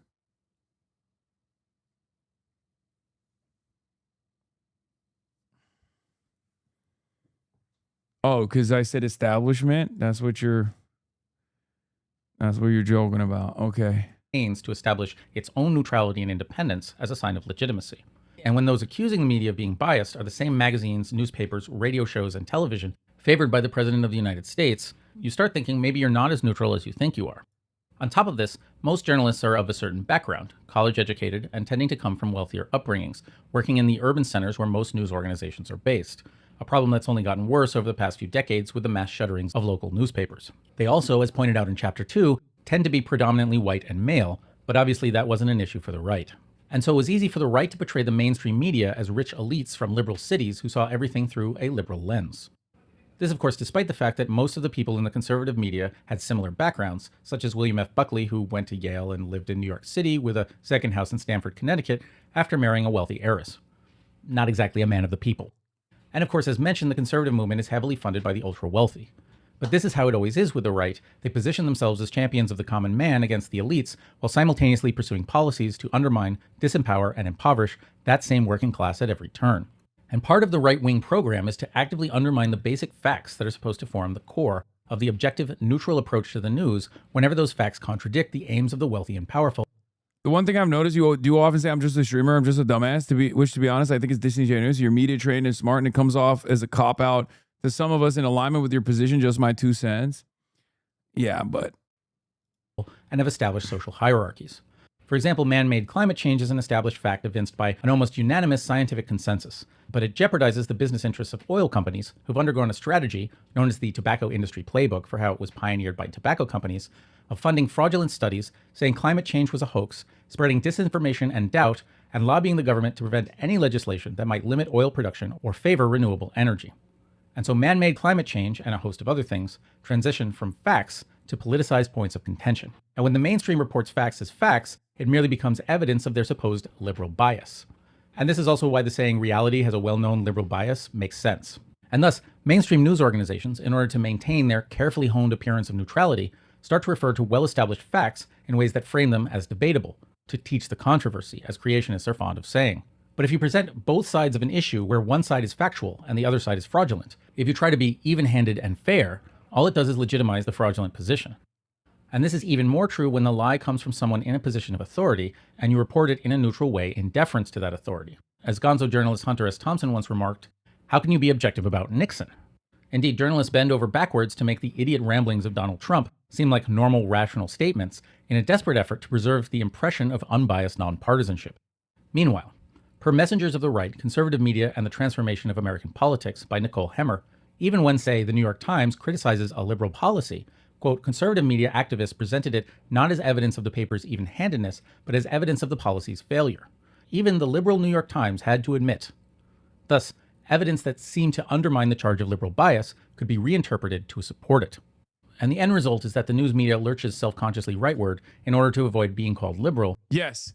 This is the classic meta. So that's why I said, remember when I said ground news or ad fontes media could be doing one of two things. They could be doing like the whole, well, we're just trying to be as impartial as possible. And that impartiality, that search for impartiality will always cause you to say, well, there are people on the left that are doing crazy stuff too. just like people on the right. And when you engage in this battle, you end up doing false equivalence.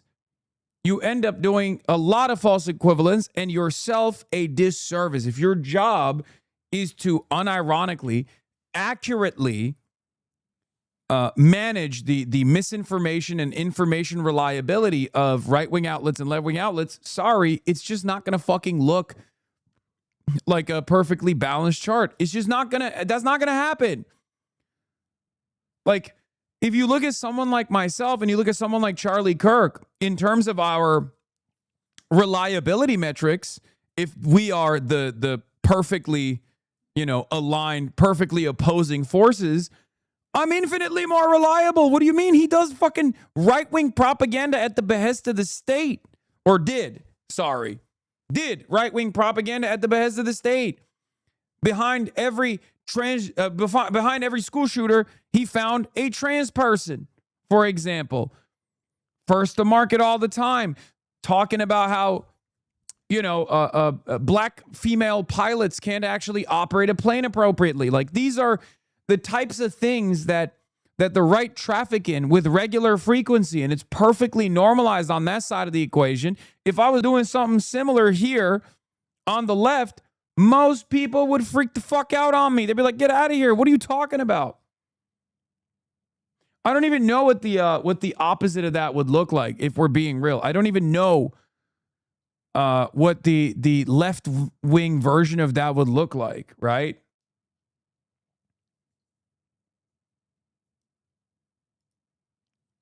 Yeah. I mean, Adam Johnson is great at this stuff. This is his bread and butter. But, in journalism school, they teach you not to say seen as or thought to be or long viewed without by saying whom. But at Axios, it's a bog standard way of laundering one's ideological preferences. Nixon recently joined the Democratic Socialists of America, long viewed as too far left for Florida. By who? By who? Because if you don't say by who, then you're basically saying you see it as such.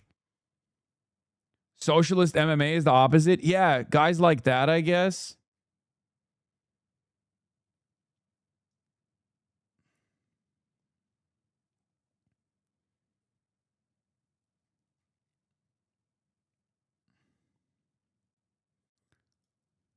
Here, I'll give you one other example of like a lot of misinformation flying around, or a lot of context and nuance getting lost in conversation.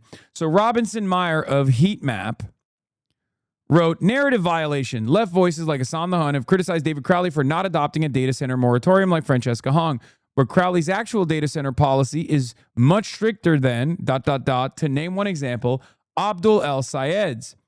What remains notable about the story, and much is lost in the commentary, is that Crowley is not even a moderate on data centers.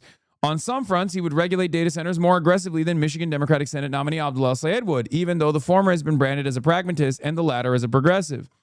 Crowley, of course, wants data centers to use 100% renewable electricity to cover the full grid and infrastructure upgrade costs. El Sayed hasn't made the same commitment on clean energy. Crowley says, yeah, this stuff is also like unfavorable to El Sayed's position in general, right? Crowley says data center developers must build with union labor, while El Sayed will require only the facilities must be built by contractors with state-registered apprenticeship programs. I even think Crowley's insistence on local control over data centers is a more expansive commitment than El Sayed's demand that communities must get a meaningful say. Here's the difference. El Sayed is seen as and has openly mentioned his antagonism towards data centers, and therefore people, voters in general, obviously look to what he's saying and trust it more as someone who will control data centers. Okay? A lot of people don't understand the data center moratorium doesn't mean no data centers ever. Okay? There are a lot of people who don't want any data centers ever, right? The data center moratorium is not no data centers ever. The data center moratorium is a perfect way to identify exactly what the problems are, the environmental impact, how they must be built, and where they can be built. Okay? And to demand community consent. So if that's Crowley's perspective, and that's his framework, then he probably should not aggressively come across in conversations on data centers as not being restrictive of data centers as at all. So I said I responded to him and I said, we are talking over one another. I don't disagree with this. I'm aware of the nuances. These races are about narratives, and Crowley has work to do to reframe the convo. Thinking Tiffany is anti-data centers is like thinking Trump's the peace president. Dems leave openings that GOP seizes on. The other major difference here is that Abdul's not getting corporate PAC money. Part of the secret sauce here is that a lot of the construction unions want data centers to be built because it creates labor union jobs. That's the reason why the left is also not as aggressively antagonistic to data centers, right? Or at least is not as aggressive or as upset about data centers as the masses are. The masses don't want them. Americans are all NIMBY-brained at the end of the day.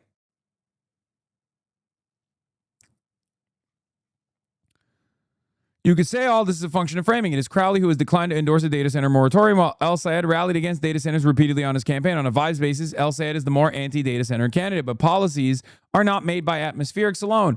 And it is notable that socialists like Piker have endorsed El Sayed's approach while begging Crowley to go further when Crowley had the stricter policy all along.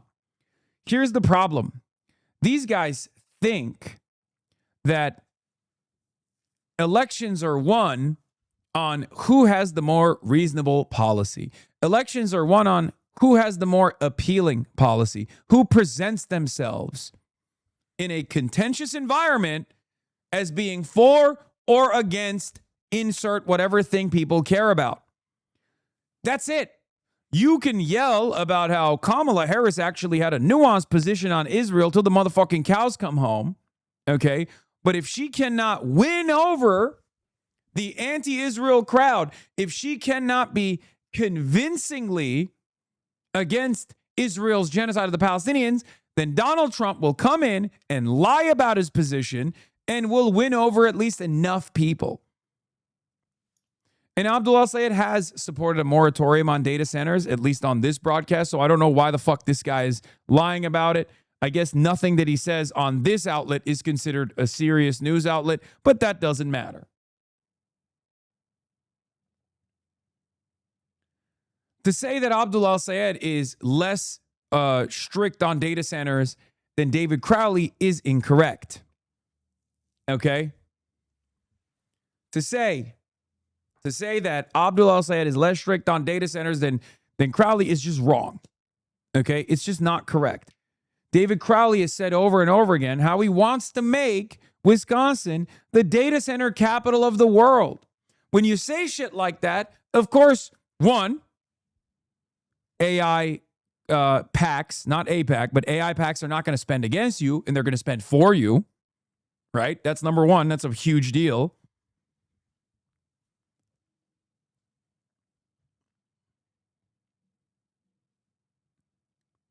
The irony is that you're missing out on what the commentary is saying. Yeah.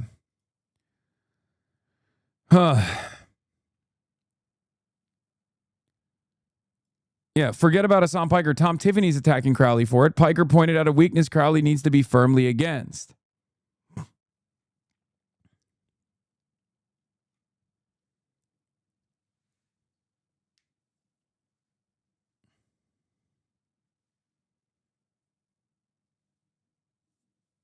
Again, you never mentioned important stuff as your core argument. Instead, you agreed on the article. Why don't you mention it at all? Instead, you just agreed on everything as he said. Oh my fucking God, dude's so bad. What?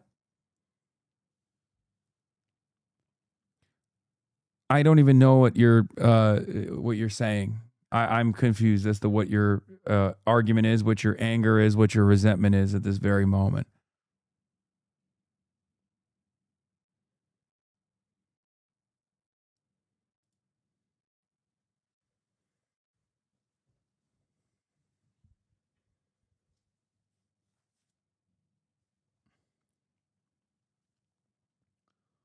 New political cartoon dropped.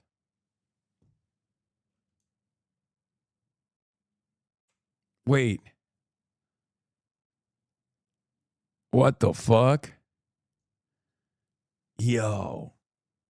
Dude, this is what, this is awesome. First of all, why is Sam Cedar saying America deserved 9/11 while also wearing a shirt that says Hasan Piker on it and a button for the DSA? So that's what's confusing to me about this. Right off the rip, I don't know. I don't think Sam Cedar has ever said America deserved 9/11. And I didn't know that this cartoonist knew that Sam Cedar had a shirt that says Hasan Piker on it. Okay? He's wearing the newest merch. So that's number one. Number two, I think it's awesome that boomers have been so tapped in on the fuck Hasan train that now we got political cartoonists, which is a dying art, unfortunately, something that I hold very near and dear to my heart, my soul. I love political cartoons. So it makes me really happy when, like, you know, a 65-year-old political cartoonist is just like doodling me, I guess, as a dangerous radical.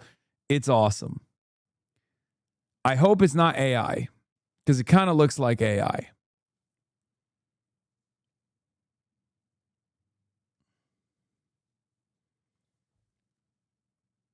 I know the other one was an AI.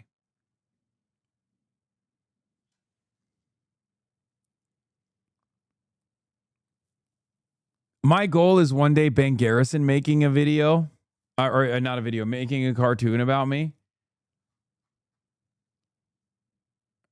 Tom Stiglitz. I mean, this is so sick. This is so dope. I love this. This is awesome. Yeah, this is the best one, though. From the Las Vegas Review Journal, cartoons, why Democrats defend Hasan Piker. Yes, Hasan is mean and bites and is rabid, but basically he's a good dog. That's so sick. I got to get this printed and framed, honestly.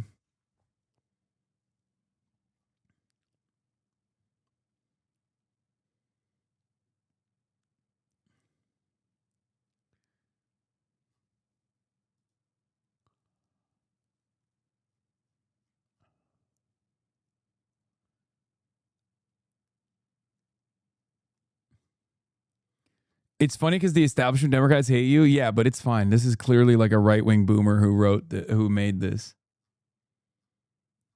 And this makes me so, you guys don't understand how honored I am by stuff like this. This is like, I never thought young Hasan, 12 years old, 13 years old, going to the bakkal, the bodega, to grab a copy of a political cartoon, never could have ever imagined being in an active political satire. Isn't the joke that that you're a rabid dog that should be put down? Isn't that like a joke about murdering you, lol, I guess? Yeah, who cares? It's awesome. It's awesome. I'm honored. I want to print it and I want to frame it.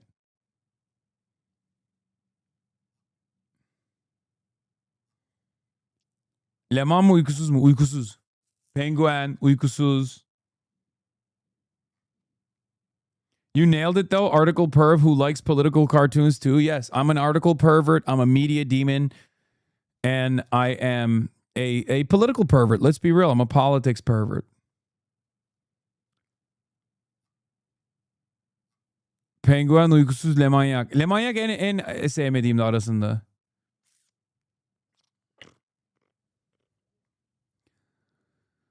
Anyway.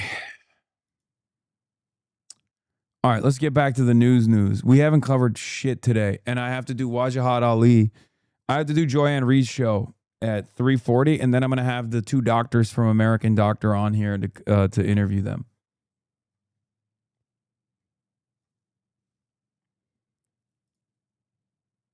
All right, Good morning. We got a Fox News alert on trade. President Trump halting a 50% tariff on Canada. Wow, He he's says the so two gracious. countries have the makings of a deal, and it could include a comeback This is the day Trump became president, for dude. the Keystone Pipeline. That would be something. So more on that coming up momentarily. First, however, we move to this. Socialists are swinging for the fences yet again, this time in Florida. The card-carrying member, Angie Dixon, card-carrying member of the DSA, pulling off a stunning upset in the Senate Democratic primary from last night. So what happened? That's it? They skipped the fucking tariff thing? They're back to... They're still talking about Angie Nixon. Your voice, your vote. Oh, Aisha Wahab, by the way, that race is very close, unfortunately. It's crazy how much money works, by the way. And I'm glad that we actually offered her some support.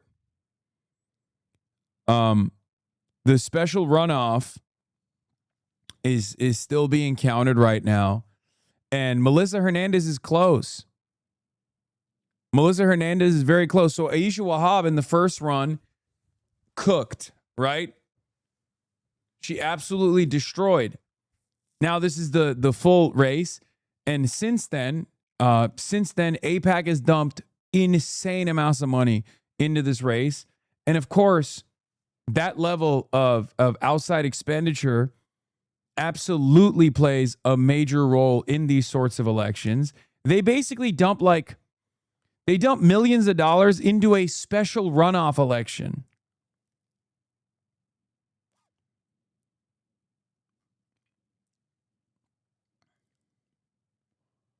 Yeah, this is my local. Wahab won back-to-back by 20 points in June. It's insane. Yes.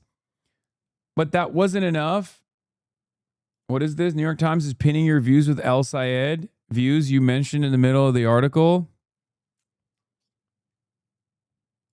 Yeah, similar to El Sayed, who'd be the first Muslim to serve in the U.S. Senate. Wahab is the first Muslim to serve in the California state legislature. What would the discourse be like if it were a different, historically marginal, ethno-religious group targeted to be kept from political representation? Yeah. AIPAC's affiliated groups have poured more than $3 million into the race to replace Representative Swalwell in California to boost Melissa Hernandez over Aisha Wahab, a progressive who wants to end military aid to Israel. Wahab is expected to win anyway. $3 million, bro. $3 million. AIPAC is so aggressively pursuing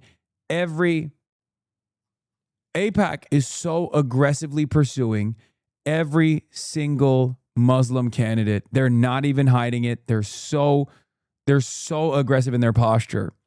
Okay?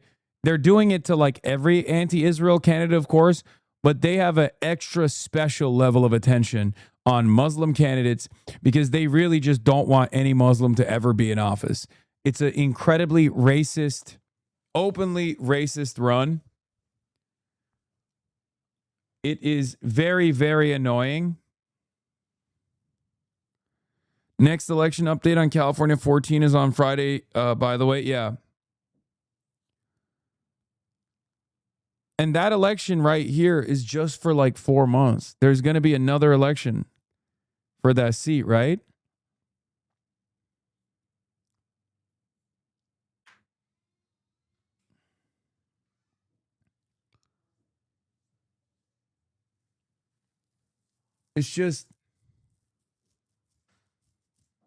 It's incredibly frustrating.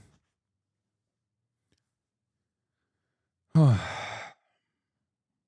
York Times without a paywall, El Sayed article with you in it. Why is that election taking ages to count? Welcome to California, my friend.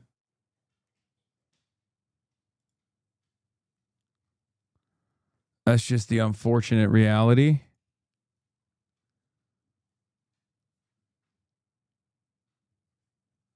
I don't know why that archive link did not work, chatter.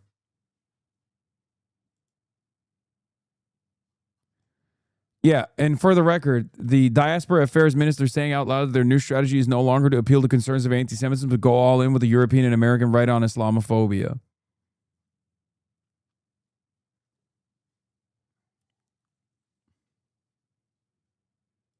Live breaking Fox News. If What you the feel like it's taking you for douche faster than ever. Thank you, chatter.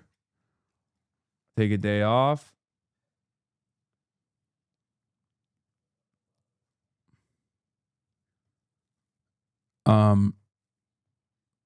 Anyway. Yeah, so we don't have any updates. The race to replace on former that. Congressman Eric Swalwell and finish out his term is still too close to call. The special runoff election was held today for Congressional District 14. Democratic State Senator Aisha Wahab is currently in the lead with 51% of the vote. Former Mayor of Dublin, Democrat Melissa Hernandez, has almost 49% of the vote. The Associated Press says about 59% of the vote has been counted so far. I don't support the DSA agenda as has been articulated by the DSA itself. Now, you're going to have individual members who have been elected in Democratic primaries, and if they are elected in the general in November, will be part of the House Democratic Caucus. It's going to be a broad caucus. There will be progressives, there will be New Dems, there will be Blue Dogs. What I'm excited about are the candidates who are running to flip seats in November to deliver us a majority that pushes back against Donald Trump's extremism and moves the country in the right direction. That was House Minority Leader Hakeem Jeffries on Sunday discussing the party's midterm candidates who have aligned with the Democratic Socialists of America. Joining us now for a debate on the subject, former New York City Mayor Bill de Blasio and MS Now political analyst Matthew Bartlett. Matthew is a former Trump appointee at the State Department during Trump's first administration. My thanks to you both for being here. Mr. Mayor, we'll start with you. You're not a member of DSA, not a socialist, but certainly a progressive politician. Why do you think right now there is so much energy in that part of the party, the real left part of the Democratic Party? First of all, Jonathan, that part of the party cannot be blamed for the status quo in this country. And this is really, really important. I think mainstream Democrats, unfortunately, were identified with elitism in many ways. They were identified with complacency. They were seen as out of touch. That's the story of 2024. If we in 2024 had a vigorous message of change and separating from some of the things that didn't go so well for Joe Biden, I think we win that election, honestly. But now you've got candidates. It helps that they are charismatic. It helps that they're young and energetic. But they also can say plausibly, we didn't create this situation, and we're offering really sharp change. And when you look at the polling, it's quite striking. You know, I respect Hakeem Jeffries a lot, but I disagree with him when he said on Sunday he wouldn't vote for Medicare for all. That's a majority position in America now. Higher taxes on millionaires and billionaires, majority position. Changing our policies in the Middle East, getting out of the Iran war, majority positions. So I think these new candidates, it's not about... This is what Michael from Pennsylvania could look like if he fucking went through a shave and started wearing suits. I'm just saying, okay? That's my bestie, Bill de Bestio, okay? The DSA platform. It's about they represent actually views that are increasingly where the American people are. My second favorite mayor of New York, after Eric Adams, obviously. Eric Adams is a very special place in my heart. A lot of them are just good candidates, dynamic candidates. So what do you say, though? There's a fear among some Democrats that they think that the Republicans will take these DSA members or DSA-aligned candidates and then put them up as a symbol and say, this is what the whole Democratic Party stands for. And they paint with a broad brush. And that gives them an easy line of attack. I'm really sick of the hand-wringing. Who's third? I guess we could say Zohran Mamdani is my third favorite mayor. I don't know. He's close. He's close to Giuliani.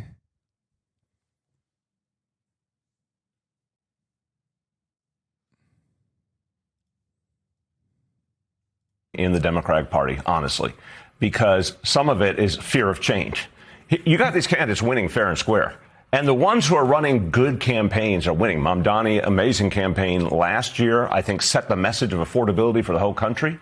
El Sayed won fair and square against massive resources. Hong didn't win, wasn't as good a candidate. I think we should recognize the primary process is producing strong candidates. And we haven't always had that. Let's be honest. We lost in a lot of places in recent years we shouldn't have lost because we didn't have a sharp message. We didn't have strong candidates.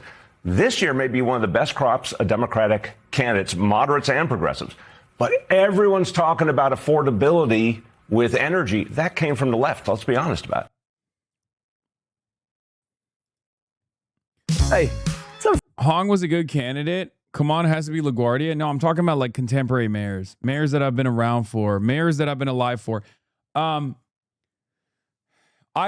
think Hong, I will stand on this. Like, the idea that Francesca Hong was just a fucking bad candidate is such an insane statement, because she, as an open socialist without any fucking help from anybody other than like myself and a few other people, was able to front run the Wisconsin gubernatorial race for months. The entire establishment Democrat consolidated support over and over again behind other candidates and kept crumbling. And she was still capable of bringing out more people to vote for her in the primaries than fucking Tony Evers did. So the idea that she was a bad candidate, is crazy, okay? It's crazy. She wasn't the strongest in the crop of DSA talent, especially when it came to being in the spotlight. All right? It's true. But her weaknesses were super simply solved, right? All she needed was a decent new comms direction, and she would have been golden. That's it. The best possible thing she could have done was never go on national media, right? The second best possible thing that she could have done if she went on national media once the campaign became a national news story was to always reframe the issue back on affordability and how silly it is that we're talking about old tweets. Who amongst us hasn't just like had a crazy thought every now and then? The real person canceling Thanksgiving is Donald Trump with the affordability crisis, that kind of thing. That's it. You can finally reconnect with your Chinese fans, by the way, just in Bilibili. China's YouTube is just launched globally. The app is already available on Android and coming soon to iOS. Yep. I'm already a Bilibili content creator, so exciting news. Chinese hegemony is coming, dude. It's gonna be incredible. I will be up and down that motherfucker, by the way. Feel like you're in a cage, kind of stuck, being watched? Well, because you are. There's been this mass proliferation of flock cameras, any and everywhere. Little cameras watching your every move to collect information about you without you even noticing. That's all been part of a regime that's been pushed by, well, this guy. Somebody must be doing something exactly right. But who would be complaining? Somebody whose privacy was violated. You can't have your privacy violated if you don't know your privacy is violated, right? Who happens to be the guy I'm running against? That's Mike Rogers, who wants to be Michigan's next U.S. Senator, not if I have anything to say about it. So if you believe like me that you shouldn't just be surveilled because you're driving along the street, then I hope I can earn your support. Because we've got to stand up to this mass surveillance apparatus that is being built behind closed doors and behind our backs.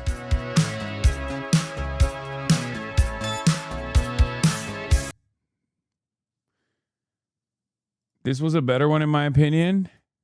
I don't believe that we can't have nice things.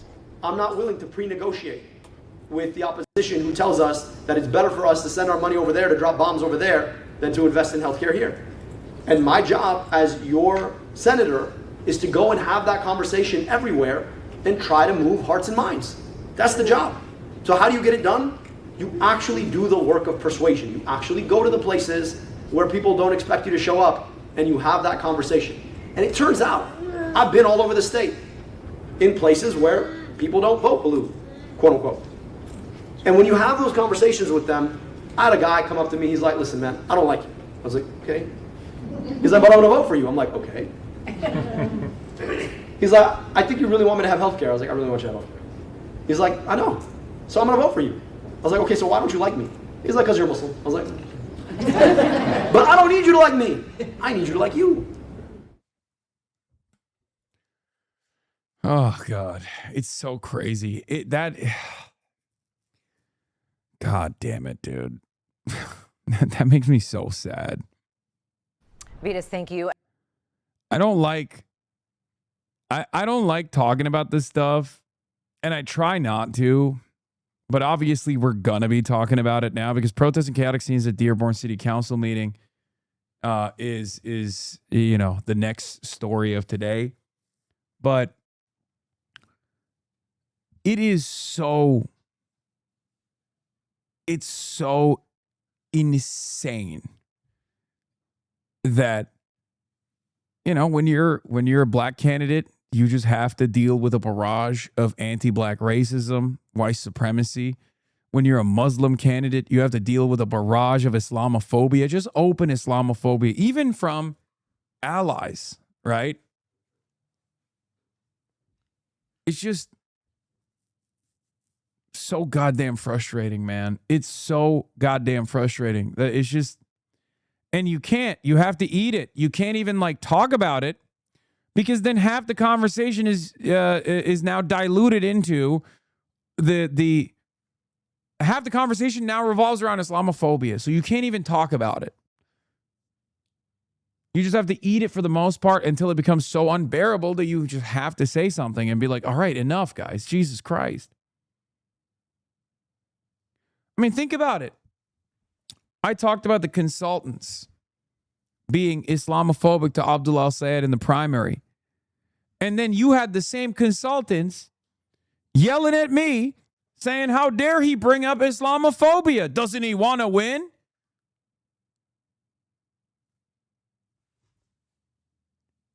I'm not supposed to say anything? Like, it is so normalized that you can't even be like, look, I'm a Muslim American. I really like Abdullah. He's a Muslim American. It's kind of unbearable how much Islamophobic attacks he's receiving. You can't even say that without people going, shut the fuck up. And that was a real news story. That was on Fox News. That was on CBS. That was on MS Now.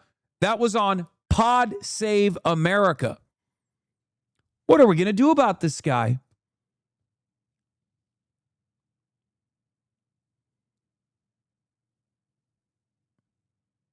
Meanwhile, the consultant class were saying Abdullah al-Sayed was being anti-Semitic to Haley Stevens. Haley Stevens is Christian. She is not Jewish. Like, what are we doing?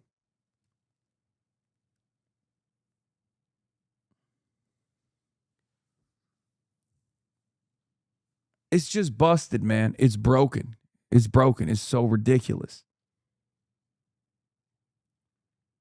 Just say the news, boy. You can't have feelings. Yeah. It's actually working, though. Triple haters.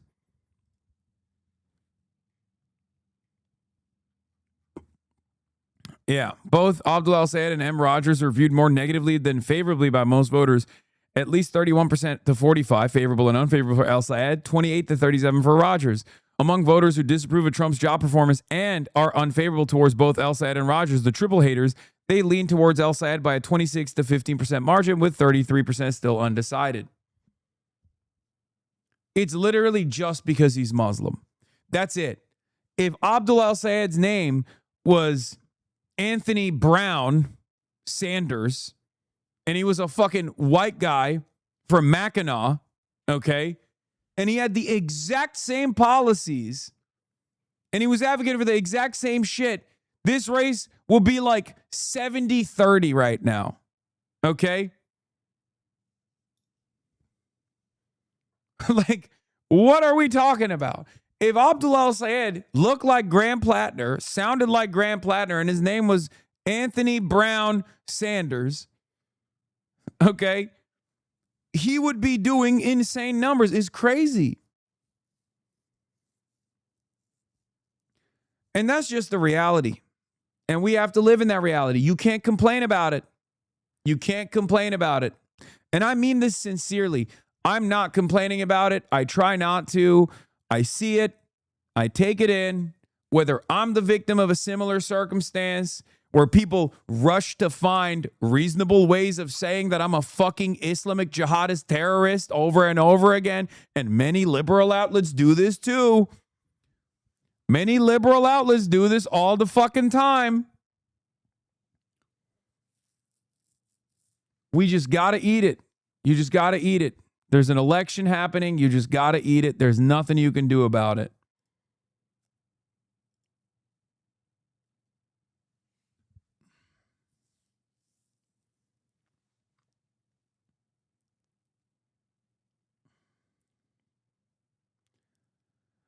Facebook is pushing Islamophobia aggressively. It's disgusting. There was an article that says Meta won't do a damn thing about it. It's disgusting. Oh, yeah.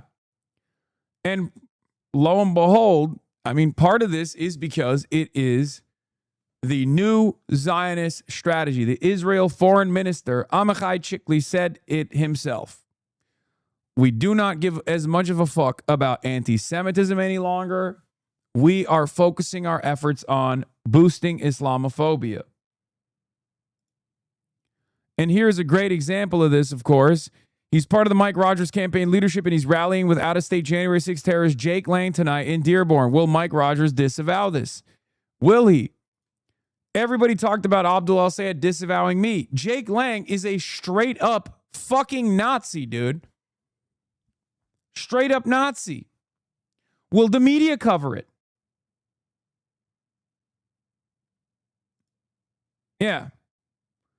After anti-Semitic white nationalist Jake Lang ranted that Muslims are mongrel third worlders who are multiplying like cockroaches, MAGA pastor Lorenzo Sewell called on church elders to lay hands on, pray over, and anoint Lang with oil. I want to pray for Jake, y'all. I love that. I love you, man. That's what he said. This guy is literally working. The pastor that we're talking about is literally working with Mike Rogers. Like, I don't have a formal position on the Abdul al-Sayed campaign. And think about how much they talked about my involvement. Meanwhile, Lorenzo Sewell is literally Mike Rogers' campaign coordinator. He is the faith coalition coordinator for Mike Rogers' U.S. Senate campaign. What are we doing? Where is the standard from the news media? Where is the standard? Where's CBS on this issue? Where's ABC? Where is MS Now? Where's CNN?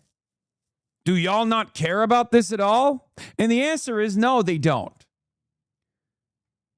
It's because if you're a Republican, you get to do it. That double standard is glaringly obvious for anyone that pays even a little bit of attention to mainstream reporting. They know how this shit works. They see it. And this double standard is also part of the reason why a lot of people despise mainstream outlets.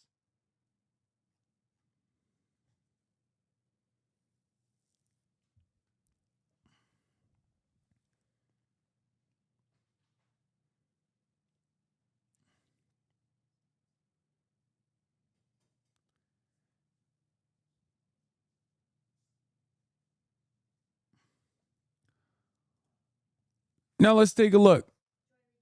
Oh yeah, 2 minutes. Well, I'm going to literally be talking about this with on the Joyanne Reid show right now in 2 minutes with Wajahat Ali.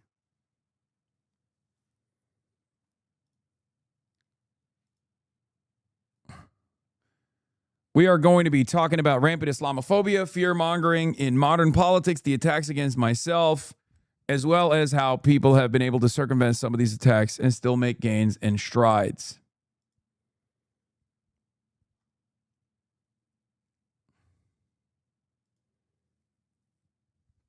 Okay.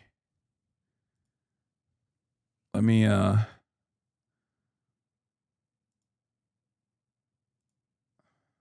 boom. Okay. Okay, and then audio, mic is working.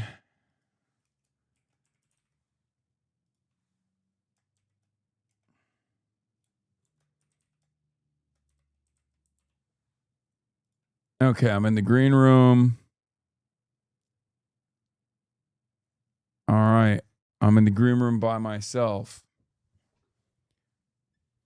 Wajahat Ali's been one of your strongest soldiers against the media bullshit coming your way. No, I know. I'm in there. I'm in the. Yeah, they changed my. I wrote Firebrand as my. It's so funny. Hey, what's going on? Can you hear me? Hello?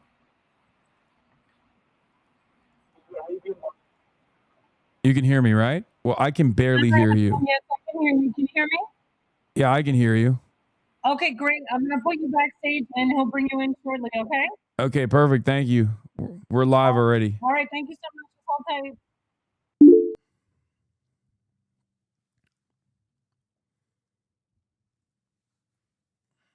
Okay, we're waiting. Mushy mushy.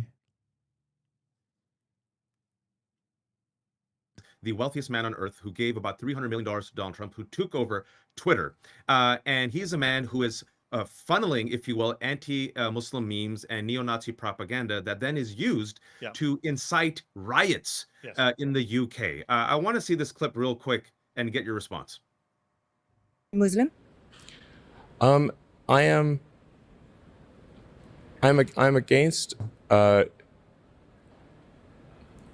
having if people are coming to a country with antithetical views. I am against that. I'm against that. You know, I'm against I'm against rape and murder. I'm against the imposition of rules and laws that are contrary to what we've come to accept in the West. Real quick, we got it. So that's him responding to, whether or not he hates Muslims. I just want people to know that his father is accused of raping his kids. The New York Times did a piece that Elon Musk's own father allegedly raped his stepbrother and stepsister. We got Hasan Piker waiting, but I don't think people are paying attention to this. So let me just say, well, this is important. I'm glad I can end by saying the same thing I said at the top. I wrote a big piece about that Elon Musk interview with The Economist. It was a horrific interview. 3 things worth noting. Number 1, easiest of questions, like the slam dunk. Are you anti-Muslim? All he has to say is, no, of course I'm not anti-Muslim. I'm against extremism. I'm against terrorism. I'm against Sharia law. He could have done whatever talking point he wanted to. He's so racist, he couldn't even bring himself to go, of course I'm not anti-Muslim. He goes, I'm against antithetical values. I'm against rape and murder, as if that's what Muslims do. Imagine somebody asks you, are you anti-Semitic? And you go, well, I'm against murderers and rapists. So it's a fundamentally racist answer. You can take the boy out of apartheid South Africa. Can you take apartheid South Africa out of the boy? Right? So that leads me to number 2. He says, I think people shouldn't have antithetical values. That's you, Elon Musk. You are the un-American guy. You are the anti-American. Yeah, he only interviews Hasan's chat. That's full of election deniers and white supremacists. You're the one trying to wreck our constitution. That's number 2. And lastly, number 3, I said Muslims are the canaries in the coal mine. Elon Musk has spent the last 2 years attacking Muslims really loudly, but not just Muslims. We're the easiest target. We're the low-hanging fruit. But who did he attack today? What did he say today on Twitter? He said, free Derek Chauvin. Elon Musk is now a George Floyd homicide denier. He says he was not murdered. Derek Chauvin did not murder him, and he should be released. This is a far-right white supremacist conspiracy theory. We all know what the medical examiner's report say. We all know what a jury of 12 people found. Derek Chauvin is in prison for murder, and Elon Musk is championing the white police officer who murdered a black man. Like I said, we're the canaries in the coal mine. They come for us first, but it's everyone else after. Mehdi, fantastic work. Where can people find you real quick? They can find me, wrong hand, Zeteo, zeteo.com, zeteo.com. That's our media company. That's how we're covering the news. Do support independent journalism, support Joy, support us, support Waj at the left hook, because the mainstream media has failed. Mehdi, we're going to bring in the scary Hasan now. The moderate Mehdi Hasan is leaving. Assalamu alaikum, moderate Mehdi. Thank you. Give me the gong for the scariest man on earth. This is the person that the Democratic establishment is terrified of. We're finally meeting face to face digitally. Hasan Piker, the progressive Twitch streamer who works out. And my God, Hasan, you are terrifying me. Your beard, your glasses. I mean, I feel like I have to become a communist automatically. You are so terrifying, Hasan, that yesterday, Jared Moskowitz, who beat Oliver Larkin, who's very talented and will have a very bright future in politics. Jared Moskowitz, Hasan, when he won, and Jared Moskowitz is a Democrat, as he says, a Ron DeSantis Democrat. Hasan, Jared Moskowitz, instead of saying, oh, thank you to my supporters, instead of saying thank you to my family, his first tweet, and I double-checked this, Hasan. I'm like, this can't be his first tweet upon learning he won the primary. Folks, this is the first tweet that Democrat Jared Moskowitz did. Wanji, show me. My condolences to Hasan the Hun. That's your Twitter handle. And also, Hasan, I don't know if you saw earlier today, Jared Moskowitz, the Democrat, said, you know, my fellow Democratic Socialist colleagues, I don't know if some of them should get security clearance. Hasan, your response to Jared Moskowitz. When Politico approached me and informed me about some of the other things that he had said about how he's going to go on Abby Phillip tonight, and this is most likely his line of attack. He's going to use his moment in the spotlight to not only attack myself, but also the Democratic Socialists of America broadly. I couldn't believe it. I just, I said, I think he might have some kind of mental illness, because this is insane. Like, you're a congressional representative, and you have a very tough race ahead of you in this district that was redrawn specifically to be more favorable to the Republican opposition. And instead of worrying about that, you're using your moment in the spotlight to attack a prominent critic of Israel who, of course, wanted someone who's more responsive to the needs of the base for the Democrats to be elected into that seat, instead of someone who was on the Doge caucus, as a matter of fact, one of the most right-wing Democrats in the country. So, I guess I am a permanent fixture in the minds of many pro-Israel Democrats, and certainly the entire Republican Party nowadays.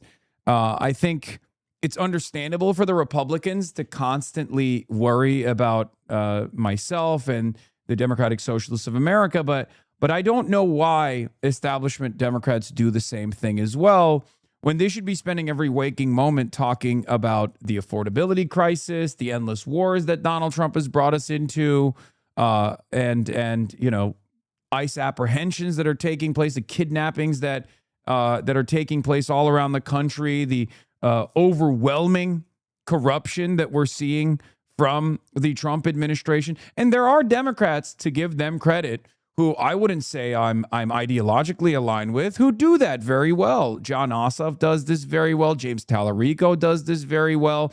I wish they were more platform focused. I wish they were more policy focused. I wish they were advocates for Medicare for all and universal child care and all these other things that the base is demanding. But those guys, they do a pretty good job, and they are able to win their races, and or hopefully they will win their races against their Republican opposition, without having to center myself, a Twitch streamer, at the heart of their commentary to showcase how I guess moderate their views are, or how pro-Israel they actually are, in spite of the anti-Israel attitude demonstrated by not just the Democratic Party's base, but broadly the rest of America, really. Well, speaking about pro-Israel Democrats, Jared Moskowitz proudly takes money from AIPAC. Debbie Wasserman Schultz, who carpet-bagged Elijah Manley's Florida's 20th district, a historically black represented district, now has Debbie Wasserman Schultz. She's not black. She loves her AIPAC money. And we also know that there was one candidate who saw Israel in her dreams. That was, of course, Haley Stevens.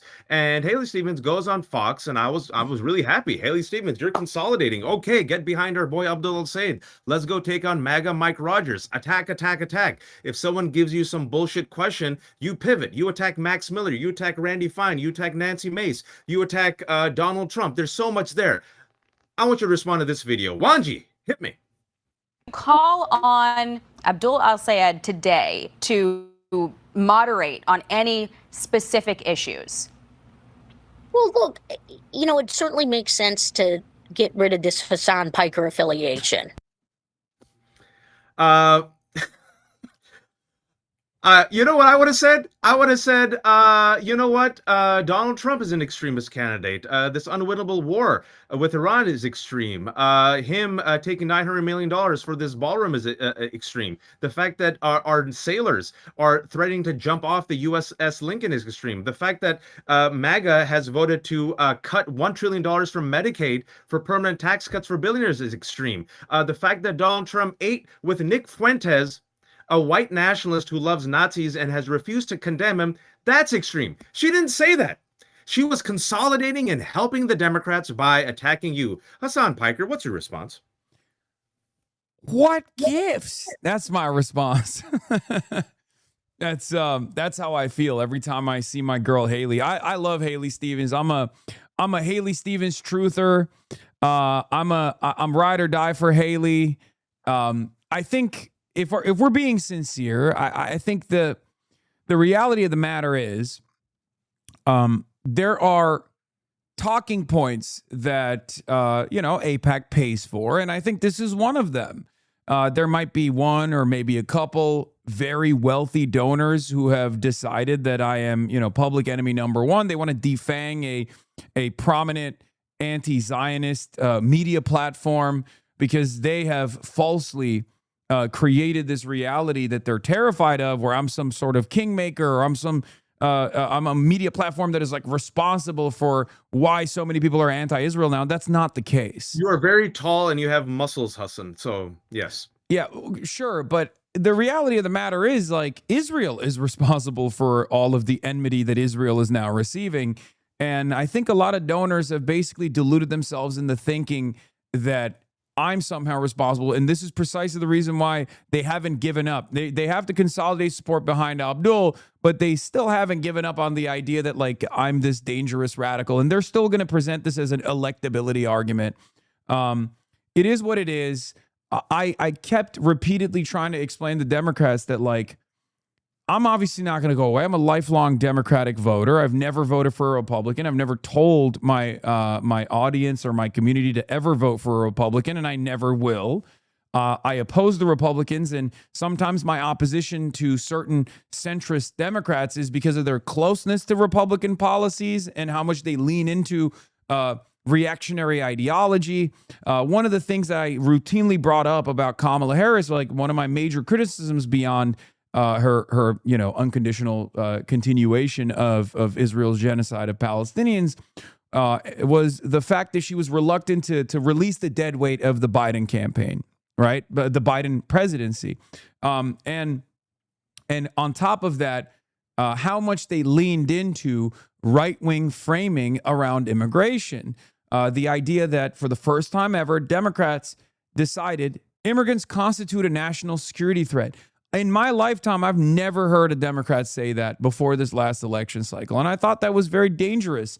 I thought that was electoral poison, because you were basically admitting, falsely, ironically enough, that there was this major problem with undocumented migrants doing crimes when the data shows the exact opposite reality. And then you were basically teaching your base, a base of Democrats and independents, that the Republicans were right, that the Republicans are correct on this issue of the migrant crisis. So, of course, a lot of people were either going to stay at home because they felt frustrated, or they were going to go and vote for the Republicans. I know many people who turned around and said, okay, you guys yelled about a border wall for 8 years, and then now you want to be the border wall party? I'm going to vote for the border wall party if that's the case. That's hypocritical. And that's precisely the reason why a lot of people went and voted for Donald Trump. So I want to remind people that the data has shown something. I rarely get "I told you so." I don't have the money. I'm a middle-aged father. I don't have the muscles. I drive a minivan. I shop at Costco. So all I get, Hasan, is I told you so. I'm trying to help the Democratic Party. And I told the Democrats that you have to move away from the Gaza genocide. You have to actually embrace and acknowledge people's pain. And it wasn't just Muslims and Arabs and Palestinians who were pissed off. The Democratic base was pissed off. I begged them. So did you. So did others. At least have one pro-Palestinian speaker. The bar is so low, it's in hell. Just bring one pro-Palestinian speaker or one Palestinian speaker to share the stage with Rose Goldberg Poland, the Jewish mother whose son was held hostage and later we find out unfortunately killed. She gave a beautiful speech, folks. Everyone applauded. You have the Jewish mom there, then you bring a Palestinian mom, you have them hold hands. Wonderful. They didn't even bring one single Palestinian speaker, but they had no problem bringing on Never Trump Republicans, and Kamala Harris had no problem campaigning at least twice with Liz Cheney, who was the number 3 Republican who voted with Donald Trump 92% of the time. But until her skin literally was at risk of being killed on January 6th, that's what caused her to say, okay, that's too much. I say all this because I see the double standards, and I keep the receipts, Hasan. This is the first time you and I are talking. A couple of months ago, I called it. I said, Mallory McMorrow, who was a progressive, who used to come on my show until she announced she was running for Senate, and then she disassociated with me, which is fine, Mallory. Inshallah, one day you can come back. Mallory realized, okay, I'm running in between Haley, I see Israel in my dream, Stevens, and this scary Muslim, Abdul Said. So I'll be Timu centrist and Timu liberal. And I paid attention. You had campaigned for other Democrats. She waited until you were doing one campaign stop with Abdul Said. And then there was an avalanche of attacks. And I'm like, oh, they're going to weaponize Hasan Piker and use him as a bludgeon against Abdul Said and other Democrats. I predicted it would be the Streisand effect. For those who don't know what the Streisand effect is, it refers to when you want to bury something and then you engage in maneuvers to bury it, and what it does instead brings it to light and makes it more famous. But talking about the Islamophobia, just the subtle, blatant Islamophobia used even by liberals, we have to play this clip. Give it to me. C3, Wanji. Been a lot of support on the left for Abdul El Sayed. He's been endorsed by Hasan Piker, who has millions of followers on social media, mainly people under the age of 30. I mention this because he is a very controversial figure. And in March, you compared him to white supremacist Nick Fuentes. Now, Piker spoke to Detroit Public Radio about that yesterday. I want you to take a listen and respond. There's so much diversity of choice in where people can get their news from, so people can come to me directly and figure out what I'm actually about.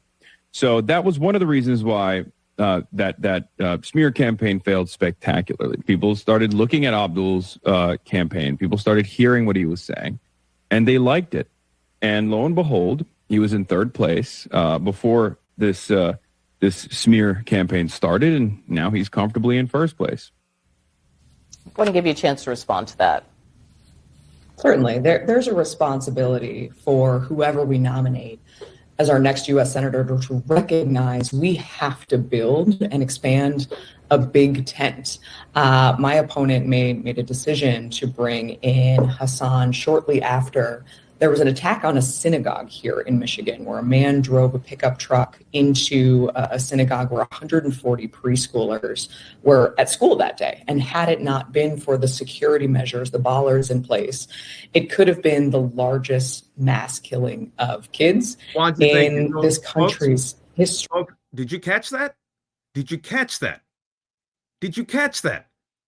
What does Abdul El Sayed and Hasan Piker have to do with an anti-Semitic terrorist attack? Hasan, your response. Well, he was Muslim, Abdul's Muslim, and I'm Muslim. And that's it. That's the only reason why you make a connection like that. And that's precisely what she was doing.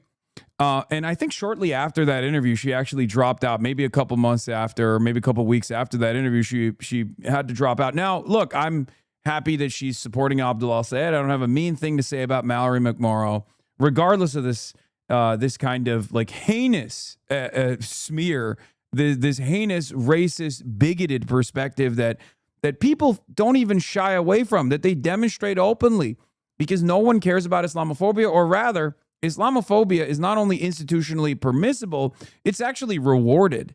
And we're seeing the impact of this right now. I mean, there was a Dearborn City Council meeting that took place yesterday, and there was a guy on there. And these people are not exactly fans of Jewish people either. They're very Islamophobic. They're Nazis, right? And one of the guys was talking about how I want to like rape white women, right? Like they were talking about how because I made a joke about the Great Replacement, which is fake. It's not real. And Elon Musk has been losing his mind over it for like the past week or so. Anti-Semitic and promoted by Nazis. Yeah, and this anti-Semitic Great Replacement conspiracy theory, this is totally ridiculous. I've made a joke about it in 2018, and Elon Musk has been highlighting this over and over again. And some of these insane neo-Nazi LARPers who are dressed up in all their combat gear are now going to Dearborn and talking about what they're going to do to Muslims in general. And unfortunately, a lot of liberal media has also played a role in fomenting this Islamophobia. It was Amichai Chikli earlier, the Israeli diaspora minister, who said in an interview on Hebrew media that Israel has completely given up on on dealing with anti-Semitism, and they've realized that they are going to now align with Islamophobes.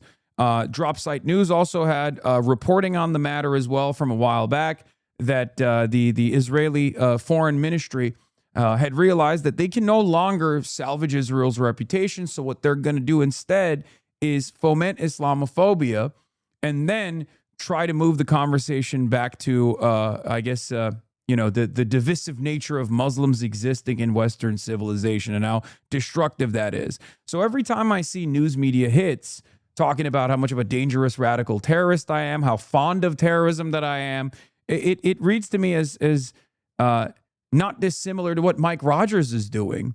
So it's very sad to see liberals, prominent liberals, people who have positioned themselves as being against bigotry, lean into these sorts of narratives in an effort to Hasan, attack you set Abdul and me up. myself.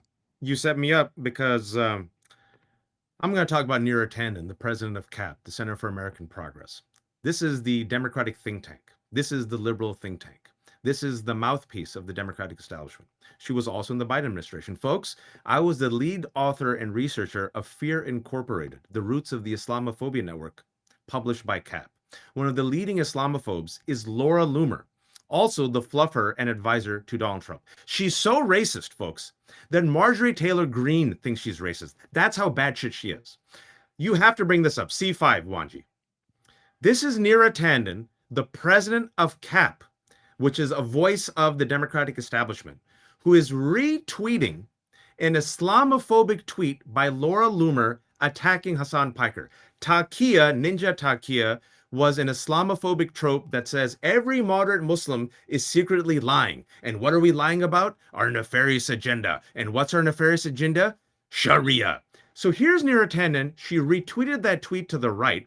And then on the left, she said, not a Loomer fan, though I agree with her Ukraine view, but on this, she's right. Retweeting and praising Laura Loomer, the most hateful Islamophobic tweet attacking you, Hasan. Your response. So, Neera Tanden may or may not have played a role in the Hillary Rodham Clinton campaign early on when they released to the Drudge Report the famous image of Barack Hussein Obama wearing a turban. That was a huge deal in the 2008 primaries. She was a part of that campaign, and that campaign may or may not have released this information to Drudge Report, right, as a part of their opposition research. So she's been doing this kind of stuff for a very long time. She's an absolute mercenary, right, and a little bit of a mess. But look, I expect this. I do. It's just not anything that we can do. There's not really anything that we can do about it. I'm sorry. It's just the reality. This is a battle for the soul of this country, but also a little bit of a battle to restore some semblance of democracy back to the Democratic Party. And there are a lot of people who are in positions of power who are trying to maintain their position of power and their pro-corporate posture by any means necessary. And yes, that absolutely includes not so subtly or subtly leaning into Islamophobic lines of attack against Abdul al-Sayed or prominent figures in the media that are critical of Israel.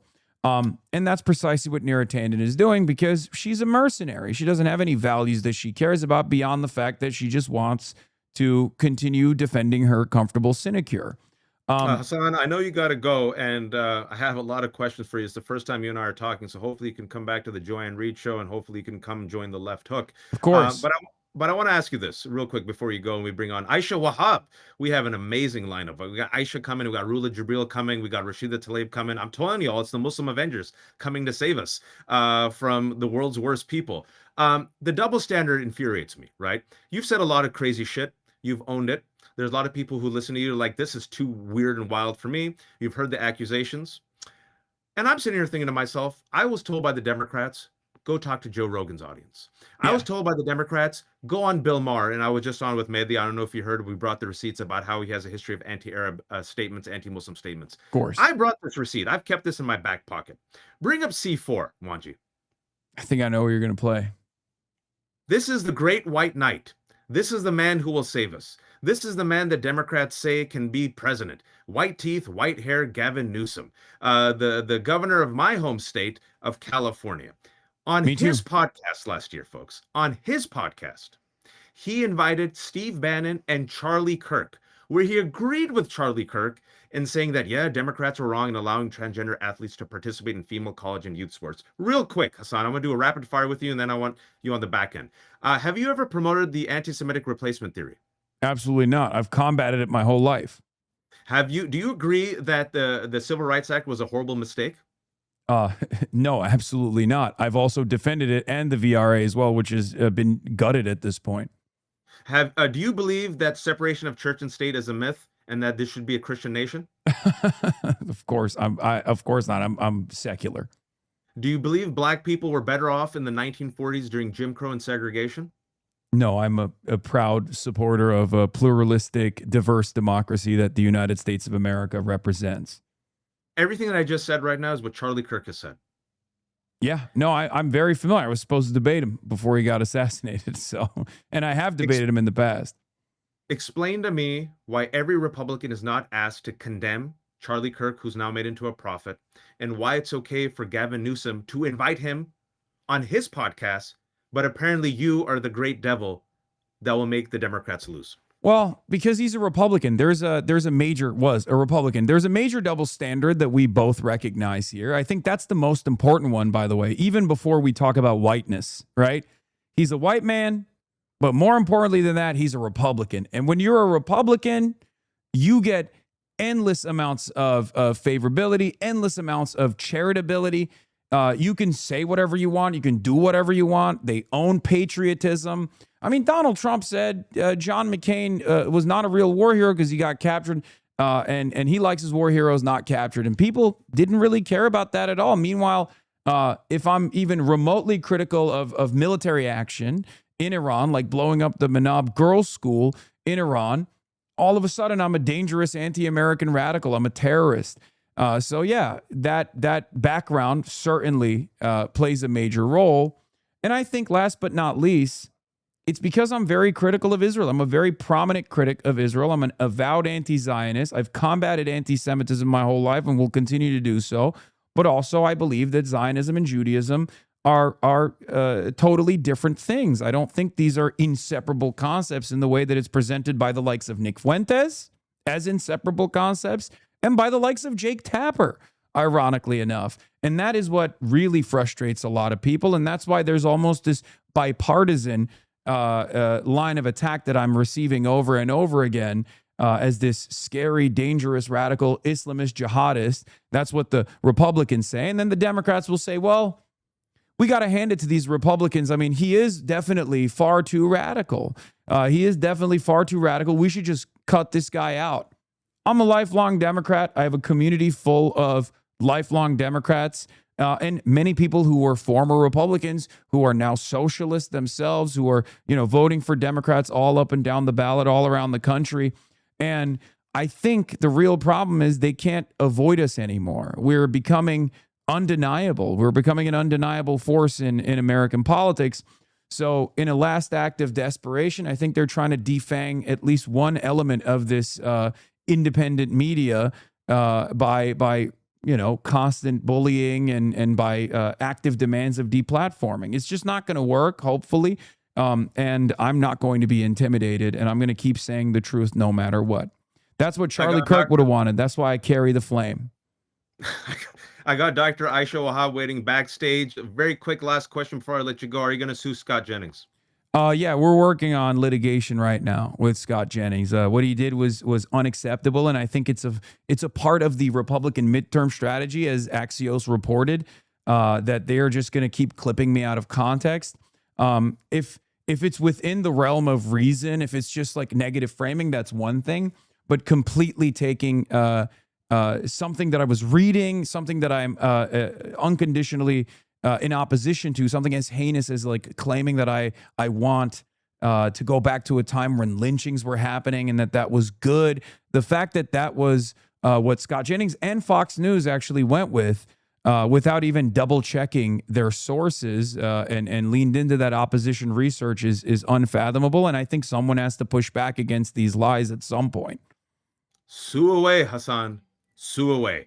Come back anytime. That's Hasan Piker. Thank you, sir. We have Dr. Aisha Wahab waiting. Thank you, Dr. Aisha. I know you're so busy. We got Rula Jibril coming and Rashid Tlaib. This is the second hour of this amazing all-star. All right. I have my guests here from American Doctor. So that's why we had to end that conversation shortly. What's up? What's going on? I'm doing all right. Yeah, I'm ready for him. Yeah, let's bring him in. Whoa.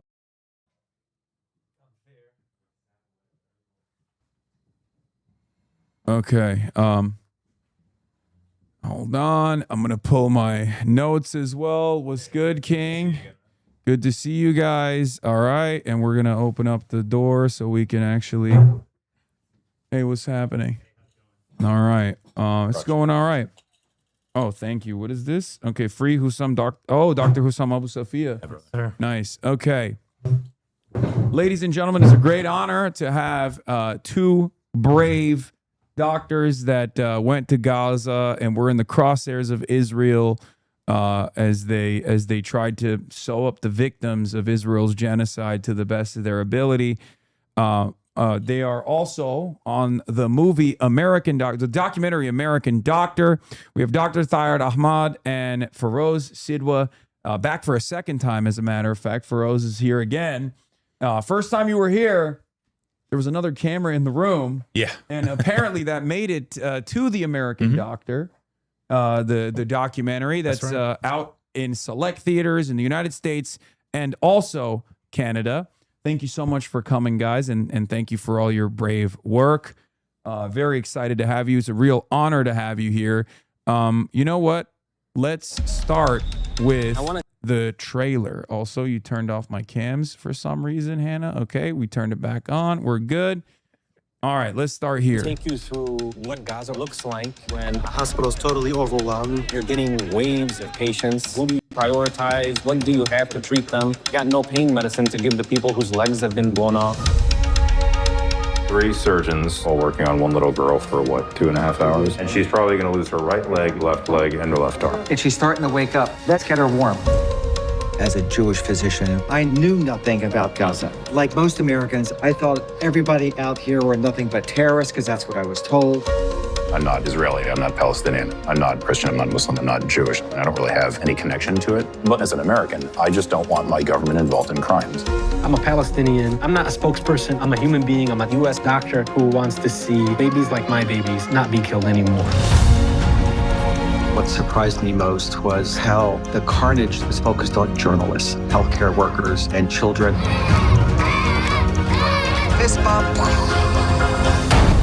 Where was that? That bomb hit the building. There was a 15-year-old kid ready for discharge that was incinerated. And if I had gone down and been changing that kid's dressing, there would have been 3 bodies and I would have been one of them. When they hit a hospital, that's a deep tragedy that people will feel in the community for the foreseeable future. We're just asking that hospitals not be targeted. Why that conversation is derailed in the United States is beyond me. We do not have to accept that as Americans. The United States could stop sending jet fuel, bombs, all sorts of weapons. This is a political problem. We need a political solution. We're a good pair. You talk intelligently and I talk emotionally. It's on us to make sure that their stories are told. I couldn't go to Palestine. I got rejected. And then I come back to the United States and get detained by the Department of Homeland Security. This is what my tax dollars did. What your tax dollars did. What my neighbor's tax dollars did. They have the right to know the truth. Feroze the right one to listen to. He is about fairness, and he is about doing the right thing. You know we're not dating, right? You don't have to talk me up this much. I just met her 5 minutes ago. Yeah, it's from Watermelon Pictures, and it's available in select theaters in the United States and Canada. I'm going to briefly intro both of you guys, and it's going to be awkward because I'm doing it while you're right here. But Dr. Ahmad is a Palestinian-American emergency medicine specialist based in Chicago. In April 2024, he made international headlines when he directly confronted President Joe Biden in a private White House meeting, handing him a handwritten letter from an orphaned 8-year-old girl in Rafah before walking out in protest of continued American military aid to Israel. And Feroze Sidhwa, who's been on the broadcast before, is a trauma, acute care, and critical care surgeon from North Carolina who has authored some of the most searing forensic accounts of the war, including organizing a 99 signatory open letter to the White House and a landmark New York Times survey of 65 healthcare workers documenting children shot in the head and chest. Both of you guys, alongside Jewish American orthopedic surgeon Dr. Mark Perlmutter, are the primary subjects of this new documentary titled American Doctor, directed by Posey Tang, which premiered at Sundance and is currently being released by Watermelon Pictures. This was, of course, filmed under treacherous conditions, under genocidal conditions, under direct bombardment inside the Khan Yunis Nasser Hospital by local cinematographers. The film tracks you guys from emergency wards lacking basic anesthesia to the halls of Capitol Hill, exposing what happens when American doctors return home to tell the truth about what our tax dollars are funding. I personally find it very interesting that it featured three totally separate realities coming together, right? Realities of social conditioning. Dr. Perlmutter is a Jewish American doctor. So that totally shaped his perspective on Israel. You're Palestinian. It shaped your experience going into Gaza and then coming back from Gaza as well, because I know that there were some issues allowing you in to your ancestral homelands, ironically enough.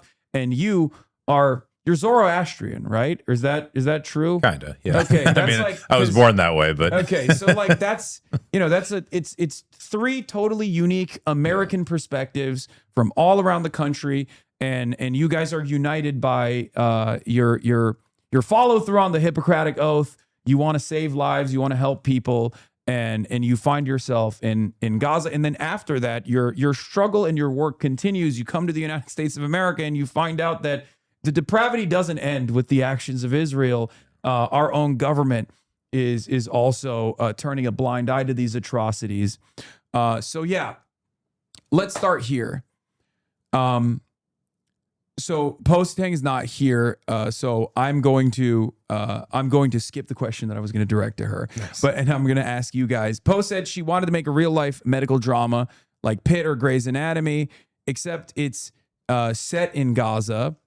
So how did your experiences, like what were you expecting to experience when you actually got to Gaza, and how did your lived experiences change? Like, how did your expectations get subverted by reality? Well, I mean, I've been going to Gaza, the West Bank, all of Palestine for over 15 years. In 2009, the Israelis carried out Operation Cast Lead. They killed 1,200 Palestinians, 300 of them were kids. And I entered through Egypt at that time. I thought that was the worst thing I'd ever seen. I mean, it's really what made me go to medical school. This idea that, you could potentially do some help when there is this really sophisticated army deciding it's going to turn its guns and its weapons towards kids. And I will tell you, Hasan, since then, I went multiple times to Gaza. When I entered in 2024, it was unrecognizable. I mean, you're coming in through Rafah, between the border between Egypt and Palestine, and it's tent city in what's usually a rural town. And there's no electricity anywhere.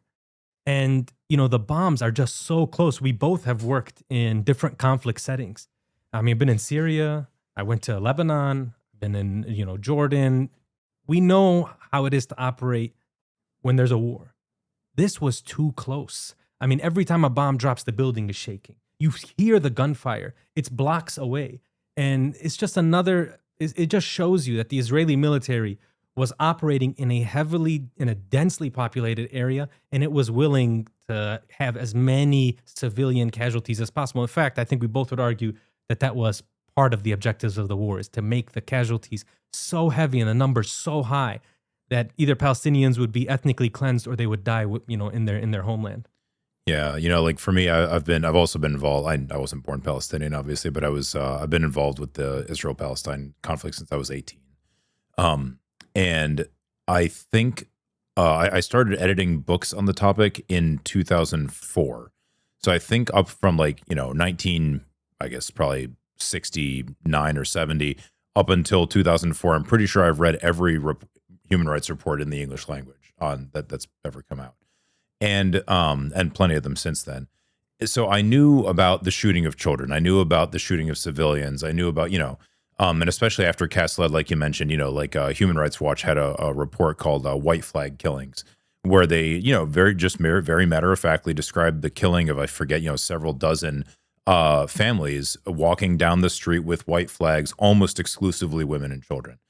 And So I knew that was going on, but then seeing it in person at European Hospital when I was there the first time, March and April of 2024, which is just a month after you, right? And you were at Nasser at that time, yeah. But seeing it in person, and I kept a diary while I was there, and then when I left, maybe like a few weeks later, a Washington Post reporter asked me for the diary, so I was like, sure. And I hadn't even thought about it at that time, but so she asked me, how many children did you see shot while you were there? And I was like, I don't know. So I went through and counted it in 14 days, really 13 days of clinical work. I recorded that I saw 13 kids shot in the head or the chest. I probably saw more, but there were times when our hands were just like soaked in blood, couldn't pull your phone out to record something. So yeah, seeing that up close, it definitely does something to you. But more importantly, knowing that you're responsible for it. We're paying for it. We're funding. We're funding it. We're providing the arms. We're providing the diplomatic support. That's what gets to me.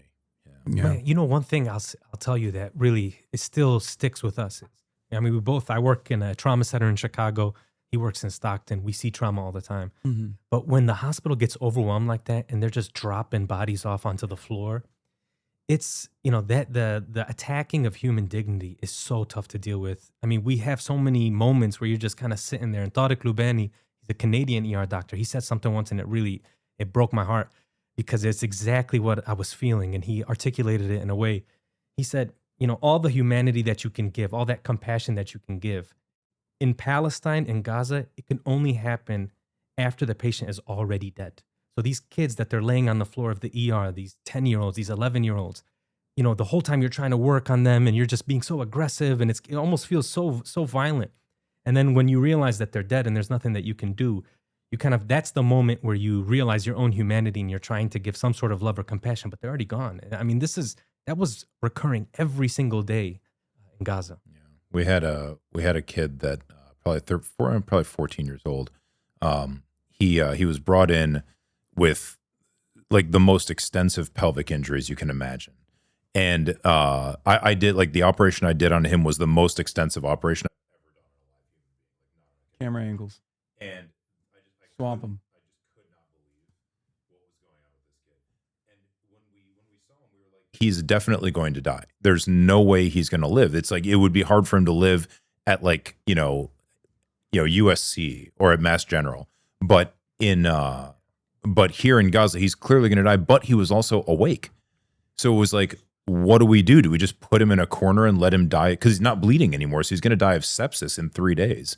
Versus, do we take him to the OR because they're not going to just you're not going to inject him with drugs to kill him. You're not going to strangle him. So it's like you're saying, there's almost no dignity and humanity until death relieves you of your worldly ability to feel. It's just it's a wild place. It really is.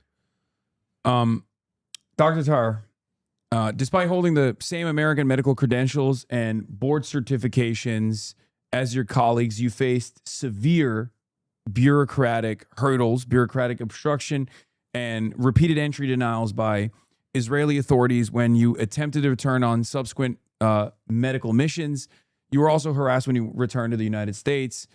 How does the political screening of healthcare workers function as a tool to seal off Gaza and eliminate independent witnesses? Yeah, I mean that's all a part of the objectives here. I think one thing, and you had one of them on your stream actually, Big Mo, the beast from the Middle East. Yeah. He's the man. Yeah, I've had multiple now. I mean, I got one of you guys elected in the office. That's right, Adam's the man. We're a cohort now of people that we've been working together trying to organize, but we have a subgroup of Palestinians who are healthcare workers, who all of us on this WhatsApp group now have continuously been denied. And there was a point now, and this was I actually get really frustrated talking about this. But there was a moment in 2024, late 2024, all of these nonprofits and NGOs that were saying, "Hey, we need doctors, let's bring them in." They would have a line in there, and they would say, "Not if you have any Palestinian ancestry or heritage, do not apply with us because you're going to get rejected." And so that's literally a part of the scheme. That was an official communication coming from the World Health Organization. Yeah. It was wild. Your dad or your mom or your grandparents are Palestinian, you cannot come in. I mean, reading that, like the thing that's so frustrating about it is like it's so obviously an apartheid. It's so obviously a fascist, ethno-supremacist formation that we're funding and facilitating unconditionally. And there are so many liberals who defend it. And they even defend it when they find out about the truth as well. So I wonder, like, how do you guys feel after seeing it with your own two eyes? I mean, you obviously have like experienced it in your history as well, but like, how does that make you feel? The denial, like, do you have conversations with people still who will act as though it's not real? I mean, to be honest, this is something that all Palestinians grow up with. It's just kind of, and honestly, I'll be 100% real with you right now. I sort of accepted it and internalized it to an extent. I was like, it is what it is.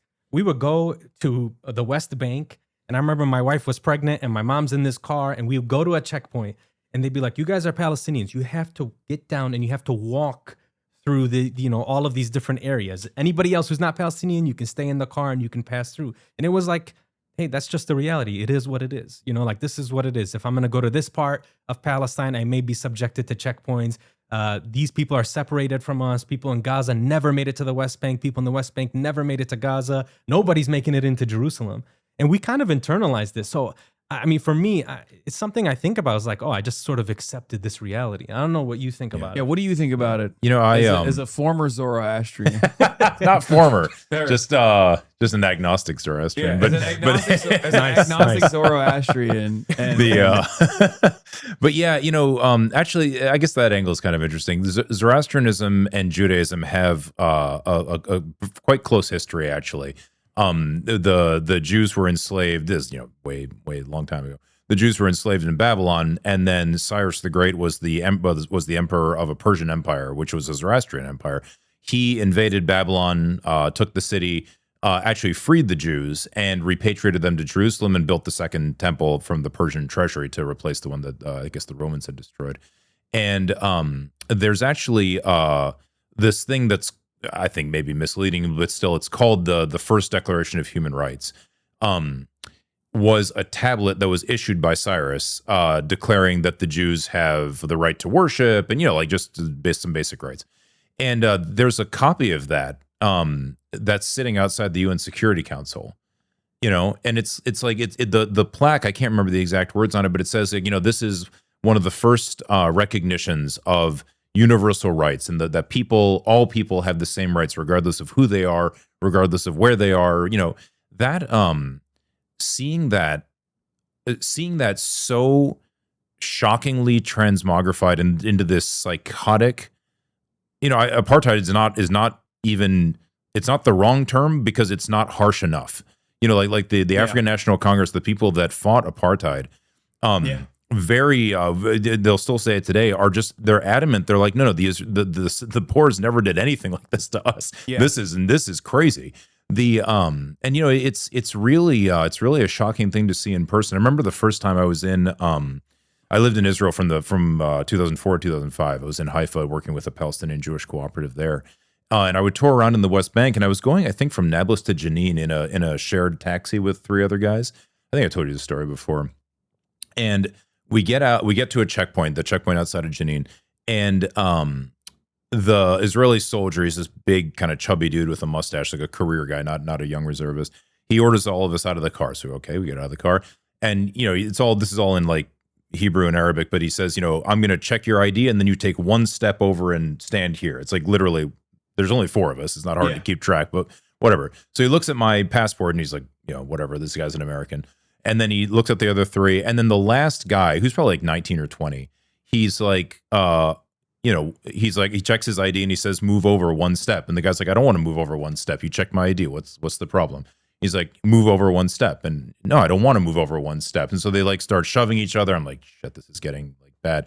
So I got between them and I looked at the Palestinian. I was like, khalas, like just, stop. It's okay. And then I was turning around to say, like, it's okay to the Israeli guy. In Hebrew, it's like beseda. He just clocks me. And I had glasses at the time. They flew off. I like went down to one knee, and I kind of just, I was scared. I didn't know what to do. So I just put my hand up like this. And then I think he realized that he hit the American. So he was like, oh crap, I better stop. So he just threw all of our IDs on the floor and walked away. And when we got back in the car, none of them even thought this was weird. You know, it wasn't even like, and I was about there. I was 21 or 22 at the time. Like, none of them thought anything of this. And I was like, holy, like, this is just, it's inescapable when you're there, you know? Yeah. And that was more than 20 years ago. By the way, Big Mo just had a baby, named him Faye. He got his wife out of Gaza. Yeah. But there's you talk about apartheid. There's like a real non-zero chance that his son may never be able to visit Gaza ever, even though his mom and his dad are from Gaza. So I mean, that's just the reality of it. We can say, apartheid and ethnic cleansing, but this is how it plays out.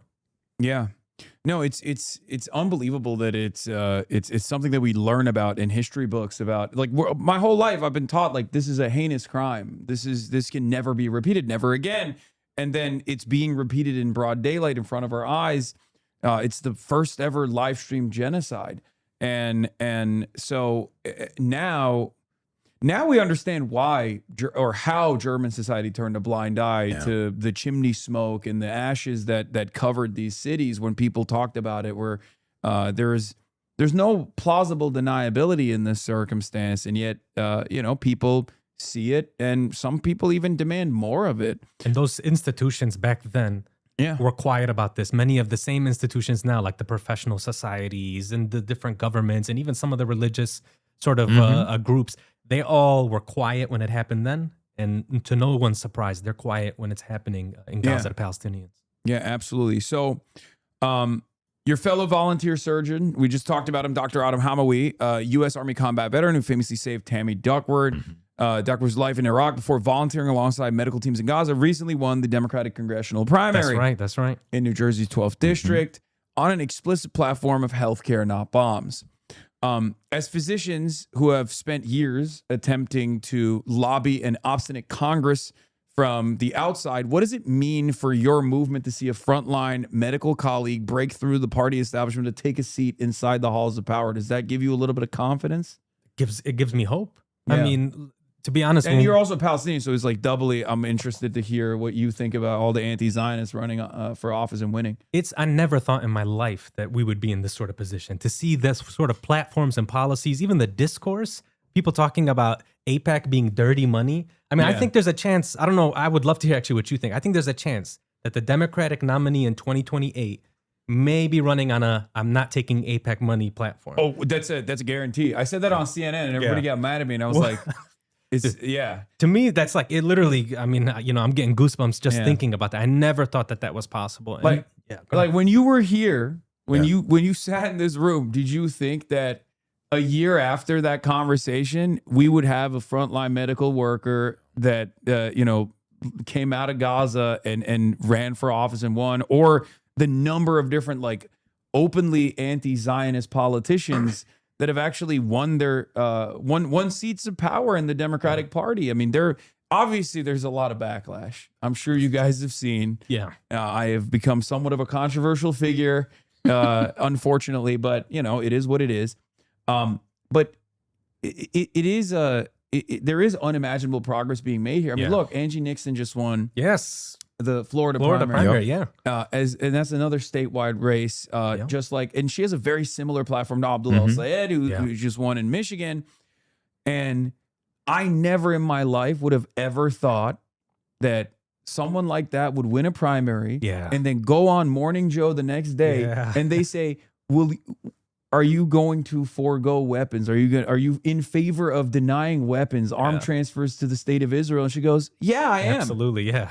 Like, that's insane. I mean, it's such a normal position when you understand the severity of the crisis, when you're like, this is a genocide. Of course we have to do an arms embargo. We should do accountability, right? Yeah. And yet it's still unbelievable in comparison to even a year ago, 2 years ago, or certainly 10 years ago. It's also a natural position if you're a politician and you actually think that what people believe matters. Like if you even leaving it, like, suppose you have no morals whatsoever. If you want to get elected and you're paying any attention to the United States, not just like, in other words, if you think that people matter, not the money, actually that's the money not only that people are winning, like Nixon in Florida, is that right? Yeah, Florida. Yeah, I think I saw, if I'm remembering these numbers correctly, I think she spent just shy of $1 million, and I think her opponent spent almost 17 million. No, and he fundraised 17 million. I think he spent like 5 million. Even total, still, like a even 5 then, to that's a 1 5 to 1, spending ratio used to guarantee just total Victory. obliteration. Yeah. Abdul El Sayed, 13 or 12 to 1. Is that what it was? Yeah, Yeah. these are wild numbers, you know. So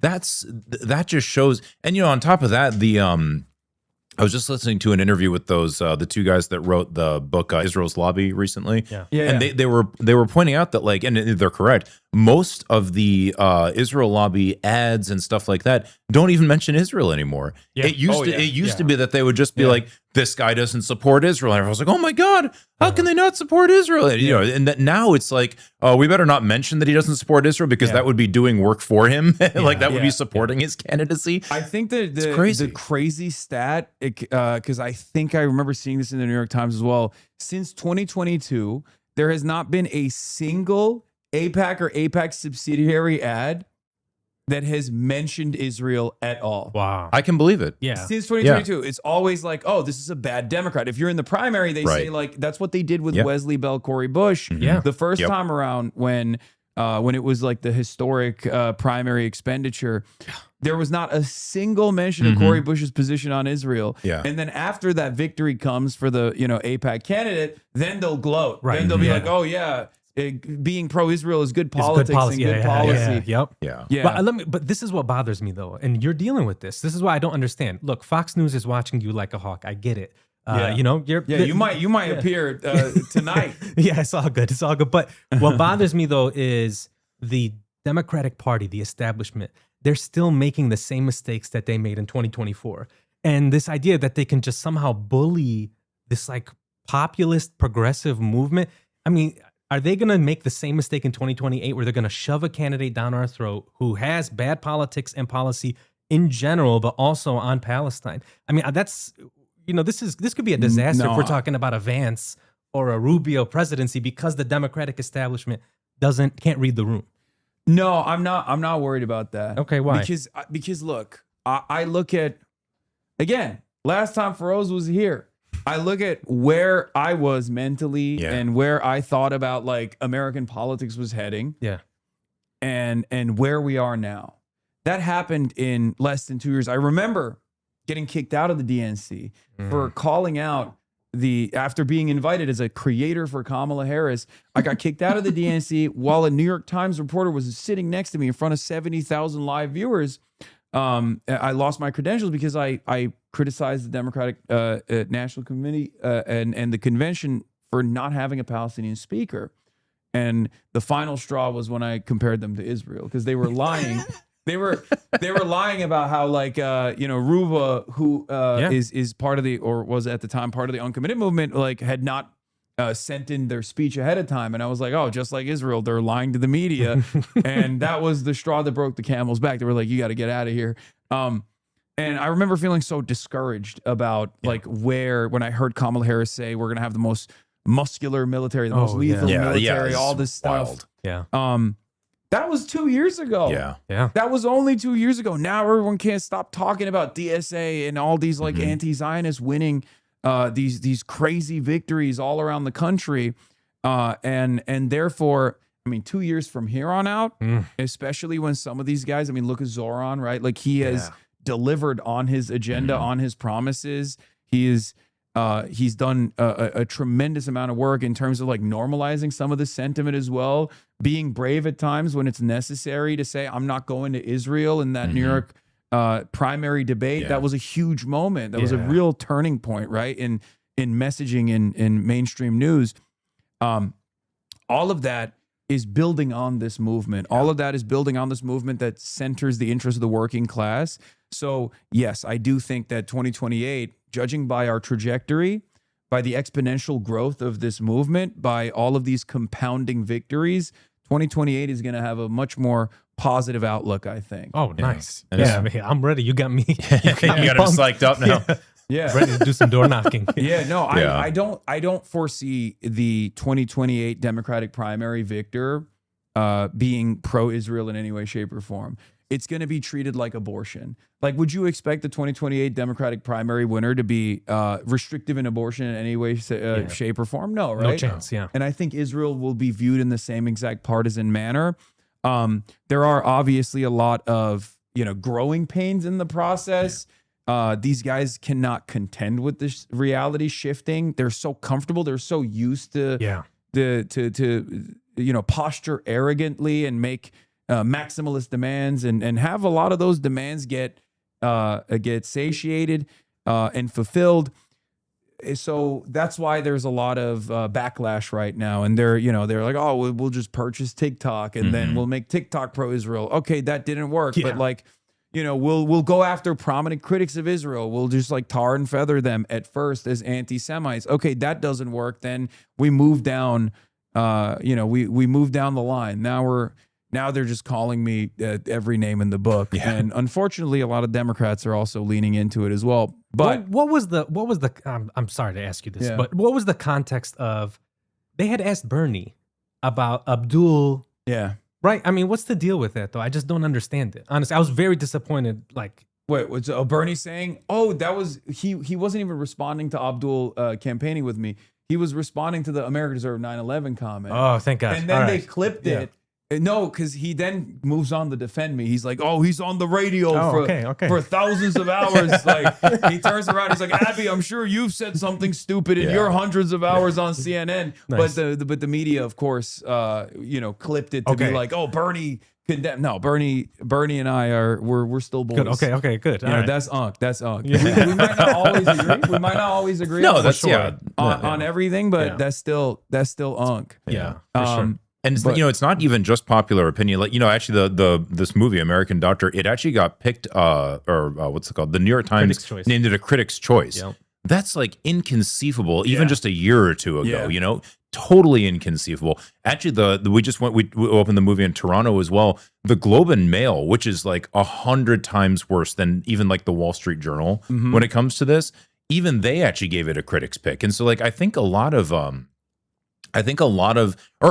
and I were on Amanpour's show this morning. That's and he and I were on Amanpour's show in probably 24? April of 2024, maybe She's May. a little bit woke though. She's a little bit more woke than the rest of. Yeah, no, she is. She's But smart. and she's an intelligent woman and she's a fair interviewer. So fine. But when we were on there, 2 years ago, it wasn't her interviewing. It was somebody substituting for her. But every single thing we said, I saw kids shot in the head. Oh, CNN cannot independently verify this. I saw people starving. CNN cannot independently verify this. That was just the constant thing. And then PBS took it down from their website. Nobody wanted to touch this. Now Amanpour herself just tweeted out part of the conversation that we just had. So things have definitely changed. Not enough yet, but we got to keep pushing and we got to hold our, we can't make the same mistake that we did with Obama, which is elect him and then go home. Yeah. It's got to be, people have to keep their, hold politicians accountable. But if we do that, there's only up to go, So going back to the Capitol Hill side of this conversation, because you guys obviously pushed a lot when you came back, that's also part of the documentary as well. The documentary follows your transition from operating rooms to under artillery fire to the halls of Congress and hallways of Capitol Hill. What was the psychological cognitive dissonance of leaving an active mass casualty zone, boarding a commercial flight, and then walking into congressional offices where staff members treated the destruction of hospitals as, routine legislative bargaining, and also saw you guys as somewhat of a nuisance, really? Yeah, and they were dismissive, and sometimes they were combative, depending on which office you were visiting.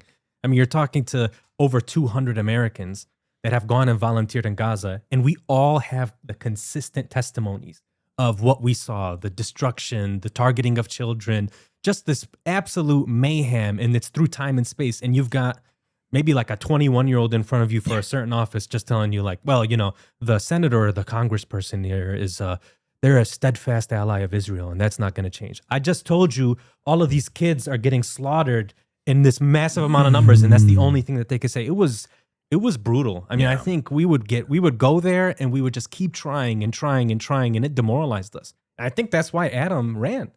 He's like, well, these people are not going to change. They're not going to listen to what's happening here. We've got to replace them. Yeah. And so I'm glad that he did that. Yeah, and I'm glad that young people are running. You know, like I'm 44. Like I feel like I'm too old to be in Congress now. Like it's like you know, like people younger than me. I mean, Adam's a little older than me, but like people younger than me are running, and they're just like, no, we don't accept this. You know, there is no. It's not a law of the universe that Americans have to subsidize the mass murder of children. That is not. There's no. It's not a law of like gravity or you know what. That's not a thing. There is no. That's not keeping anyone safe. There's no reason we have to do that. Yet we are. Throw these people out of office. You know, or you know there was this. Was it the New Yorker? It was the New Yorker. This like you know Anthony Blinken and Brett McGurk and Lloyd Austin and Jake Sullivan and all these. I forget Kamala Harris is the security advisor guy. All these people saying, you know, oh, we or Amos Hochstein, you know, these people, oh, we regret not doing more to curb Israel's excessive response to the October 7th. This side. Yeah, no, these people should not be brought back into power. You know, other people need to step up 100%. And we need to put them in a position to do so. Yeah. And they kept defending it well into the Trump administration. Brett McGurk has a CNN contributor slot. Yeah. And I saw him with my own two eyes, with my own two ears, speak endlessly about how positive it was that Trump was involved in Gaza in a similar manner to the Democratic Party and how this was like following the trajectory of Biden. He even talked about the Iran war in a similar manner initially. So did Hochstein. Hochstein said, you know, if Biden was reelected, we actually thought we were going to have to attack Iran too. Yeah, we were talking about it. He said, the hell out of here. Like that, you're crazy. That means you're psychotic. Like the fact that it really, I mean, that's maybe people don't get how crazy these things are, but like that means you're nuts. Yeah. Go away. Yeah, I mean, that's why I'm glad that there are so many different things like documentaries coming out or different pieces of art coming out or the fact that you're streaming and stuff. It's like, we've got this documented for the historical record. Jake Sullivan can give any speech that he wants at Harvard trying to distance himself. But at the end of the day, I met with Jake Sullivan and he was defending these allegations about what these hospitals were used for to a person that's been in every hospital in Gaza. Yeah.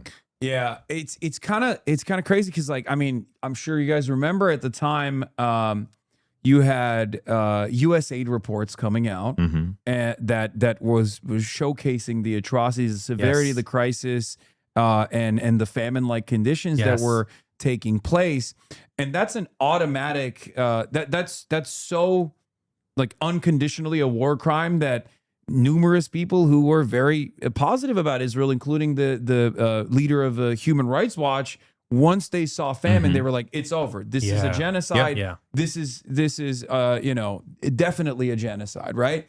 And yet, those reports were cast aside, by Anthony Blinken, or even altered. Yeah. That's why Stacey Gilbert resigned. That's like that. Anil, what's her last name? Rodriguez, I think.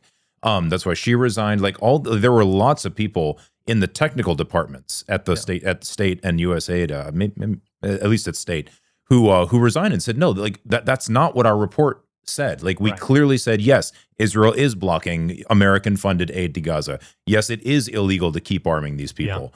And then you had like you know you mentioned like the testimony of you know 99 American. When do 99 American healthcare workers, including the two of us, and Mark. And Adam and plenty of others. When do 99 American healthcare workers write the President of the United States a letter saying we saw atrocities committed by an American ally with American weapons and get literally no response? Like nothing. No response at all. And that's wild. And I think people should know that as doctors, the different specialties that we have, we all hate each other. We think we're all so the fact that we can come and agree on certain things, but that is miraculous, honestly. And the fact that it was ignored is nuts. One thing I'll say is we can all agree that Huckabee is a racist lunatic. He hates the idea of Muslims or Palestinians, and he doesn't even like Palestinian Christians. But Biden's ambassador to Israel, Jack Lew, is also a horrifying figure. That famine early warning system report, this guy got the report. It says there are famine conditions in the north of Gaza, and he's trying to argue that the population calculations are wrong. the famine early warning system is part of USAID, and it was Are you out of your mind that you are saying that, oh, there's a chance that people are hungry and dying from hunger? I'm going to argue the numbers instead of saying, let's get some food in. Who cares if it's not at the level of famine, if you want to argue that? But get some food into these people. It's clear that they're starving to death. Yeah. Speaking of Mike Huckabee, I got to show you guys this. So this is the new line of defense. It's somewhat of a testament to the fact that this like unconditional support and loyalty concept is kind of falling apart. That now the question is, do you suffer from Israel derangement syndrome? Oh man. And Mike Huckabee says, this is hilarious and very well done. Let's take a look at the video really quickly. I'm not going to like bother you with the entire thing because it's gross and disgusting. All right, everyone, boy or girl? Israel is committing genocide right now, and you people are cutting a cake? Do you or someone you love suffer AI from video, of Israel course. derangement syndrome? My wife says I never listen to her. At least I think that's what she said. We're giving Israel almost $4 billion of our tax money every year. Why are you silent on this? Are you funded by them too? Israel derangement syndrome doesn't. So what's funny about it is like they're trying to present it as like, oh, why do you care about this thing so much? And it's so funny. From my perspective, at least, which I replied to Mike Huckabee with, this is especially funny coming from you, big dog. You literally said Israel has a right to implement the Greater Israel Project. Yeah. If there's a person, if there's anyone that's like obsessed with Israel, it's evangelical Zionists. Oh man. People like Mike Huckabee, who I think would literally sacrifice their firstborn, or even like an entire American state in the American mainland, just so Israel gets to behave in a belligerent manner in the region. So very funny that now their attitude is like, why do you care so much about this? It's only $4 billion a year. It's facts, which by the way, that's all facts. And they're somehow saying there's some derangement there. Yeah. Huckabee, by the way, is a rogue ambassador. I hope people understand this. He refuses to call it the West Bank. Yeah. Because of this like insane. Yeah, he's a zealot. he says Judea and Samaria. He never says the West Bank, which of course is not U.S. foreign policy, at least for the last 5 decades. And he's like, I mean, that next thing there, the Times of Israel that you have where he's meeting with the ex-spy. Yeah. I mean, are you telling me this was approved by our State Department? Yeah. Did Rubio know about this and said, hey, it's all good, meet with this guy who was, spying on us? So this guy's totally rogue. And he's just, I mean, he's and meeting sanctioned Israeli ministers, calling sanctions outrageous hypocrisy. I mean, it's insane. Yeah. We are run by lunatics. Yeah. The idea that Mike Huckabee, who is, as far as I understand, he's a Christian pastor or some kind, right? Yeah. The idea that this man does not understand that when you starve children or when you pay someone else to shoot children, or that's something that you should be worried about, and can dismiss it as, Israel derangement syndrome and pretend that everyone's yelling at stand-up comics who make jokes about their wives, like in the middle. This is absurd. Like it's kind of hard to. I mean, I know we're laughing about it because it is pretty funny, but it's kind of hard to appreciate how psychotic that is. I mean, that's I don't know. I feel like that's like somebody being like, oh, you're obsessed with Germany because they're, why are stand-up comics standing up and yelling about the Holocaust in 1940s? Well, there's a reason. I mean, there is a good reason for that, actually. Yeah. Like if people were doing that in the 1940s, now we would praise them for it. Yeah. One of the worst takes I ever heard, I don't know why he reminded me of this, is Patrick Bet-David was talking about That's my rebranding. goat. That's your guy, huh? No. Oh, God. He's so funny. Oh, I can't believe you brought that up. Do you remember the take he said? He goes, Israel has a PR problem. He goes, and I have an idea. Let's do the roast of Benjamin Netanyahu. Yeah. It's like, wow, that is as bad as it gets, man. Dude, it's because these guys are fucking stupid. Okay? It's because they're so stupid. I mean, I love Patrick. He won't have me on a show for some reason. He's had Nick Fuentes on, and I'm a bridge too far. These guys literally think I'm like a more dangerous radical than fucking Nick Fuentes, who they defend all the time. That shows you how out of touch they are too. This is just a crisis of PR. As though you can just like solve it by roasting Benjamin. Yeah, it's insane. It's like they've murdered children and they continue to murder children right now during the so-called ceasefire. Yeah. There's one element that I really wanted to talk to you guys about, because like the documentary is covering 3 different experiences that unify under this this shared experience. Was there a hierarchy in credibility when you guys came back as well? Because like, look, Mark is Jewish. You're not Palestinian. You're not Jewish, and you're Palestinian. So like, did you feel as though even in the media reception of it all, there was a difference in your perspectives, like, or the coverage itself? I mean, for sure. And that's something that you just have to understand is the reality here. I am Palestinian, but I also feel like I know what I'm talking about when it comes to Palestine, the history, the healthcare situation. I'm a board member for, a Palestinian medical organization that works in Palestine. And this is what I do. I've been doing this for a very long time. I know every inch of Palestine. I know all of the hospitals, Gaza, West Bank, Jerusalem. And I've been working there for the last 16 years. But I have to acknowledge, though, that when an American, an everyday American, maybe somebody from the Midwest, maybe somebody on the West Coast, when they see me talking about it, there is this sort of, well, he must have an agenda. He is biased. And that's part of the dehumanization. It's why these people don't acknowledge the children being slaughtered, but it's also why you can sort of just say it's these people over there, these lesser than people, these folks, these Palestinians, they're different. Like you mentioned, I heard you mention Jake Tapper, but he's somebody I always think about. Is like he has that sort of dehumanizing, racist understanding, right? So no matter what I say, I can be the smartest person in the room. He's not going to accept it from me. I mean, and so I think that's why I really appreciate guys like Feroze and Mark, why they do what they do, understanding that the backlash is there because they're not going to be spared. You're not going to be spared from this. But the fact that you're willing to speak up and say these things, I mean, that to me, I mean, I say that's courageous to do it, honestly. Yeah, no, I've never, look, for the most part, for most of my career, I've been doing this for 13 years. And before people were like hyper-focused on, every little thing that I've ever said, I was still an avowed anti-Zionist, right? But most people had not like fully comprehended the issue at all. It didn't become such a salient problem for them. And most of the time they would cover me as like a white guy who's, kind of bro-y, right? I was a white cisgender heterosexual guy who's like a little bit bro-y. Post October 7, I'm Muslim.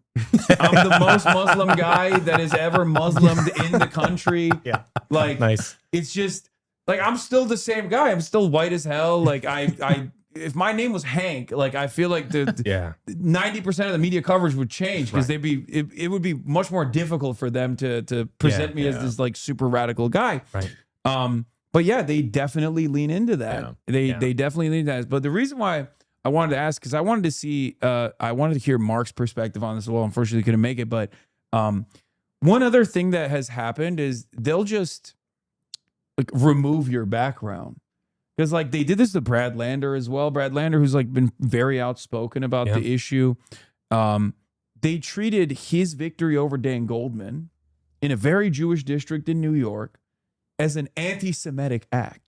It was a Jewish district. Where both candidates are Jewish. Both candidates are Jewish. But one candidate is pro-Israel, the other candidate is very critical of Israel, and all of a sudden they were making it seem like Brad Lander was this like random Christian guy, I guess, like who was anti-Semitically unseating Dan Goldman. And that's the thing is, it's not even. It is obviously there's a lot of dehumanization of Palestinians. Yeah, actually, I'll tell you, we left one. We go to these Q&As for after the screening, like after the showing of the movie all the time, and I remember we were walking out of one. And we usually hang around for like, a long time and talk to people and like, just try to answer their questions. And because, people want, anyway, while we were walking out, I heard this lady, and she was chastising herself for this, to be fair, but I heard this lady say, because, Thayer's family features very prominently and he's got these two little girls who are super cute. On the way out, she literally says, I can't believe this, but I never thought of Palestinians as having families. It's like this is like an educated person in a major city. Jesus Christ, and it's where first, even just biologically, like where do you think these humans came from? Like it's but like, that's pretty wild. And this is the person who volunteered to come see the movie American Doctor at a film festival, not even in the main theater. Well, I guess that's the best person to watch it technically. Yes, no, 100%, 100%. But she was, and she was chiding herself for that. Like that's why this kind of, this medium of film and this movie can help people see that kind of thing. But But this is the second time I heard you say that, and honestly, I don't know how else to say this, but it hurts my feelings every time he says that. I can imagine, because I think about all of the kids. Like, even you talk about Hind Rajab, you talk about all those kids, and you're like, if more people had seen it, had that realization earlier, maybe that some of them would still be alive. Yeah. Because we wouldn't tolerate this. Like, nobody is okay. People are okay with killing vermin, not with killing children. Right. That's why that has to be hidden from them what they're doing. Yeah, and that's also precisely the reason why the dehumanization has to set in. And I think the media is very culpable. Oh, very much. Yeah. Like, they've played such a huge role in that. Yeah. But the interesting thing is that, like you just said, it even extends to the idea that Jewish people who don't want this done in their name, or even they can be dismissed as, their opinion also doesn't matter for some reason. Like, now there's this new phenomenon of, I think we saw, like, maybe it was Chris Cuomo or Andrew, it must have been Chris Cuomo talking to Adam Friedland. That guy.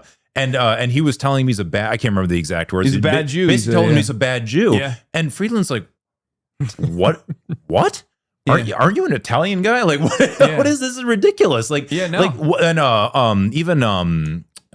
mean, is his name Van Jones? He's done that. Like this new phenomenon of non-Jews telling other Jews that they're bad Jews because they're not Jewing right is just crazy. Yeah, I mean, it's outrageous. So, like, anybody that, the American media system can accomplish a lot of really crazy stuff. Yeah, no, it's unbelievable that, like, your level of Judaism is now determined by how pro-Israel you are. Yeah. Because they did this with Abdul al-Sayed. I saw it happen with my own two eyes, where they were like, you're attacking Haley Stevens, and it's very anti-Semitic. Haley Stevens is not Jewish. She's just funded by AIPAC. Yeah. So I guess that's the highest level of Judaism in America, according to our very normal media apparatus, is like if I'm going to show you that. Israel comes to me in my dreams. I have that on speed dial. That's nice. So if Israel comes to you in your dreams, it doesn't matter if you're Christian. You're now Jewish. You're honorary Jewish. I can't believe, or at least you can be subjected to anti-Semitism somehow, because it's got nothing to do with Jews. You know what I mean? How does she say something like that and nobody says, "What are you talking about? What does that mean? What does that mean?" How? Yeah. I don't. But yeah. I mean, people say weird things at rallies. I get it, but, like, that is odd. Yeah. Like, imagine if I was like, Hasan, Palestine comes to me in my dreams. You would rightly say, can you explain that dream? Because that sounds strange. Well, I always like to say Estonia comes to me in my dreams, and because it's, like, so silly. Like, just imagine being like, no, Lithuania. I fucking love Lithuania. Do you think Lithuania has a right to exist? Yeah. Why don't you, like, if you don't give Lithuania $10 billion right now a year, that means you want every Lithuanian in America to die. That was a conversation that took place earlier on Morning Joe with Angie Nixon, or not Morning Joe. This was CBS, which is, of course, now owned by the Barry Ellisons, Weiss, and it's Barry Weiss is the news editor. Great journalist.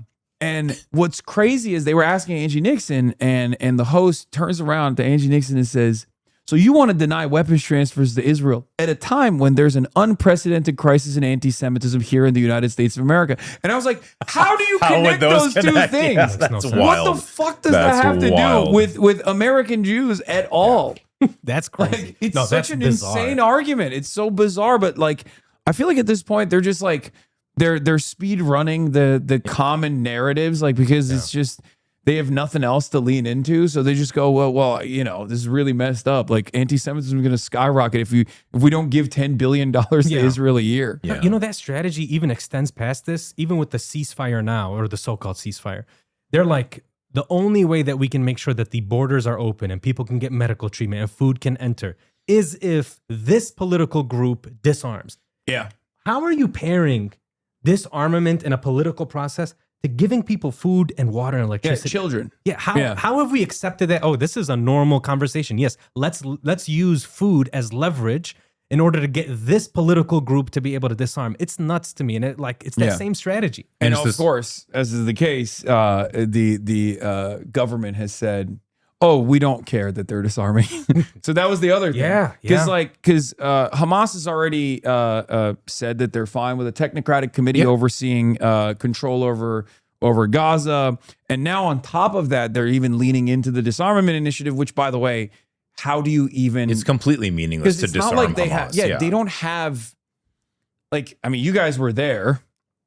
They don't have like I don't know, like S-300s or anything. They do not like have advanced weaponry. They have conventional small arms and like bathtub IEDs that they've made, oftentimes from unexploded ordnance from Israel. So like, I don't even know how you would disarm them in any meaningful way, shape, or form. But they said yes to it, and Israel is of course still advancing into Gaza. Lo and behold, in a manner not dissimilar to what they've done in the West Bank. There's no Hamas in the West Bank, and yet the occupation still remains. Nobody's talking about also them trying to build these alternative communities for Palestinians. They're trying to create a bunch of Bantustans in Gaza. And they're trying to basically say, hey, if you're a good Palestinian, you can come over here, you'll have a school, you'll have food, and you'll have shelter. If you're a bad Palestinian, you have any connections, we're going to basically either ethnically cleanse you or kill you. And the idea is there can be no contiguous Gaza, there can be no state of Palestine. That's happening. That's on the ground. It's happening right now. It's the American Indian model of dealing with this thing. Yeah, it that's really like is. 54. It was initially 52%. Now it's breached past that line, of course. It's now at, I think, 57% of the Gaza Strip. There are some estimates that say it's greater than 60%. Yeah. And you know why that's the case? We don't know for sure is, we have colleagues that have just entered into Gaza. They can't even before when the ceasefire happened, there were cinder blocks. Yeah. And they would be like, okay, this is the yellow line. Now they keep inching closer, and the only way they know is when they engage and they fire on people. Yeah. Yep. When they shoot children that they claim is like passing the yellow line that keeps expanding. That's the other thing about this military that I hope people can understand is they had a policy of just engage with anything that breathes or moves. Even Israeli hostages that escaped. Yeah. They fired on them and killed Naked, them. waving white flags and yelling in Hebrew. They fired on them, and that's how what happened to Hind happened. That's how those ambulance drivers were killed in Rafah. That's how all of these people have lost their lives when they were trying to cross the street and flee because they were told to evacuate by the Israeli military. And it's just like they told their soldiers, just fire. Yeah. Let it rain. If anybody wants to read about this, Breaking the Silence, it's an Israeli reservist group that just takes testimony from them, but also Haaretz, which is it's one of Israel's major newspapers. They've both published extensively Israeli soldiers' own testimonies, just saying, yes, we were ordered to shell people waiting for a food truck, or not like an LA food truck, like a truck delivering food. We were told to just shoot anything that moves. We were told to just obliterate every building, no matter what was going on there. Like that's just like it's all out there and open. Like none of it's a secret. Yeah. And is it not humiliating? Do you think it's not humiliating for the Trump administration to say, hey, we made a major breakthrough on Truth Social? He's like, we're advancing this agreement. And then Netanyahu holds a press conference and says, nah, we're not agreeing to any of the 15-point plan. Like, there's no response to that? We haven't even heard a response. Yeah, I mean, he's super cucked to Israel. There's no other way to put it. Like, I mean, he was this way. I've said over and over again that like the conditions for October 7 were set by the Abraham Accords. Like what came before in the Trump administration, moving the embassy to Jerusalem, formalizing the annexation of Golan Heights, things that Trump actually openly admitted Miriam Adelson was not even asking for. Yeah. Like he said he threw Golan Heights in there as a sweetener for them. They didn't even ask for it. Really? I didn't know that. So all of that obviously set the stage for Palestinian militancy to recognize their desperation and that there was no other way out of this. No, go ahead. After the Abraham Accords, I think most Palestinians were like, oh, it's a wrap. Yeah, it's over. You're getting Arab countries in the region to basically say, all right, we're going to sidestep this Palestine problem. Yeah. And we're going to kind of move forward. And, Jared Kushner, who was supposed to bring the peace to the Middle East, he's a great deal maker. You're 100% right. The Abraham Accords was the beginning of this disaster that we're in right now. Across the Middle East. Yeah. And not just that, but like the Gaza has been under siege since 2005. It's been getting steadily worse ever since. Gaza has been, the whole Palestinian economy has been getting worse since the Oslo Accords, not better. The Oslo Accords from 91, 92, has been getting worse, not better. Unemployment has been going up. Settlements have been getting bigger. Palestinian communities have been squeezed more and more and more. There's a misunderstanding that things were getting better, and then this second Intifada thing happened in 2000. Oh well, yeah. That's completely not true. That's just absolutely untrue. And then on top of that, this has been reported. Hamas actually repeatedly reached out to the Biden administration and said, "Look, you cannot just ignore this problem. This is I don't know what words they use, but this is Gaza is a concentration camp that's going to explode." And the Biden administration just ignored them. Yeah. Well, okay. You cage people and treat them like animals. Eventually, some of them will act like it. I interviewed Dr. Ofer Kasif right after October 7. He's a minister of the Knesset. He's an anti-Zionist Jew, the only anti-Zionist Jew in the Israeli Knesset, and one of the few in Israel in general. Yeah. And he told me he sent a lot of letters to American politicians, some of which I admire even, I won't say who, about the conditions in the West Bank and Itamar Ben-Gvir and like all of the initiatives that they were engaging in the West Bank that was inevitably going to bear out a very violent response. So like people act as though this was not, this was an unpredictable, cataclysmic event. And yet it was so predictable that the heads of Shin Bet had warned the Israeli government at the time, and they called them woke. They said, you're woke for saying like our militancy and our violence in the West Bank is going to inevitably bear out like a violent retaliation from Hamas in Gaza. And they've been saying that since like 2003, just to be clear. Like the 4 former heads of the Shin Bet were interviewed, I think on Yediot Ahronot, I can't remember, some Israeli thing. And they were the way I remember the one line was, we're acting disgracefully in the territories. There's no other word for it, Meron Ben-Venisti, who's the former deputy mayor of Jerusalem. I think he's passed away since then, but he was the founder of the West Bank Data Project. He wrote in probably 2002 or 3 or 4, somewhere around there, that the slow transfer of Palestinians out of Jerusalem, concentrating them in the West Bank and starving Gaza, was creating a community that is hostile and nurturing a desire for revenge. More than 20 years before October 7th. And yet he was right. Yeah, and 2023 was the deadliest year since the second Intifada before October 7th. Shireen Abu Akleh was gunned down by an Israeli soldier, a sniper, shot her in the head in Jenin camp. That was months before October 7th. And they were, and then Shireen Abu Akleh was in 2021. 2021. And then also, don't forget that when Shireen Abu Akleh was trying to have her funeral procession, they had the funeral procession. Yeah, they attacked it. So was this sort of, what did we think was going to happen as a result of what was happening? But so speaking of that, actually, I kind of want to ask you guys what you think about this breaking news about Hind Rajab.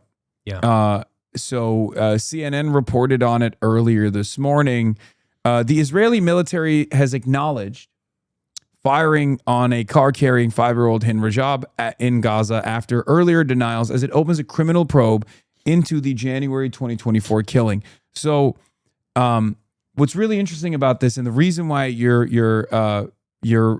mention of Shireen Abu Akleh reminded me of bringing this up in front of you guys, is because the Shireen Abu Akleh assassination also was investigated. And not a single person was actually prosecuted in the process. Not a single Israeli soldier. There was no, they found that there was no wrongdoing whatsoever. So how does this make you feel when you see things like this? Do you feel like this is like the Israeli government is actually, even if it's to save, to engage in a face-saving operation, do you feel like there will be anything in this criminal probe? No, I think the Israelis are very tactical. They understand when the pressure is very high on them. They know when they have to release certain statements. They know what they're supposed to say. And so this is classic. If you look at anything that's happened that has reached like global notoriety or really high profile incidents or events, this is what the Israelis will say. This is what they will do. And this is how they calm things down. And you're exactly right about what happened with Shireen. That's exactly what they said. At first they were like, it wasn't us. Well, first they said it was the Jenin Brigade. Yes. Yeah. And then obviously open source intelligence and forensics examiners looked at the area, and there were no Palestinian militancy in that area whatsoever. It was actually the Israeli snipers that were there. And then they had to double back and be like, oh, it was an accident. It wasn't an accident. She was clearly marked as press. She was wearing a press vest. She was wearing the helmet. And there was no reason to be firing bullets toward her. And they shot her in the neck to kill her. It was bullshit. And she was an American Palestinian American and a very important voice. Constituent of Cory Booker and Really? I didn't know that. New Jersey. So go ahead. No. I mean, that's the other thing is they did the same thing with one of the producers of No Other Land. Who the Israeli settler killed on camera. On camera, exactly. And now they're saying, oh, we're gonna, because there's a big extremist settler problem. And so this is, I mean, I don't know, maybe I'm being pessimistic, but this is classic. This is how the Israelis play it. They're very strategic with what they're saying and the announcements that they make. And it's really to calm, I think, any pressure from the Americans or the Europeans. Do you remember the Great March of Return? There was, I think, a 19-year-old volunteer nurse. Do you remember her name? I can't remember her name. She was wearing a white coat. She's out there. I think. That sounds right. Tiny little woman, obviously a threat to nobody, out there treating people's wounds where, you know, in one of the greatest mass woundings of young people that's ever taken place. And she gets shot dead by a sniper. I don't know if you remember, the New York Times did this elaborate reconstruction. Like, where did the bullet come from? And they eventually, I think if I remember right, they determined that the bullet likely hit the ground, bounced up, and killed her that way. And so they, you know, I don't remember if they concluded that it was an accident or whatever. I don't remember their exact conclusion. None of that matters. What matters is that the Israelis, with our support, full support, lined up snipers and for 2 years straight shot dead people who were protesting, asking for their freedom. That's what matters. And it's exactly the same thing with Hind Rajab. The Israelis might conclude that, yes, you know, soldier so-and-so, you know, Lance Corporal so-and-so fired the weapon from his, his Merkava tank recklessly 300 times, and therefore he will get a demotion. Who cares? I think this has nothing to do with this. This is like telling somebody that, oh yeah, this one time one guy murdered an American Indian. But the rest of it was fine. Like, no, this is ludicrous. It's completely ridiculous. What I suspect is what they'll do is I think one of the commanders actually died in Lebanon, so they might like shift the blame over to shift the blame over to the dead guy. Actually possible, and then be like, oh, he did it. Oops, and he no wrongdoing. Regardless, you know, we're still honoring him, but you know, it was him.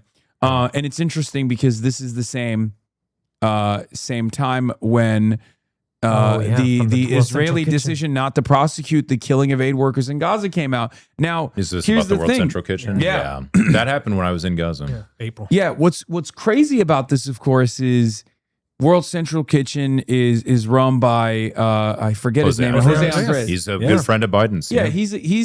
He's a nice guy in general, but let's be real. He was brought into Gaza to do PR for Israel because he was like very antagonistic to you know the Palestinian position from the start. And you know, he's friends to the Bidens, he's friends with the Israeli government. Absolutely. And what's interesting about that is he was brought in at a time when famine was starting in Gaza, and basically they allowed him to go in there with the World Central Kitchen. And they still triple tapped their convoy that was engaging in deconfliction with the Israeli military, as you're supposed to when you're down there, when you're out there. And now they're saying there was no wrongdoing. And I guess Jose Andres is outraged once again, saying they strongly condemn the Israeli military prosecutor's account of the deaths of our 7 colleagues on April 1st, 2024. It's just... It's the 3rd or 4th time he's been outraged by this. I know. What are you going to do about it? You said that they're very good at like leaning into propaganda. This is the first time I'm going to disagree with you. Okay, let me hear it. I think they're so arrogant so used to unconditional loyalty and support that a big part of the enmity coming from the Western world now actually stems from the fact that they're not good at propaganda because they don't have to be, because for the last like 30 years, they already had an incredibly sophisticated influence peddling operation, an incredibly powerful lobby, and therefore they thought, and they still think, I think, that they don't have to do this. They don't have to do propaganda at all. And that's precisely the reason why most of the envoys of Israel and most of its most prominent supporters in America sound fucking insane when they talk about the issue. When you hear them speak, you're like, what the fuck? I mean, when you the meme on Twitter is, you know, you don't ever translate Hebrew Twitter to English because you know it's some of the most racist things you've ever heard. Wild. It's pretty wild. But it is reality. I feel like that you only arrive at that condition if you have just never had to face accountability. And it's supremacist thought as well. You might the reason you might be right, or you're probably right, I should say, is me and Feroze were in New York last week, and we met with the elected 10 of the Security Council. So these are not the permanent members of the Security Council. And we met with the EU, basically trying to tell them that we think the only way forward is through accountability. You have to be able to hold the Israelis accountable, because we feel that the Americans, after several visits to Capitol Hill, this is what we told them, aren't doing that. And the responses that we got essentially were, well, let's see kind of what happens with the elections, both in Israel and in the United States. Oh my God. Like as though Gadi Eisenkot is going to change the dynamic at all of Israeli society when they're running attack ads on him for hugging Arabs. They're running attack ads. If you hug an Arab in Israel, they're like, oh, look at him. Now, that's actually a really interesting point that I want to hear from you guys on as Americans, right? I've often said Israel and America are two peas in a pod. I actually did an interview with Haaretz recently, and there was a lot of pushback when I said this. Like, we are sister nations through and through, and we're both countries that are going through a similar transformation. We're both settler colonies. We've never really acknowledged the indigenous genocide here, and its scars still very much remain. And Israel is going through its indigenous genocide right now in broad daylight with our support. And what I've always found so fascinating about that is that Israel has also become much more right-wing and much more socially conservative. I mean, look, the reality is, like, the Nakba aside, even though it's not something to wash away at all, Israel was created by a bunch of, I guess, quote unquote, woke, secular, socialist Jews. So like they thought that this was going to be a somewhat more progressive project, but it can't be progressive if you're doing ethnic cleansing. And if you don't address that, if you don't address that inception, if you don't address the ongoing atrocities, then society slowly but surely will move away from secular values, will move away from progressive values. And I think a lot of Israeli society broadly cannot contend with that reality, and they're seeing this transformation where, you know, people like Itamar Ben-Gvir are becoming much more prominent fixtures of Israeli politics, and then these liberal Zionists will go, how is this happening? Why is there so much homophobia in Israeli society now? And it's like, well, you know, this goes hand in hand with the genocide that you're defending. Did you see you know, Adam Smith? He's a congressman in Seattle, or from Seattle, I think.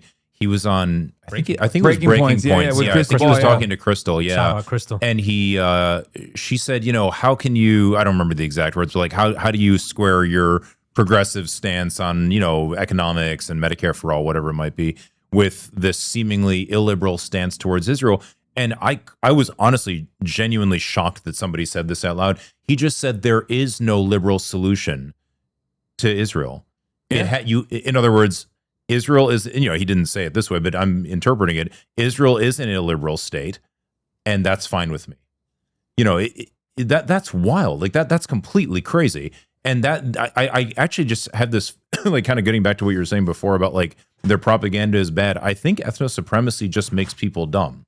Like you kind of can't. You know, I've talked to a lot of people who were in the like very much in the anti-apartheid movement.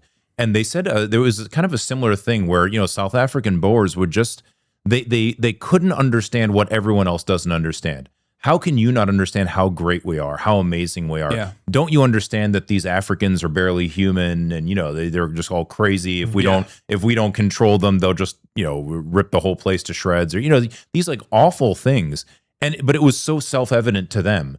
And it just results in this march to the right, you know?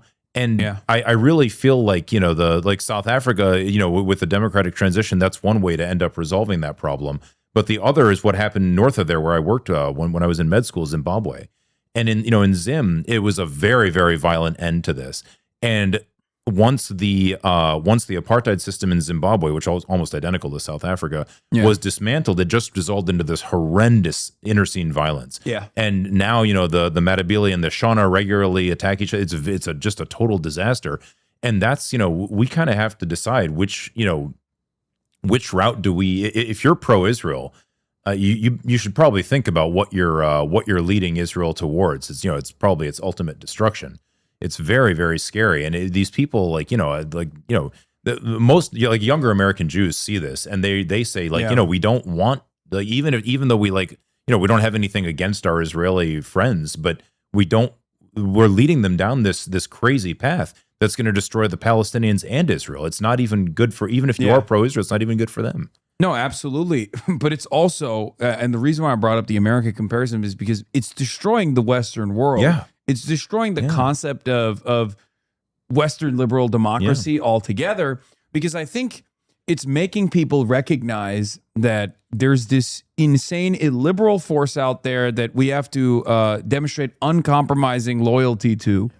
And you know, in the UK, the Palestine Action protesters and people who hold up placards, like, you know, pensioners, 85-year-old Holocaust survivors and 90-year-old Holocaust survivors, like, they hold up placards and they get arrested. And we are in the Western world basically slowly but surely dismantling our institutions.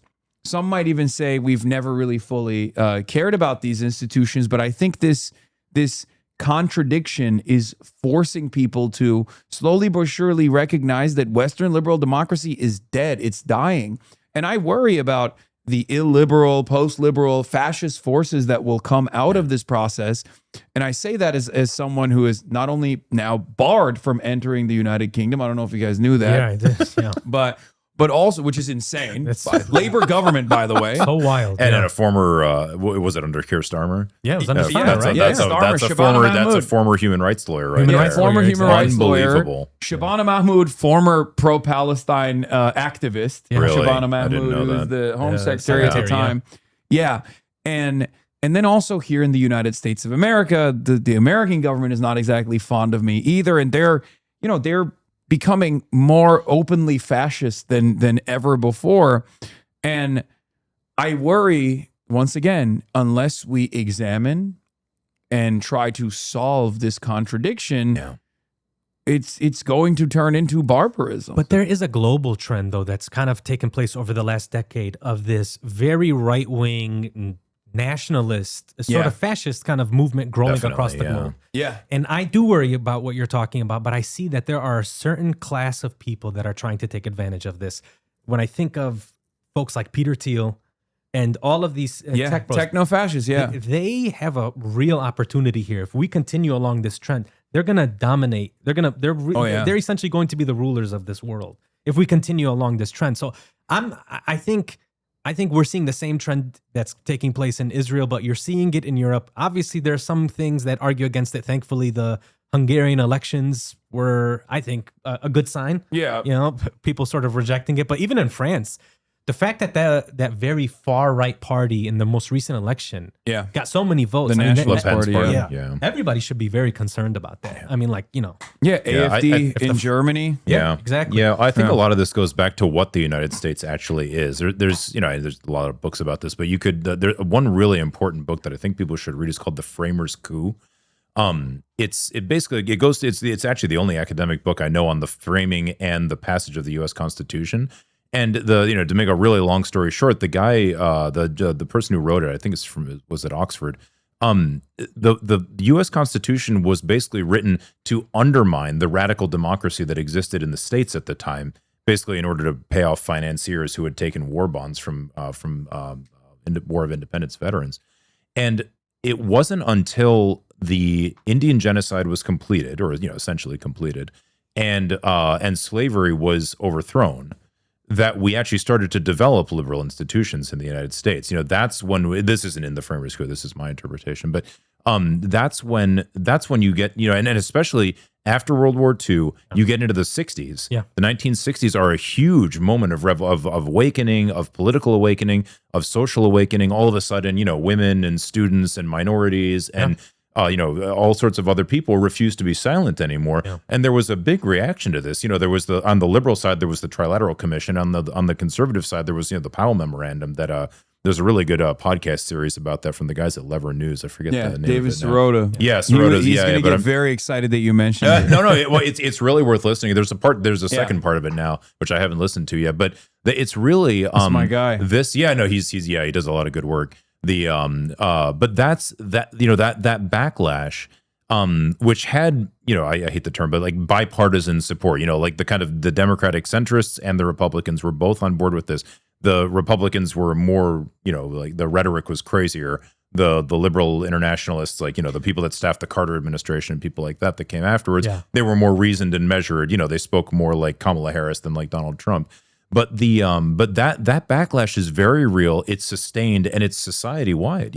That's where student debt comes from. That's where mass incarceration comes from. All these methods of disciplining the population, and Israel or fealty to Israel is kind of a way to be in the cult. I'm in. I know. No. It doesn't matter how many kids they kill. I'm in. Yeah, I'm good on this. And it really is. It's a very dangerous aspect of our own society that really should bother a lot of people. Like, why is it that our society can function this way? I think it does. That's what I'm trying to say. Like, I think, but we can change that. Like, we have, like, and when people are trying, like you mentioned, Adam, all these people that are running, and people who are just everyday activists, they're trying to change it, but everybody's got to keep working on it. Like, I think in a different timeline, anyone that got, I only have my own personal experiences to pull from, obviously, but like, if what was happening in the aftermath of all these electoral victories that we've been able to gain a foothold and like build a coalition of like openly anti-Zionist candidates in the Democratic Party that are demanding an embargo on Israel, demanding accountability for Israel's genocide. Well, that never would have happened under any other media environment. That never would have happened under any other point in American history. However, from the media reception standpoint, like, if 5 years ago every outlet was calling me a anti-Semitic terrorist, it would be over. It'd be a it wrap. would be over. Now, University of Washington cancels my speech that I was supposed to do in January. It's a publicly funded institution. This is a direct First Amendment violation. All of a sudden, you got NPR, the local NPR affiliate, actually investigating the matter. Like, there's still a lot of pressure. There's still a lot of an unbelievable amount of pressure, as a matter of fact. But like, there was a guy in Detroit that gave me a normal interview after Mallory McMorrow called me a danger to Michiganders, and Abdul inviting me to campaign with him right after the synagogue was attacked by this dude, as though I have something to do with that, or as though Abdul has something to do with that. What's our connection to this person? Right. We're all Muslim, right? Yeah. The Muslims and this person was like asking me questions about all of that. They demoted him. Wow. 7 years. He was the All Things Considered NPR host. Wow. For the NPR affiliate in Detroit. And they demoted him, so he quit.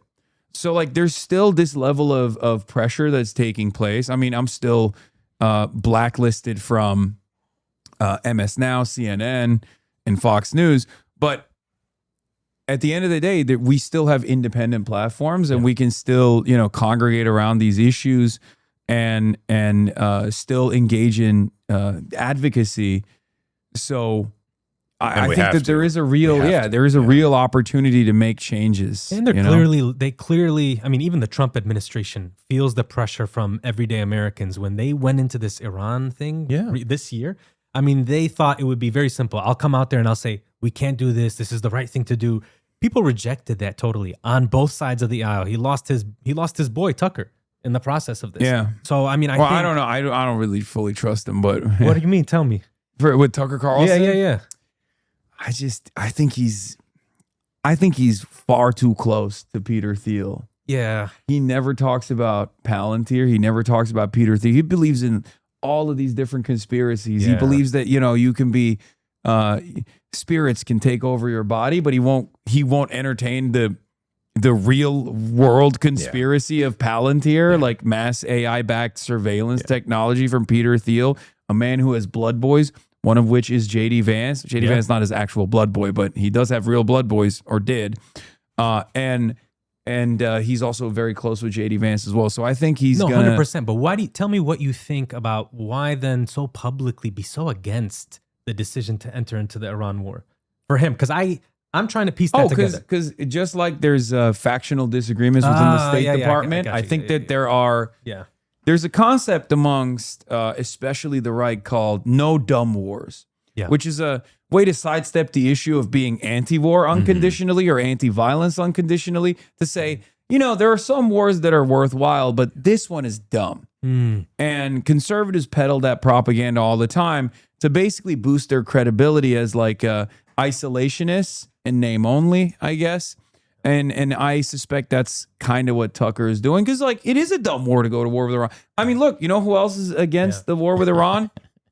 The godfathers of the neoconservative movement, like Bill Kristol and Robert Kagan, guys who spent their entire lives initially advocating to do this war with Iran.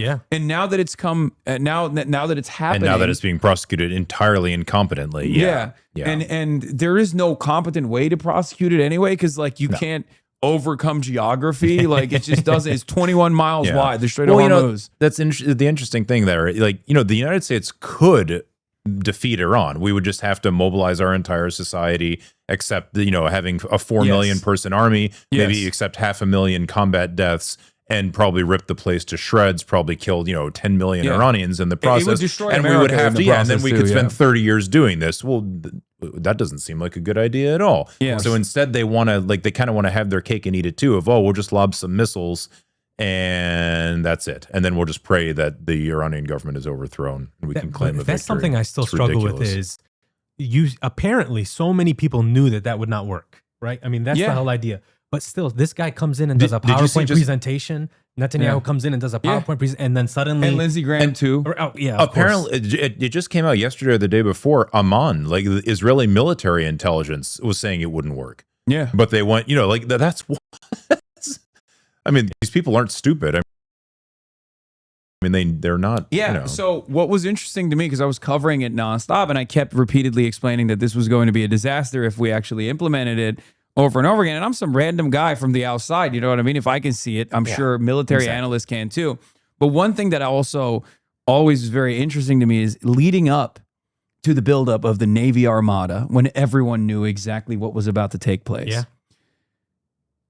General Dan Kane, who is the, you know, top pro-Trump general, head of U.S. Central Command, very clearly tried to spell out that we would not be able to maintain air superiority over Iranian over the Iranian airspace, and that we would inevitably run out of our standoff munitions that were lobbing the Tomahawk missiles, and we would run out of defensive munitions as well in the process, and erode American military supremacy around the globe, and be declared a paper tiger, as we are currently seeing unfold in real time. And because Trump didn't listen to him, he went to the media. And that was very interesting, because this is a Trump loyalist, right? And he went out there, he went PR, chairman of the Joint Chief of Staff, not CENTCOM. CENTCOM is another guy who's insanely pro-Israel, Brad Cooper, I think. Sounds right. Yeah, he's a very strange guy. Anyway, so in any case, Raising Cane, he went to the media and he leaked it. He leaked that this was not going to work. And yet they still did it. And I cannot understand, like, is Trump that easily manipulated? Like, that he was just like, oh, I got a massive victory in Venezuela. This is going to be the same decapitation strike. And then all of a sudden, boom, boom, complete societal collapse. They're not even thinking about the success of that campaign, because that would have still, I think, yielded a tremendous instability. Because like, even if the decapitation worked, and let's say they armed the Kurds, and then there was like ethnic tensions that they were able to successfully foment, and then there's mass instability. This is an unbelievably diverse country with 93 million people. It's a huge place. Yeah. It's a huge country with, with a massive defense industry in and of itself, with varying degrees of hardliners that, are going to seek out revenge. Like, even the most successful initiative would have collapsed the entire region. Because then, even if the IRGC, like some of the units decided, all right, we're blowing up every oil refinery in the region, then what do you do? Yeah. It just blows my mind. But that's what the Israelis wanted. They wanted a failed rogue state, right? Yeah. With no air defenses. Yeah, they wanted Libya. Yeah, exactly. Yeah. I think that was actually the model. Yeah. And so, but it's just, nobody said this, the Israelis' interests here are very different than ours. Yeah, they're our boys, but this doesn't make any sense. I mean, it seems like Rubio, Vance all knew that it was a terrible idea. They just didn't have, I don't know, the backbone. I'm not sure. I know the pitch to Trump was clear. It was, no president has ever been able to do this. You're going to kill it. Everybody's going to love you. This is phenomenal. You got to do it. You'll be the best ever. And he's like, okay, run it. I'm sure that was the pitch, but you have all these people around you just, not able to say this is the worst idea we've ever heard. I think it's part of the general decline in American governance that's been going on. Again, go back to the backlash to the 60s. Jimmy Carter and Bill Clinton, whatever you think about them, they're very intelligent. They were micromanagers. They really into the details. Like if you read Carter's memoir about his time at the Camp David, trying to get the Egyptians and the Israelis to sign a peace agreement. He's just talking to me like the micromanaging these details. It's really quite incredible. Same thing with Clinton. Not that I agree with either one of them about almost anything, but they're still impressive people. Then you get to somebody like Barack Obama, who's not, like George Bush, Barack Obama era. These people are both just kind of celebrities. They're not really that into the details. They're not really that into actually. But at least they had a competent team that they were listening exactly what I was going to to. say. Yeah, but at least they had like competent human beings about them. Then you get to Biden and Trump, and you're just like, both of these people are surrounded by psychophantic lunatics, and it's a small circle. It's a small circle where they don't want to talk to anybody else. Yes, they don't. Biden served in the IDF. He's the top guy in charge of Israel relations in Lebanon, and he served in the IDF. Yeah. And Brett McGurk has business ties to the entire region, including to Israel as well. And these are the two primary people that are in Biden's ear. And Biden himself was a zealot too. Biden himself is a committed zealot and also, obviously very confused most of the time. Yeah. But this also goes this is all this change in American governance is really compounded by Citizens United, just my opinion. But it's because at that point, Trump is kind of a unique example of it. He's basically in power because of tech billionaires, Zionist billionaires, exactly, and all of which is developed under the Bush administration. 9/11 gives it a real kick in the, or I should say the reaction to 9/11 gives it a big kick in the pants. We did this to ourselves. And and actually it brings up a good point. Like all of that, all of the post 9/11, like the Patriot Act, all of these changes in the way our society works. Al Qaeda didn't do that to us. Al Qaeda blew up the towers. We decided to take away our own civil liberties. We decided to ruin our own election system. Security, we decided to create this system that bothers Thayer and detains him when he comes home from not even getting into Palestine. He just went to Jordan and hung out in the Amman Paradise Hotel. We both spent way too much time in that place. This is we're doing this to ourselves.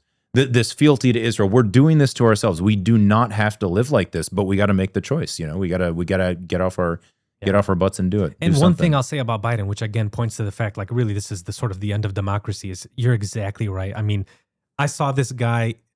I looked at him, and it's clear he did not want to die thinking that his legacy may be tarnished by doing something for the Palestinians. He is somebody who grew up in that generation that the Holocaust was the worst thing ever, and that supporting Israel was the moral imperative. Was the right reaction to the Holocaust. No matter what, right? Yeah. And so he wanted to die. If that's the president of the United States thinking in that way about his legacy, he knows he's in his final days, I mean, we're in trouble. And it's the fact that he's got only a few people around him that are willing to say, "You're right, boss. All good." Yeah. I mean, and then the or Trump thing, even telling him this is a good idea, even giving him additional tools, right, because again they were zealots. It was an entire team of zealots, up close and personal that were also just as like ideologically invested in the great Israel project. Hochstein, McGurk, these people are all, I mean, they'd be more or less ideologically, I don't know, than Biden, but they were much more coherent and much more capable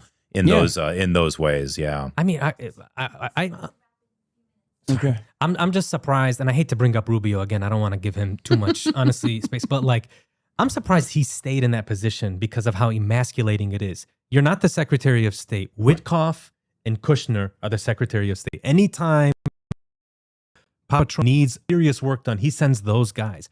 You're just kind of sitting around and kind of on this quest when it comes to like Latin America or South America, but you're not really making any real decisions. Like, why is that guy still in place? And we've got these two other folks who are securing the business interests of Trump while also dictating our foreign policy in the Middle East. It blows my mind. You remember the primary when Trump was just ruthlessly mocking Rubio and Ted Cruz, impugning their wives, and all sorts of like I don't think pride is part of their calculation. It's power. It's power. It's a lust for power. It's pathetic.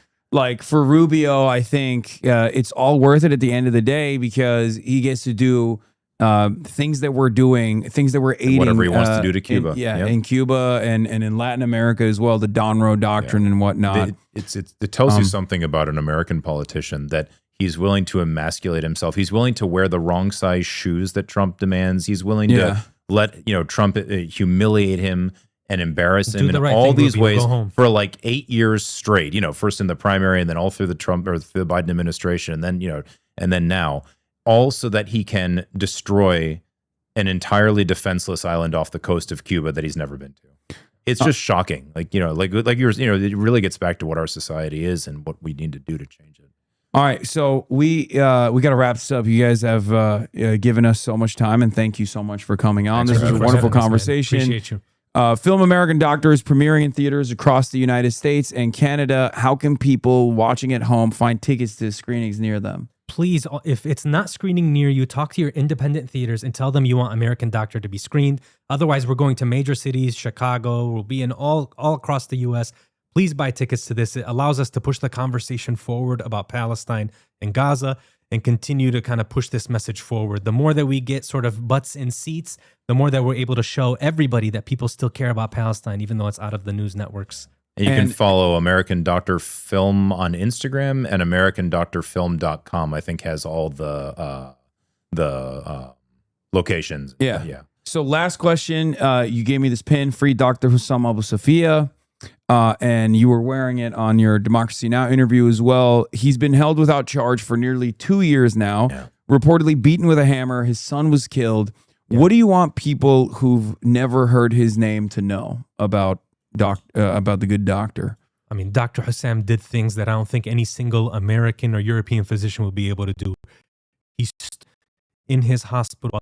The Israeli military surrounded while they killed his son, to bury his son, compound hospital.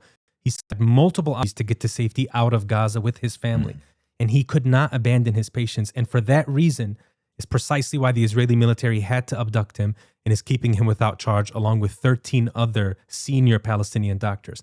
They don't want the guys that should be leading the recovery and the reconstruction and healing Palestinians actually doing that, because it will promote the ethnic cleansing and the forced displacement of Palestinians. HasanAbi August, people come up to us after these screenings and they're like, "Oh, you guys are heroes. I'm so proud to get to meet you in person." It's like, no, you should meet these Palestinian healthcare workers. These people are just shockingly decent, and Hussam is one of them. I've never, you've met him. I haven't. I never got to meet him. But he's being slowly killed in an Israeli torture chamber right now. It's called the Rakafet prison, or I'm probably mispronouncing it, but.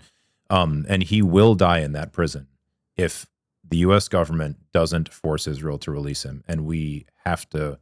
We can't just abandon him there. Like you said, but along with more than a dozen others. He wrote 2 op-eds in the New York Times. Yeah. He's a very funny guy. He's a sweet guy. The world should know who this guy is. He should not be trapped behind bars. The world should actually know who this person is, and many of the people there, Dr. Nahed, Dr. Mahmoud, all the people that are in these Israeli dungeons, they are the best of us. And we're both physicians in our careers now. We're not junior docs. We know when we see talented people And these people in Palestine, these healthcare workers, man, they are good at what they do. They do so much with so little. And it's a damn shame that they were targeted along with the journalists and so many of the other professionals that helped build that amazing society despite the siege and the blockade. Yeah. All right. American Doctor, hopefully coming to a theater near you. Oh, and Hasan, sorry, but you have the backing of all of the doctors and nurses that went to Gaza. Any way we can support you. Your voice is so important. Please keep doing what you're doing. No, it's vice versa. I should support you guys. I'm good. I'm doing all right, you know? But thank you. We're here for each other. Thank you so much for coming on. Good to be And back. I'll probably see you guys at the. You're going to be at the screening, right? Yes, sir. Yeah, I'll see you there then. I'll be Sweet. there. Thank you. All right. All right, everybody. I'm going to take quick photos with our guests here, but we will get back to the story coming out of Dearborn. Oops. Okay. There it is.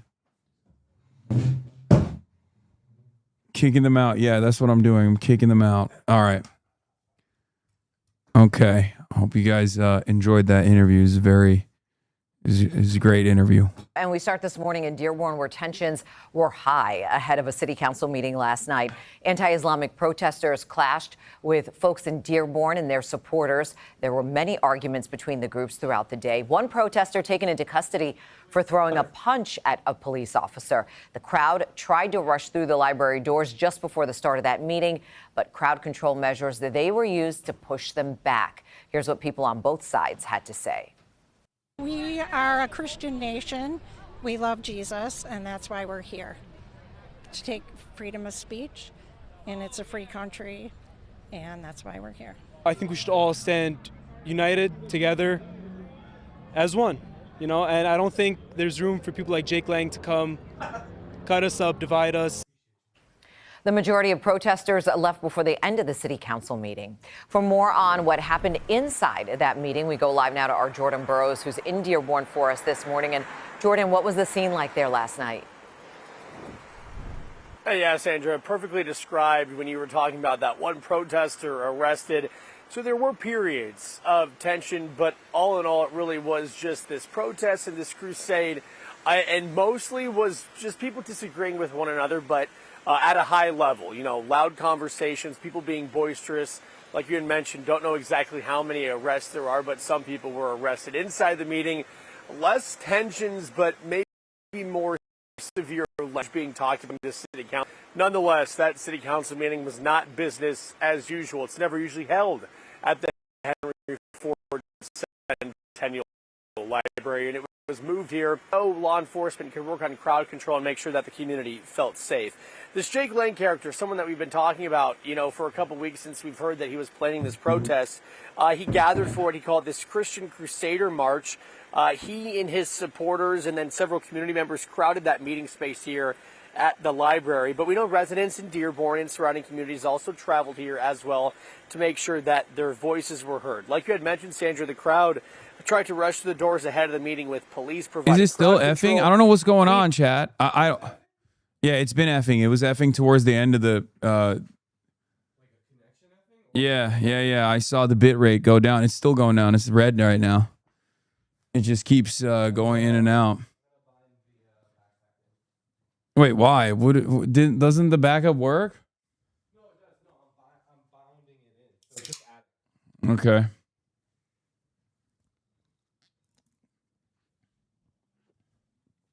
Pig on losing WeHo is eating the internet. Yeah, so these white nationalists, these Nazi storm the Dearborn. Your internet was a hater a couple times in the interview. Is usually brief. Okay.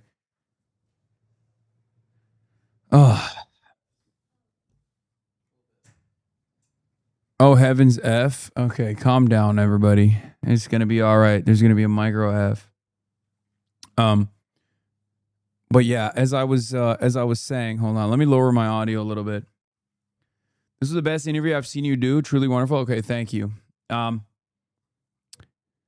M. Israel Chai, of course. Please stop destroying my internet. Benjamin Netanyahu, Big Yahoo, please. Please don't destroy my internet, Big Yahoo. Clandis just mentioned you. What does she say?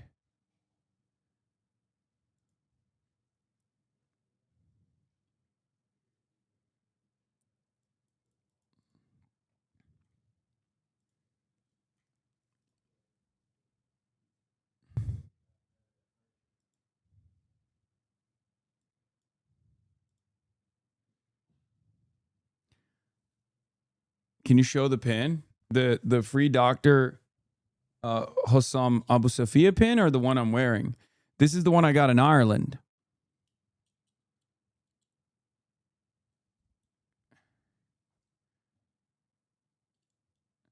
She thanked your donation. She loves you, she said. Wait, what? Good job letting your guest talk between questions. Unironically, you did much better than usual with that interview. What? This interview and your first were both well done. She loves you, and she said she loves your commentary. All right, you guys. Wait, what? I can't tell if y'all are fucking with me or not.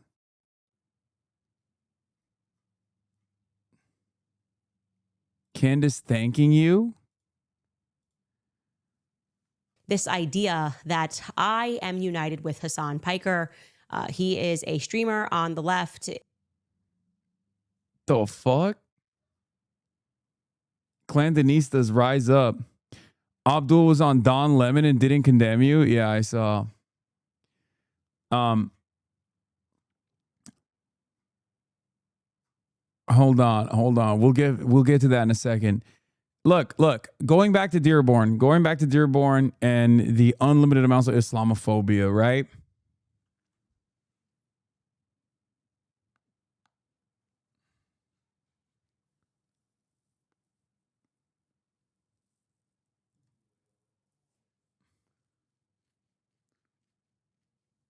So,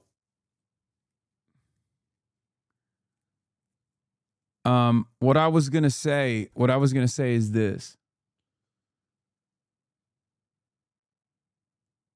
Does she know she has you blocked, Lamont? Okay, guys, lock in. We're not talking about Candace right now. So, in the Dearborn event, there were a lot of people that came in, white nationalists, neo-Nazis, and the like, and said, like, America's never going to be a Muslim nation, fuck Sharia law, all this stuff, right? Like, it's like very racist nonsense. And one of the guys also talked about me, apparently, and brought up the fact that I was going to take all the white women. That came from the Elon Musk clip of me in 2018 making a joke about the Great Replacement being fake. So what's wild about this shit, what's crazy about this shit is that, like, they are gearing up, they're tuning up some of the most psychotic individuals in American society right now to take action, to take matters into their own hands.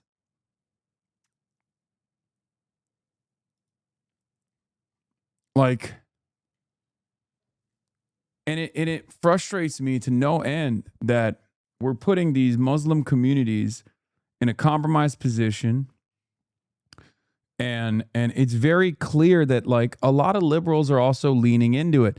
So earlier in the day, we talked about Israel actively fomenting Islamophobia because they know that they have no defense whatsoever against the wave of anti-Israel sentiment.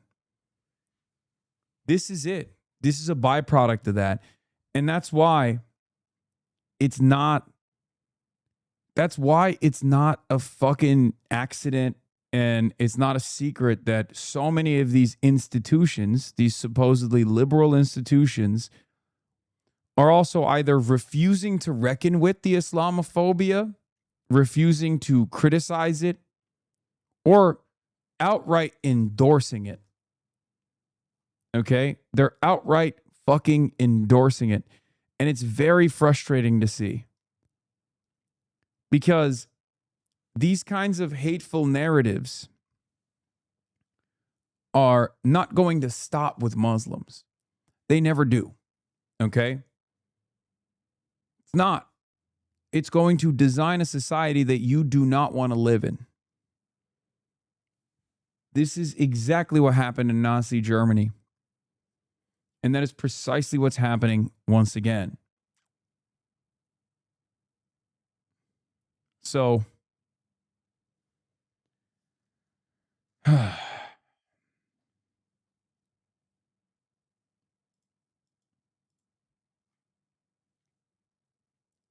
if you think that if you're pro-Israel and if you think like, oh, it'll just stop with trans people, it'll stop with Muslims, it'll stop with undocumented migrants, it won't.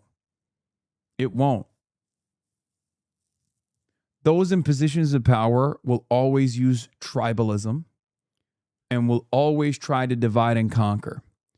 And the antidote to that is solidarity. The antidote to that is to fight back. The antidote to that is to say, this is not America. America is the most diverse nation on the fucking planet. So stop leaning into this shit, man. I know that in the interim, you might think, oh, well, they're taking care of my enemies. This guy, he hates Israel. Fuck this guy. He's a terrorist. And you find yourself swept away with this argument, this notion that, you know, as long as we can ham up the Islamophobic narrative, as long as we can say all of Israel's critics are just obsessed. They've lost their minds on Jew hatred. They're obsessed. You might think that it helps you in the interim, in the short term, but it's not. It's not going to be helpful for you at all in the long term. Your whiteness is also conditional. Your whiteness as a part of the in-group is also conditional. And even then, are white Hispanics white? And then, are Slavs white? Are Jews white? These will be the next conversations that they're having. And you won't have any allies by your side at that point to defend you. So we got to nip this in the bud ASAP.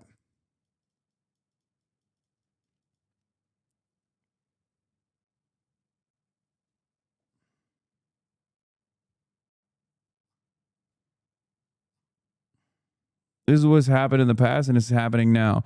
Sammy Gold says, Islamophobia is the anti-Semitism of the 21st century. It's focused on an insular, upwardly mobile minority who others use as a scapegoat for their grander conspiracies. Islamo-leftism is the same valence as Judeo-Bolshevism. What was the Jewish equivalent of ISIS in 9/11? People blamed the ills of capitalism and the existence of communism on the Jews. Yeah.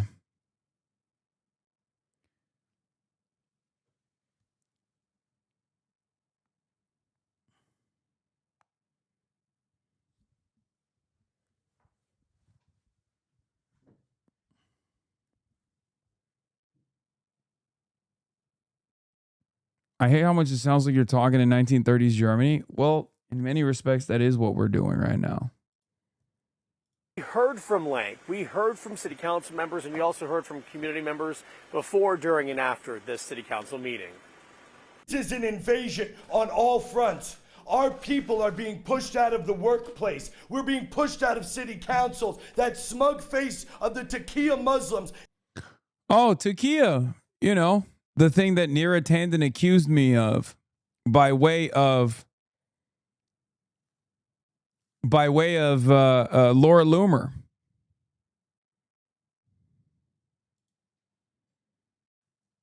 Needs to be wiped off these people's faces. They would have you believe our city is under siege.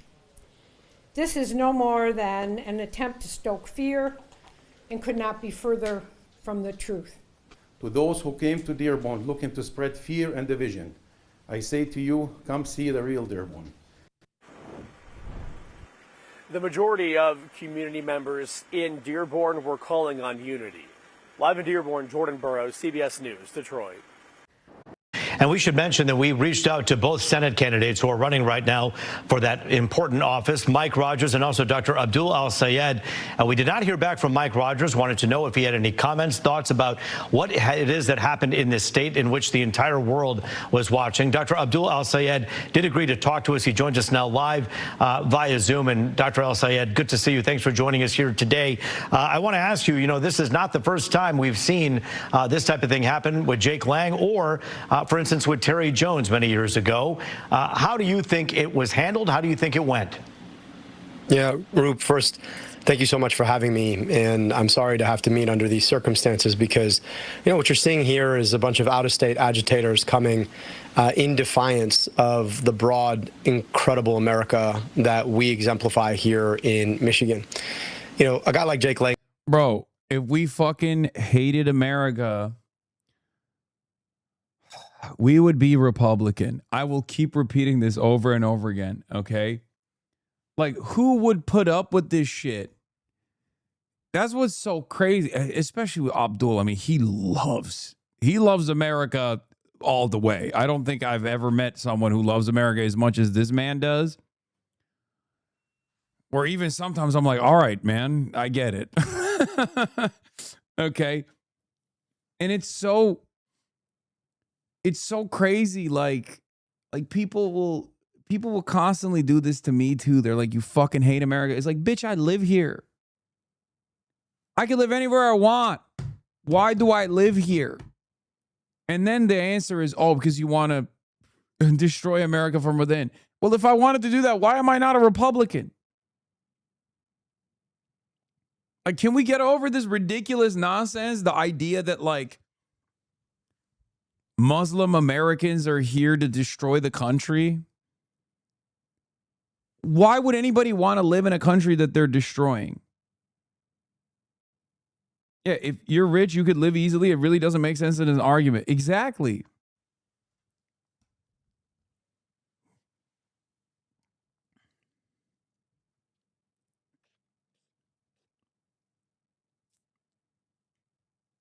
I would have moved in your position. I know. I mean, plenty of people probably would have. But I'm endlessly stubborn. I'm a socialist, man. I'm a socialist in the United States of America. You have to fucking have backbone. You have to be super, super stubborn. Like, every single person that comes in here and says that I am an Islamic jihadist who must be assassinated, I want them to have health care. Okay? I want all of them to have free health care. I want all of them to be able to go to college for free. There's so much potential in this country that we're just casting aside at the behest of the almighty dollar, at the altar of the almighty dollar, so that a handful of psychopathic, bloodless, parasitic capital-owning monsters can generate unfathomable amounts of profit over and over again, destroying everyone else in the fucking process.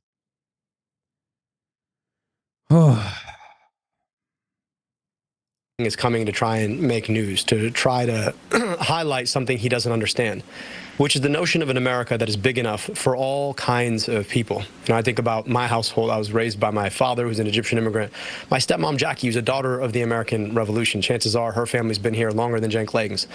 And I got to grow up in this incredible household where we understood that whether I was talking to my parents who are Muslim, or my grandparents who are deacons at the Presbyterian Church, or my uncle who's atheist, that the things that brought us together are so much bigger than the things that tear us apart. Now, it's always been this competition.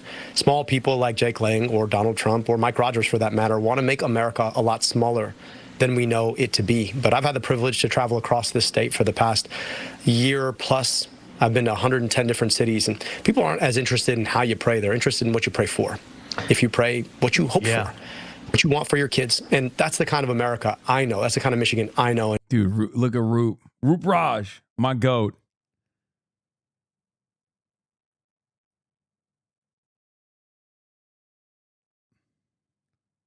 People like Jake Lang don't understand that. You came to the forefront again after 2018 running for governor, and now in the Senate race. The visibility of that race, of course, across the world has been watched.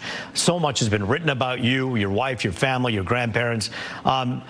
Do you see a rise in this kind of sentiment from Jake Lang because of your ascent into the limelight?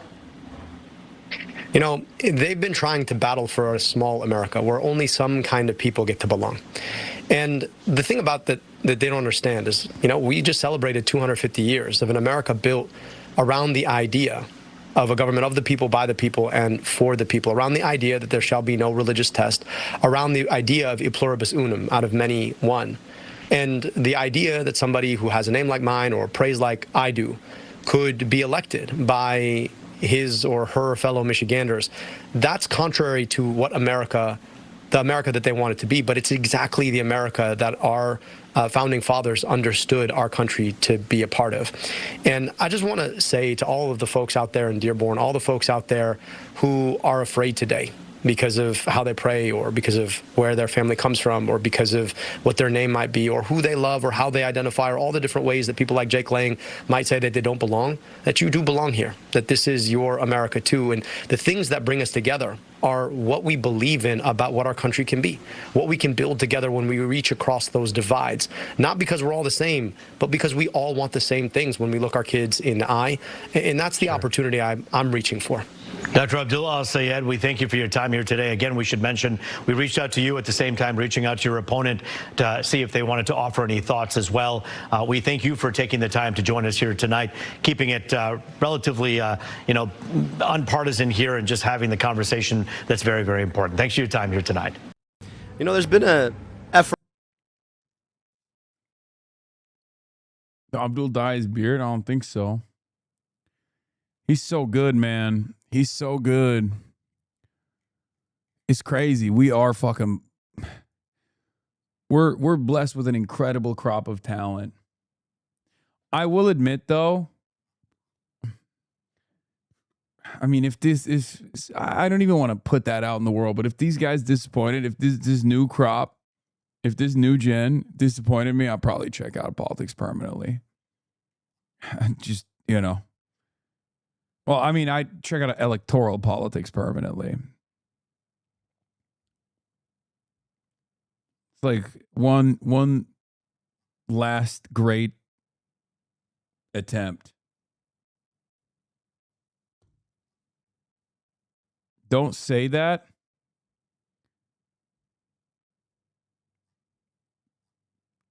No, I'm just saying, like, it's not going to happen. It's not going to happen. These guys are not going to disappoint us. Yeah, new Senate poll in Michigan from Susquehanna. El-Sayed at 46, Rogers at 39.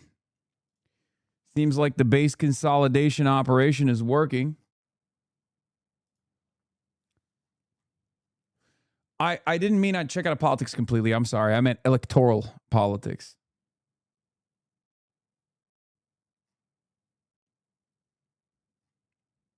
My faith in institutions, everything is hanging by dental floss.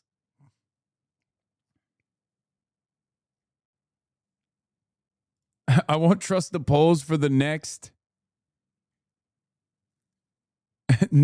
20 years.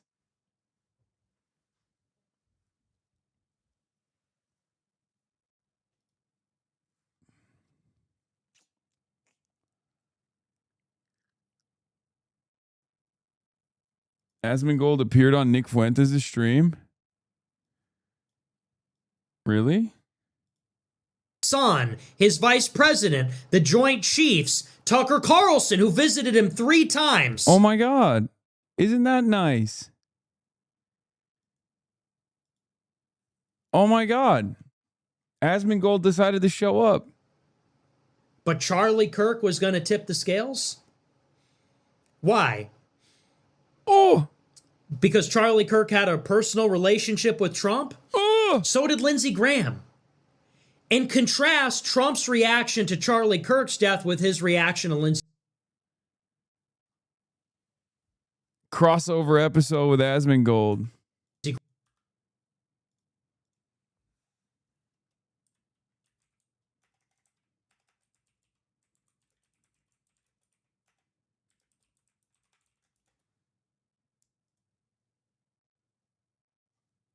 Oh, that's so nasty. What the fuck? That's nasty as hell, dude.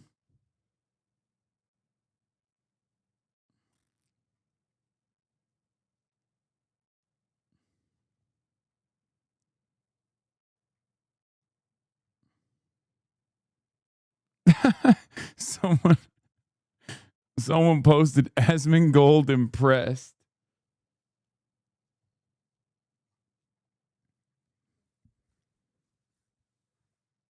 Oh man. Anyway, all right, folks.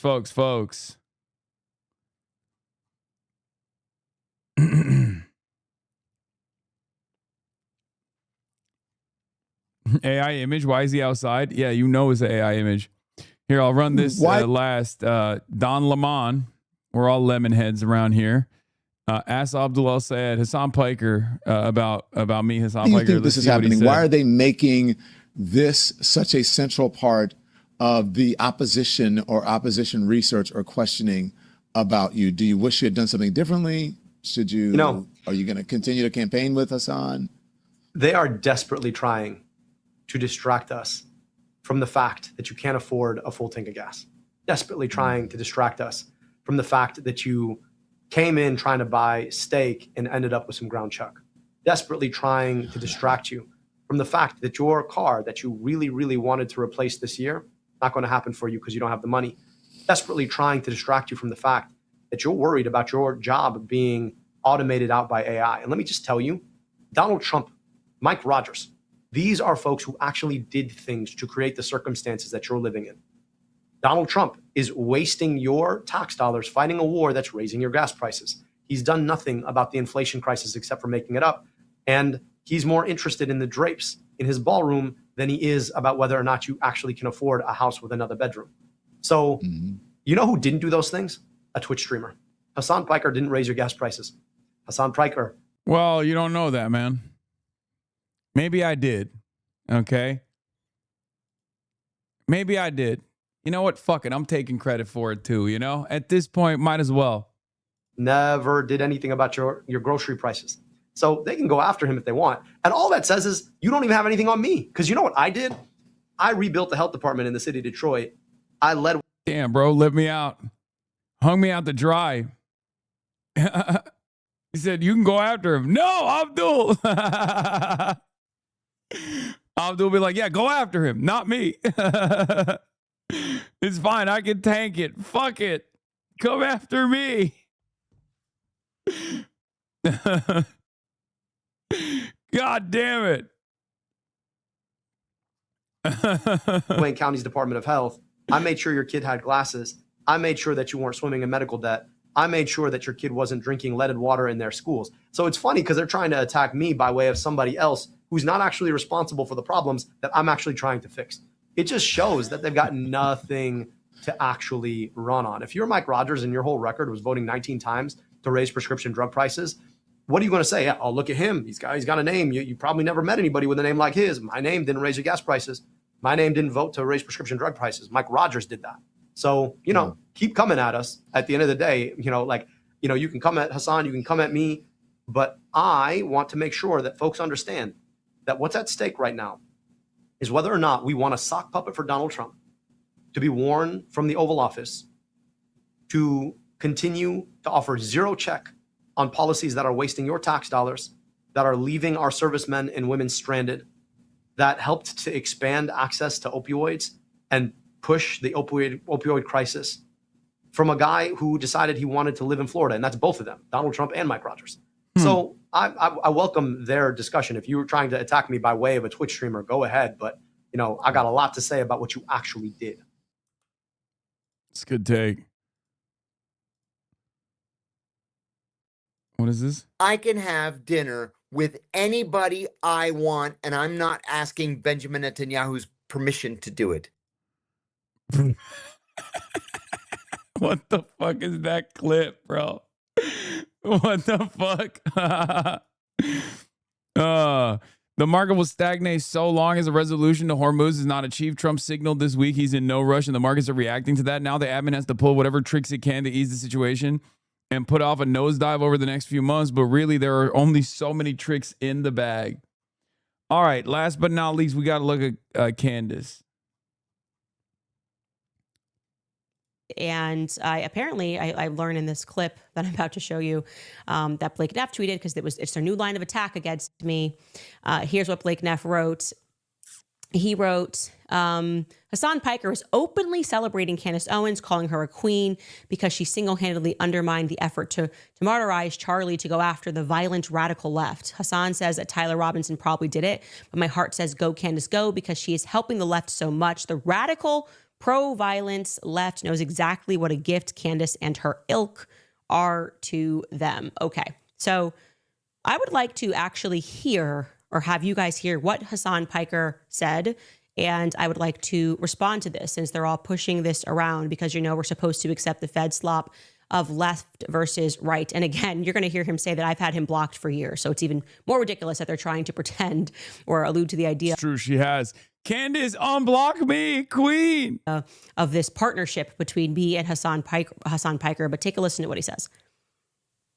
I can't speak out against this queen because this is a queen that successfully and single-handedly undermined the Republican initiative to martyrize Charlie Kirk and use that example to crack down. Dude, you know what's really funny? All these people posted this clip, and like half of them were like, I can't believe I'm agreeing with them. Like Ben Shapiro did a fucking video about agreeing with me on this. And then everyone in the comments were like, oh, this guy's so stupid. Why is he revealing it? It's like, yeah, it doesn't matter, dumbass. I'm right. But who cares? It doesn't matter. You know what I mean? Like all of these people, they're like, I cannot believe Hasan Piker is just admitting this. Is he fucking stupid? Like for so many of these people, they don't realize, like, maybe I just had the wrong opinion of this dude. Maybe he is capable of critical thinking. You know what I mean? It's always funny, like their immediate reaction is just, wow, what an idiot. Can't believe you've just openly fucking admitted it, dude. I'm always going to say the truth. It's that simple. On political dissent. She dropped a grenade on the discourse. You understand? So I'm with her. It's hard. It's hard for me. My brain says, no, it's probably Tyler Robinson. But my heart says, go, Candace, go. Keep cooking. You know? Does that make sense? I can't like her tweets because she blocked me many, many years ago. This is before she became our hero. Okay? Many, many years ago, Candace Owens blocked me. I've not been a fan of Candace Owens. I am a fan now. I'm not exactly sure what I am supposed to have a problem with. And this is kind of the running themes of what we are seeing in Brandy Zajazny's article, is that essentially they are saying Candace ruined an opportunity to pin this on the left, however wrongly, to unite the Republican, to create this sort of Republican initiative to just start attacking the left, however wrongly, doesn't really matter, after Republicans were kind of fractured because people actually care about pedophilia on the right. The Epstein files mattered. And we weren't accepting this idea, get focused, midterms are around the corner, ignore the Epstein files. We said, no, we are not going to ignore children being harmed. We're not going to see ourselves as just Trump supporters who should be supporting him no matter what, even when he effectively ran. You could certainly say Vance, everyone around him constantly said, as soon as we get in there, here's what we're going to do with the Epstein files, Kash Patel. His administration was running on something that we cared about. This is what they're essentially saying. They're saying you ruined an opportunity to, however wrongly, have us unite around Charlie's death and stomp out the left for something that they didn't actually do. Now, here's what I'm going to say and offer back to the left. All I did here was pursue truth. I didn't do this for the left. I didn't do this for the right. I did this for my friend Charlie Kirk because I want to know who actually killed him. And I am not convinced this had anything to do with LGBTQ rights. If I did. Bro, this is going to hit that mom from that family podcast. Dude, we just unlocked an entirely new base. Okay? We just unlocked an entirely new base. We unlocked the radical, true crime loving wine moms. Okay? This is big. This is huge. This might be the biggest base that we've unlocked. Okay? Not left, not right, simply carrying the flame. You understand? Have you ever thought about repurposing the phrase suicidal empathy? It's so weaponized on immigrants, but really you, Zoran, and Abdul are keenly aware of how much this country hates you, yet you keep on? That's not suicidal empathy. It's just we understand that, we want to leave the world a better place than we received it. Like, the fuck? Just being an empathetic person. If I was convinced of that, I would certainly be the biggest voice against it. I think you guys probably know that. But I want you to remember this, because this is not the first time, as what Hasan is describing, we had an event that could potentially, I'll say allegedly, be coordinated by the feds, which was meant to cause a left-right war. Here is your homework, Hasan Piker. Look into what actually happened on January 6th. You took the bait. The left took the bait. Okay, this was a different world. Yeah, I would say in 2020, I think that's when that happened, January 6th, 2020. No, it happened in 2021. That's crazy. She said, do your homework, and then gave the wrong assignment. Also, I was there. Like, not physically there, but I literally was as close to being there as you possibly can be, because I covered it live alongside like 300,000 Americans watching.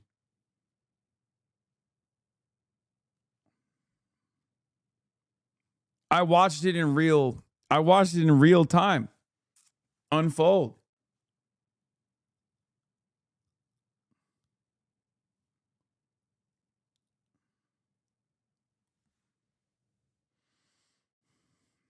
There were feds on the ground? Wow. No way. What? A massive gathering in the Capitol? And you're telling me federal agents were there? Yeah. Nick Fuentes was there. Fucking got him. Some of the federal agents couldn't make it there because they got protection ahead of time, like the head of the Proud Boys. Fucking got him times 2.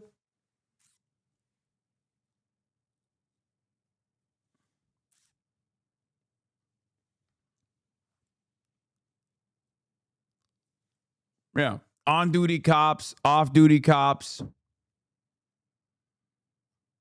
It was a different world. We were all more divided. I count myself among that as well. But none of us were willing to take a look at the facts. And we were going, oh, I'm team left or I'm team right. And as more and more have come out, more and more has come out about what transpired on that day, it was without question an opportunity for us to look up and see who rules over us and who benefits from that. Wait, what does she mean by this? Did the Jews do January 6th? Also, Charlie Kirk was there. Charlie Kirk bussed people to January 6th.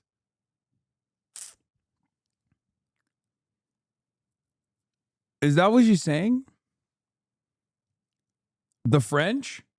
Well, everyone knows. If you're a clandestine operator like I am, everyone knows the original Jews are the French. Come on, this is advanced. I have done my homework. Everyone knows the Egyptians are French and the French are Jewish. Okay? Come on. Foreign Legion at the scene of the crime. Foreign Legion also there at January 6th.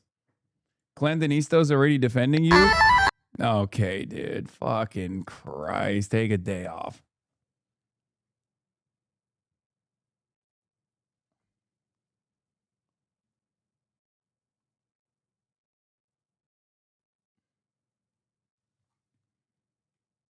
And people were wrongly arrested. People who 53-month subscriber, Tom the Catman. Where do you stand on Israel? Just curious.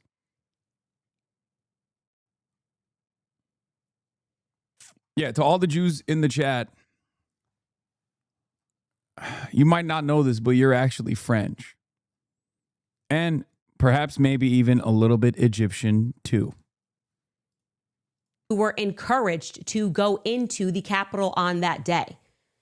If we're all seeing now for the first time that there is an effort by a minority, a very powerful minority who doesn't actually care about left or right, to seize power from citizens full stop by allowing something terrible to take place and then saying, here's what we must get done and here's what we must pass, a la 9/11, then we both sides, so to speak, needs to do its job and be realistic about it. So I'm not anybody's hero or anybody's queen. I am somebody who cares deeply about what happened on September 10th because my friend was killed. And I have the sense that we are being lied to about it, particularly by the federal government. In particular, I feel the federal government is lying to us. And I refuse to accept that it is my duty to blame it on the left if the left didn't do it. The left does plenty of things that they've been caught doing. And It's so crazy, dude. The anti-Semitism is the socialism of fools is just forever. Like it's forever a lock. People who inch so close in the direction of the correct interpretation of what's going on, like people who are in positions of profound power, operating alongside their class interest, and then immediately pivoting it to like, no, it's a shadowy group of puppeteers who happen to all be Jewish. That's what it is. Jewish people somehow both killed Charlie Kirk and got him to do January 6th. Yeah. She also ends up saying, no gods, no masters. She's like, I'm not your hero. I'm not your queen. I'm just looking for the truth. use my platform to go after them. I have no issue doing that. I'll do that tomorrow if that is the circumstance. If they're doing something radical and wrong, I'll do that. But I'm not just going to become a cheerleader. She says she's not anyone's queen. A leader who does not want to crown is the one who deserves it the most. She is a queen. Yeah. For the right, and know that they are engaged in something very wrong and say, well, it's okay because at least they vote Republican at the end of the day. Kleiner said Jewish Bolsheviks killed 60 million Christians. I know. I think even Finkelstein was like, no. Even Finkelstein, who was sitting there, that was the only time where he was like, enough. That's not true.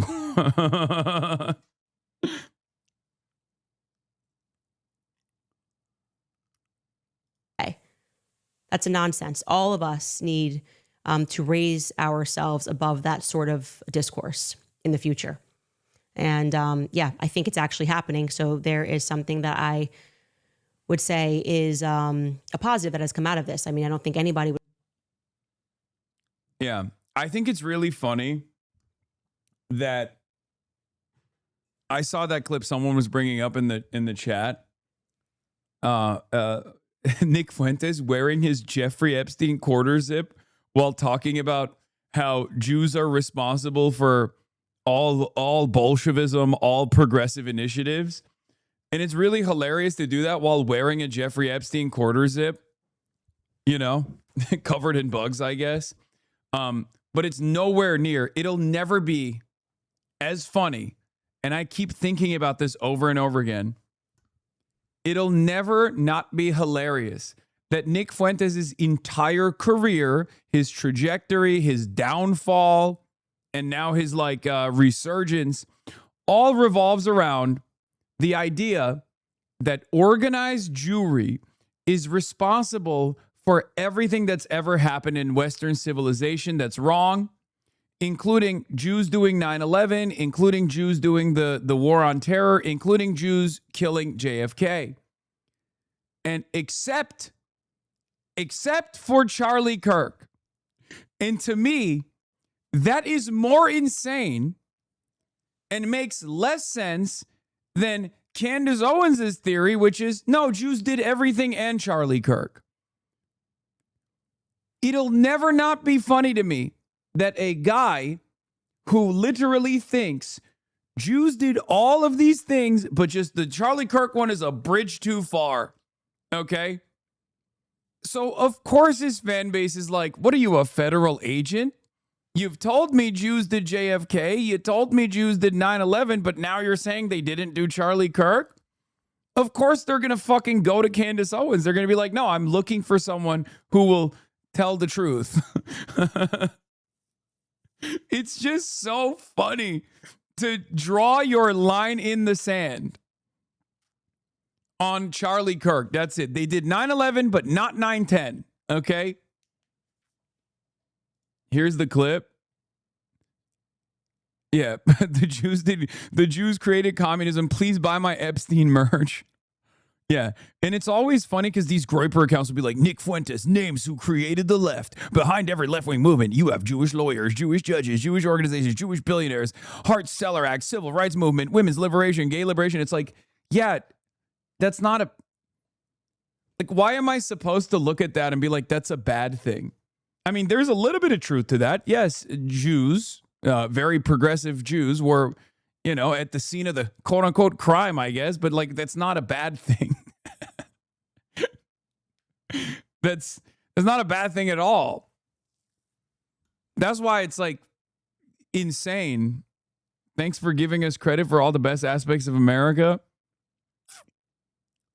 No, but it's just like funny to just literally say Jews are responsible for societal decay. Organized Jewry has done all of these things, but the Charlie Kirk thing, no. That's where I draw the line in the sand, okay? That's the one thing Jews didn't do.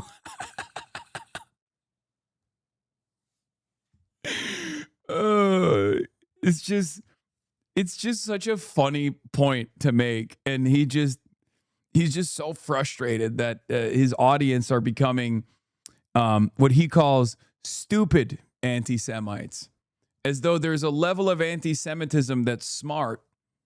But somehow these guys are, you know, going past that point. This vulgar anti-Semitism, not the intellectual anti-Semitism that he demonstrates. Yeah.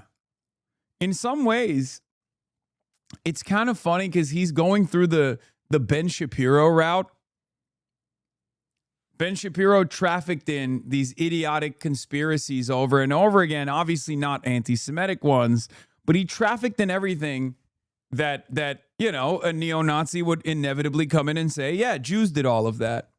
Like, it's the same fascist conspiracies that Ben Shapiro believes in, right?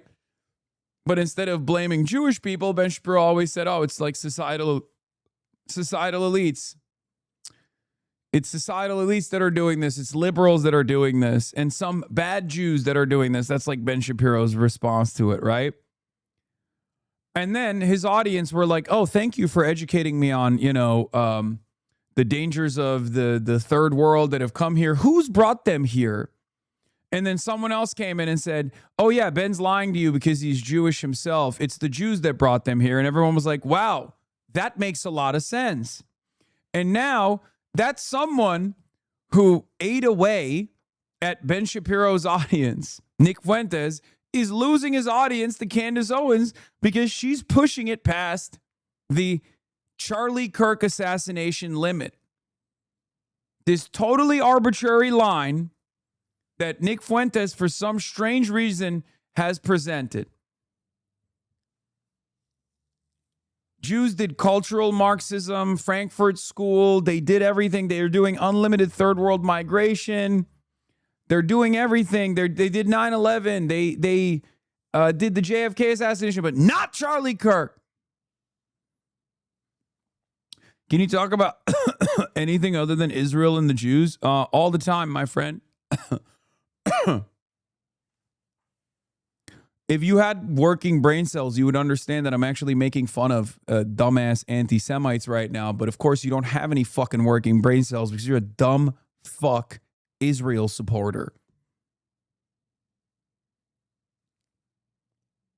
Dumb fuck Israel supporter who hears me making fun of prominent anti-Semites and being like, this is all ridiculous nonsense.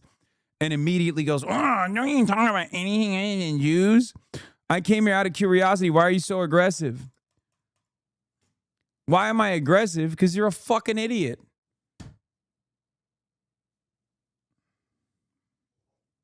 Because you're fucking cattle.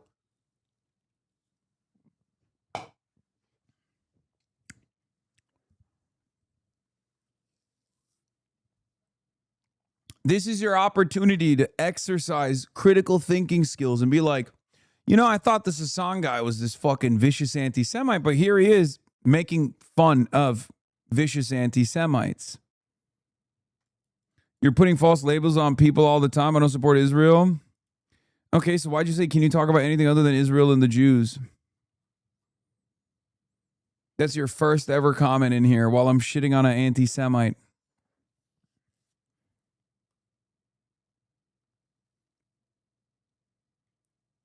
Yeah, bad faith hidden as just curious. I'm just curious. Yeah, came here for the first time, but apparently knows what I talk about all the time, which seemingly is always about Israel and the Jews. Which is it? Which is it, buddy? I'm not making those claims. Stop your victim complex, please. No. We got to have this guy on. We got to hear more from this fucking dickhead.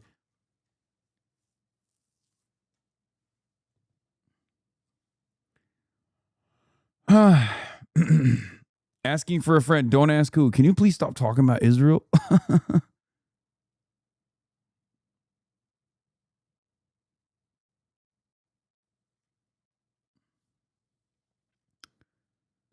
Hey, long-time watcher, first-time caller here. Really like the commentary. It'd be really cool if you just stop talking about Israel. Shh, just don't worry about it. Don't talk about it. I unbanned him, but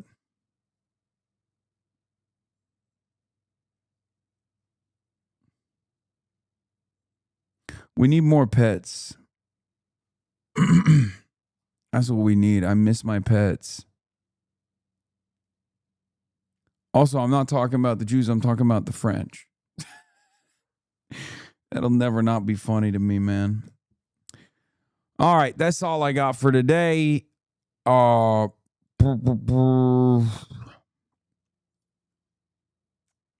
all I got. Tomorrow, instead of Israel, we're going to be talking about Estonia, the glorious nation. Estonia, my first love. Estonia, the best nation on the planet. Estonia, that deserves $10 billion in annual defense spending. Yeah. I love Estonia. My life for Estonia. Estonia comes to me in my dreams. I'm also going to have Madeline Somerville on. Remember that lady who like defended me on Will Kane and then had to apologize for it? Yeah. I'm going to talk to her in person, as a matter of fact.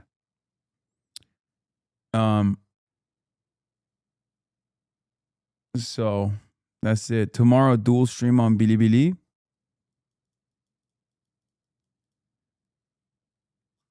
Yeah, I'll get back to the Bilibili team and see if we can start dual streaming on it again. Because I'll be down. I'll be down to do it for sure. But yeah, folks.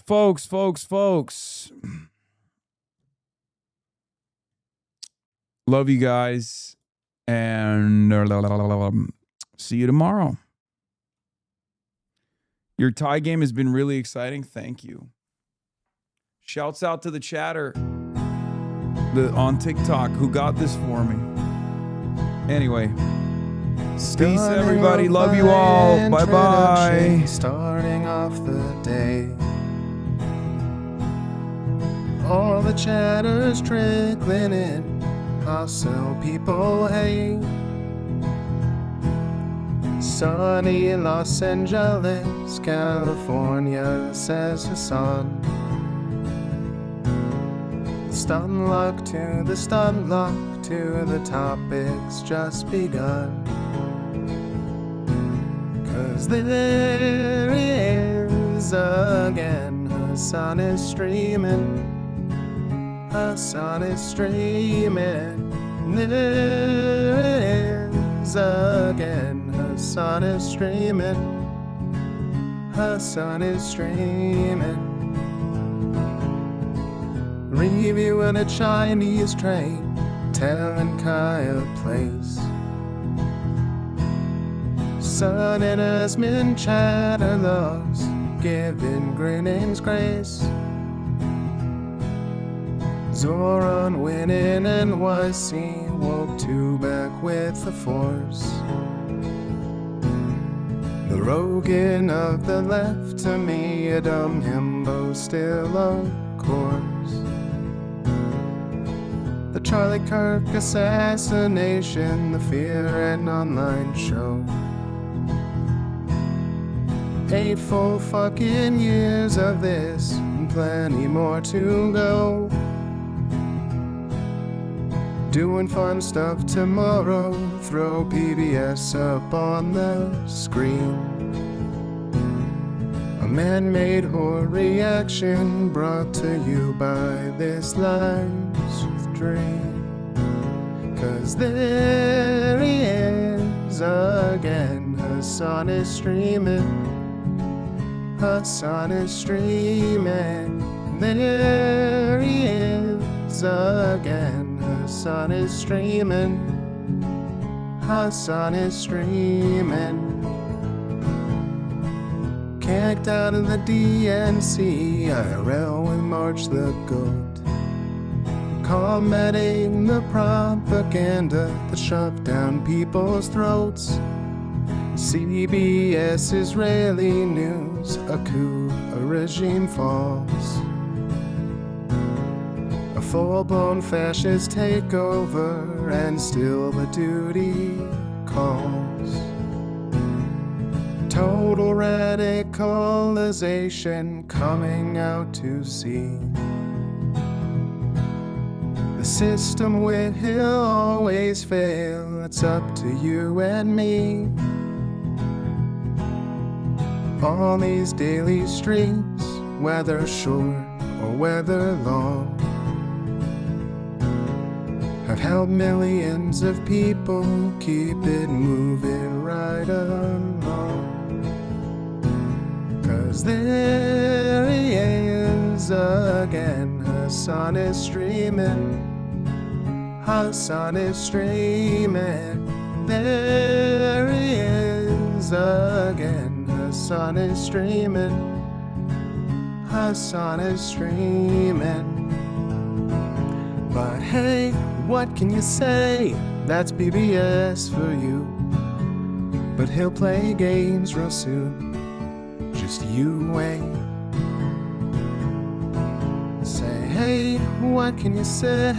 That's PBS for you. But he'll move on real soon.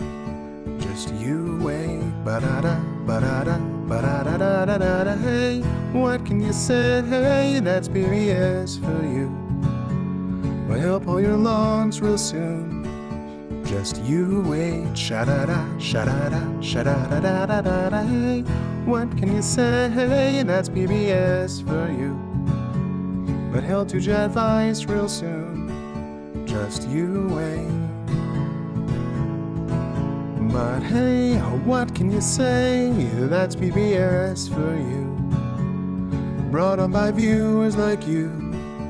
Just you wait. Just you wait.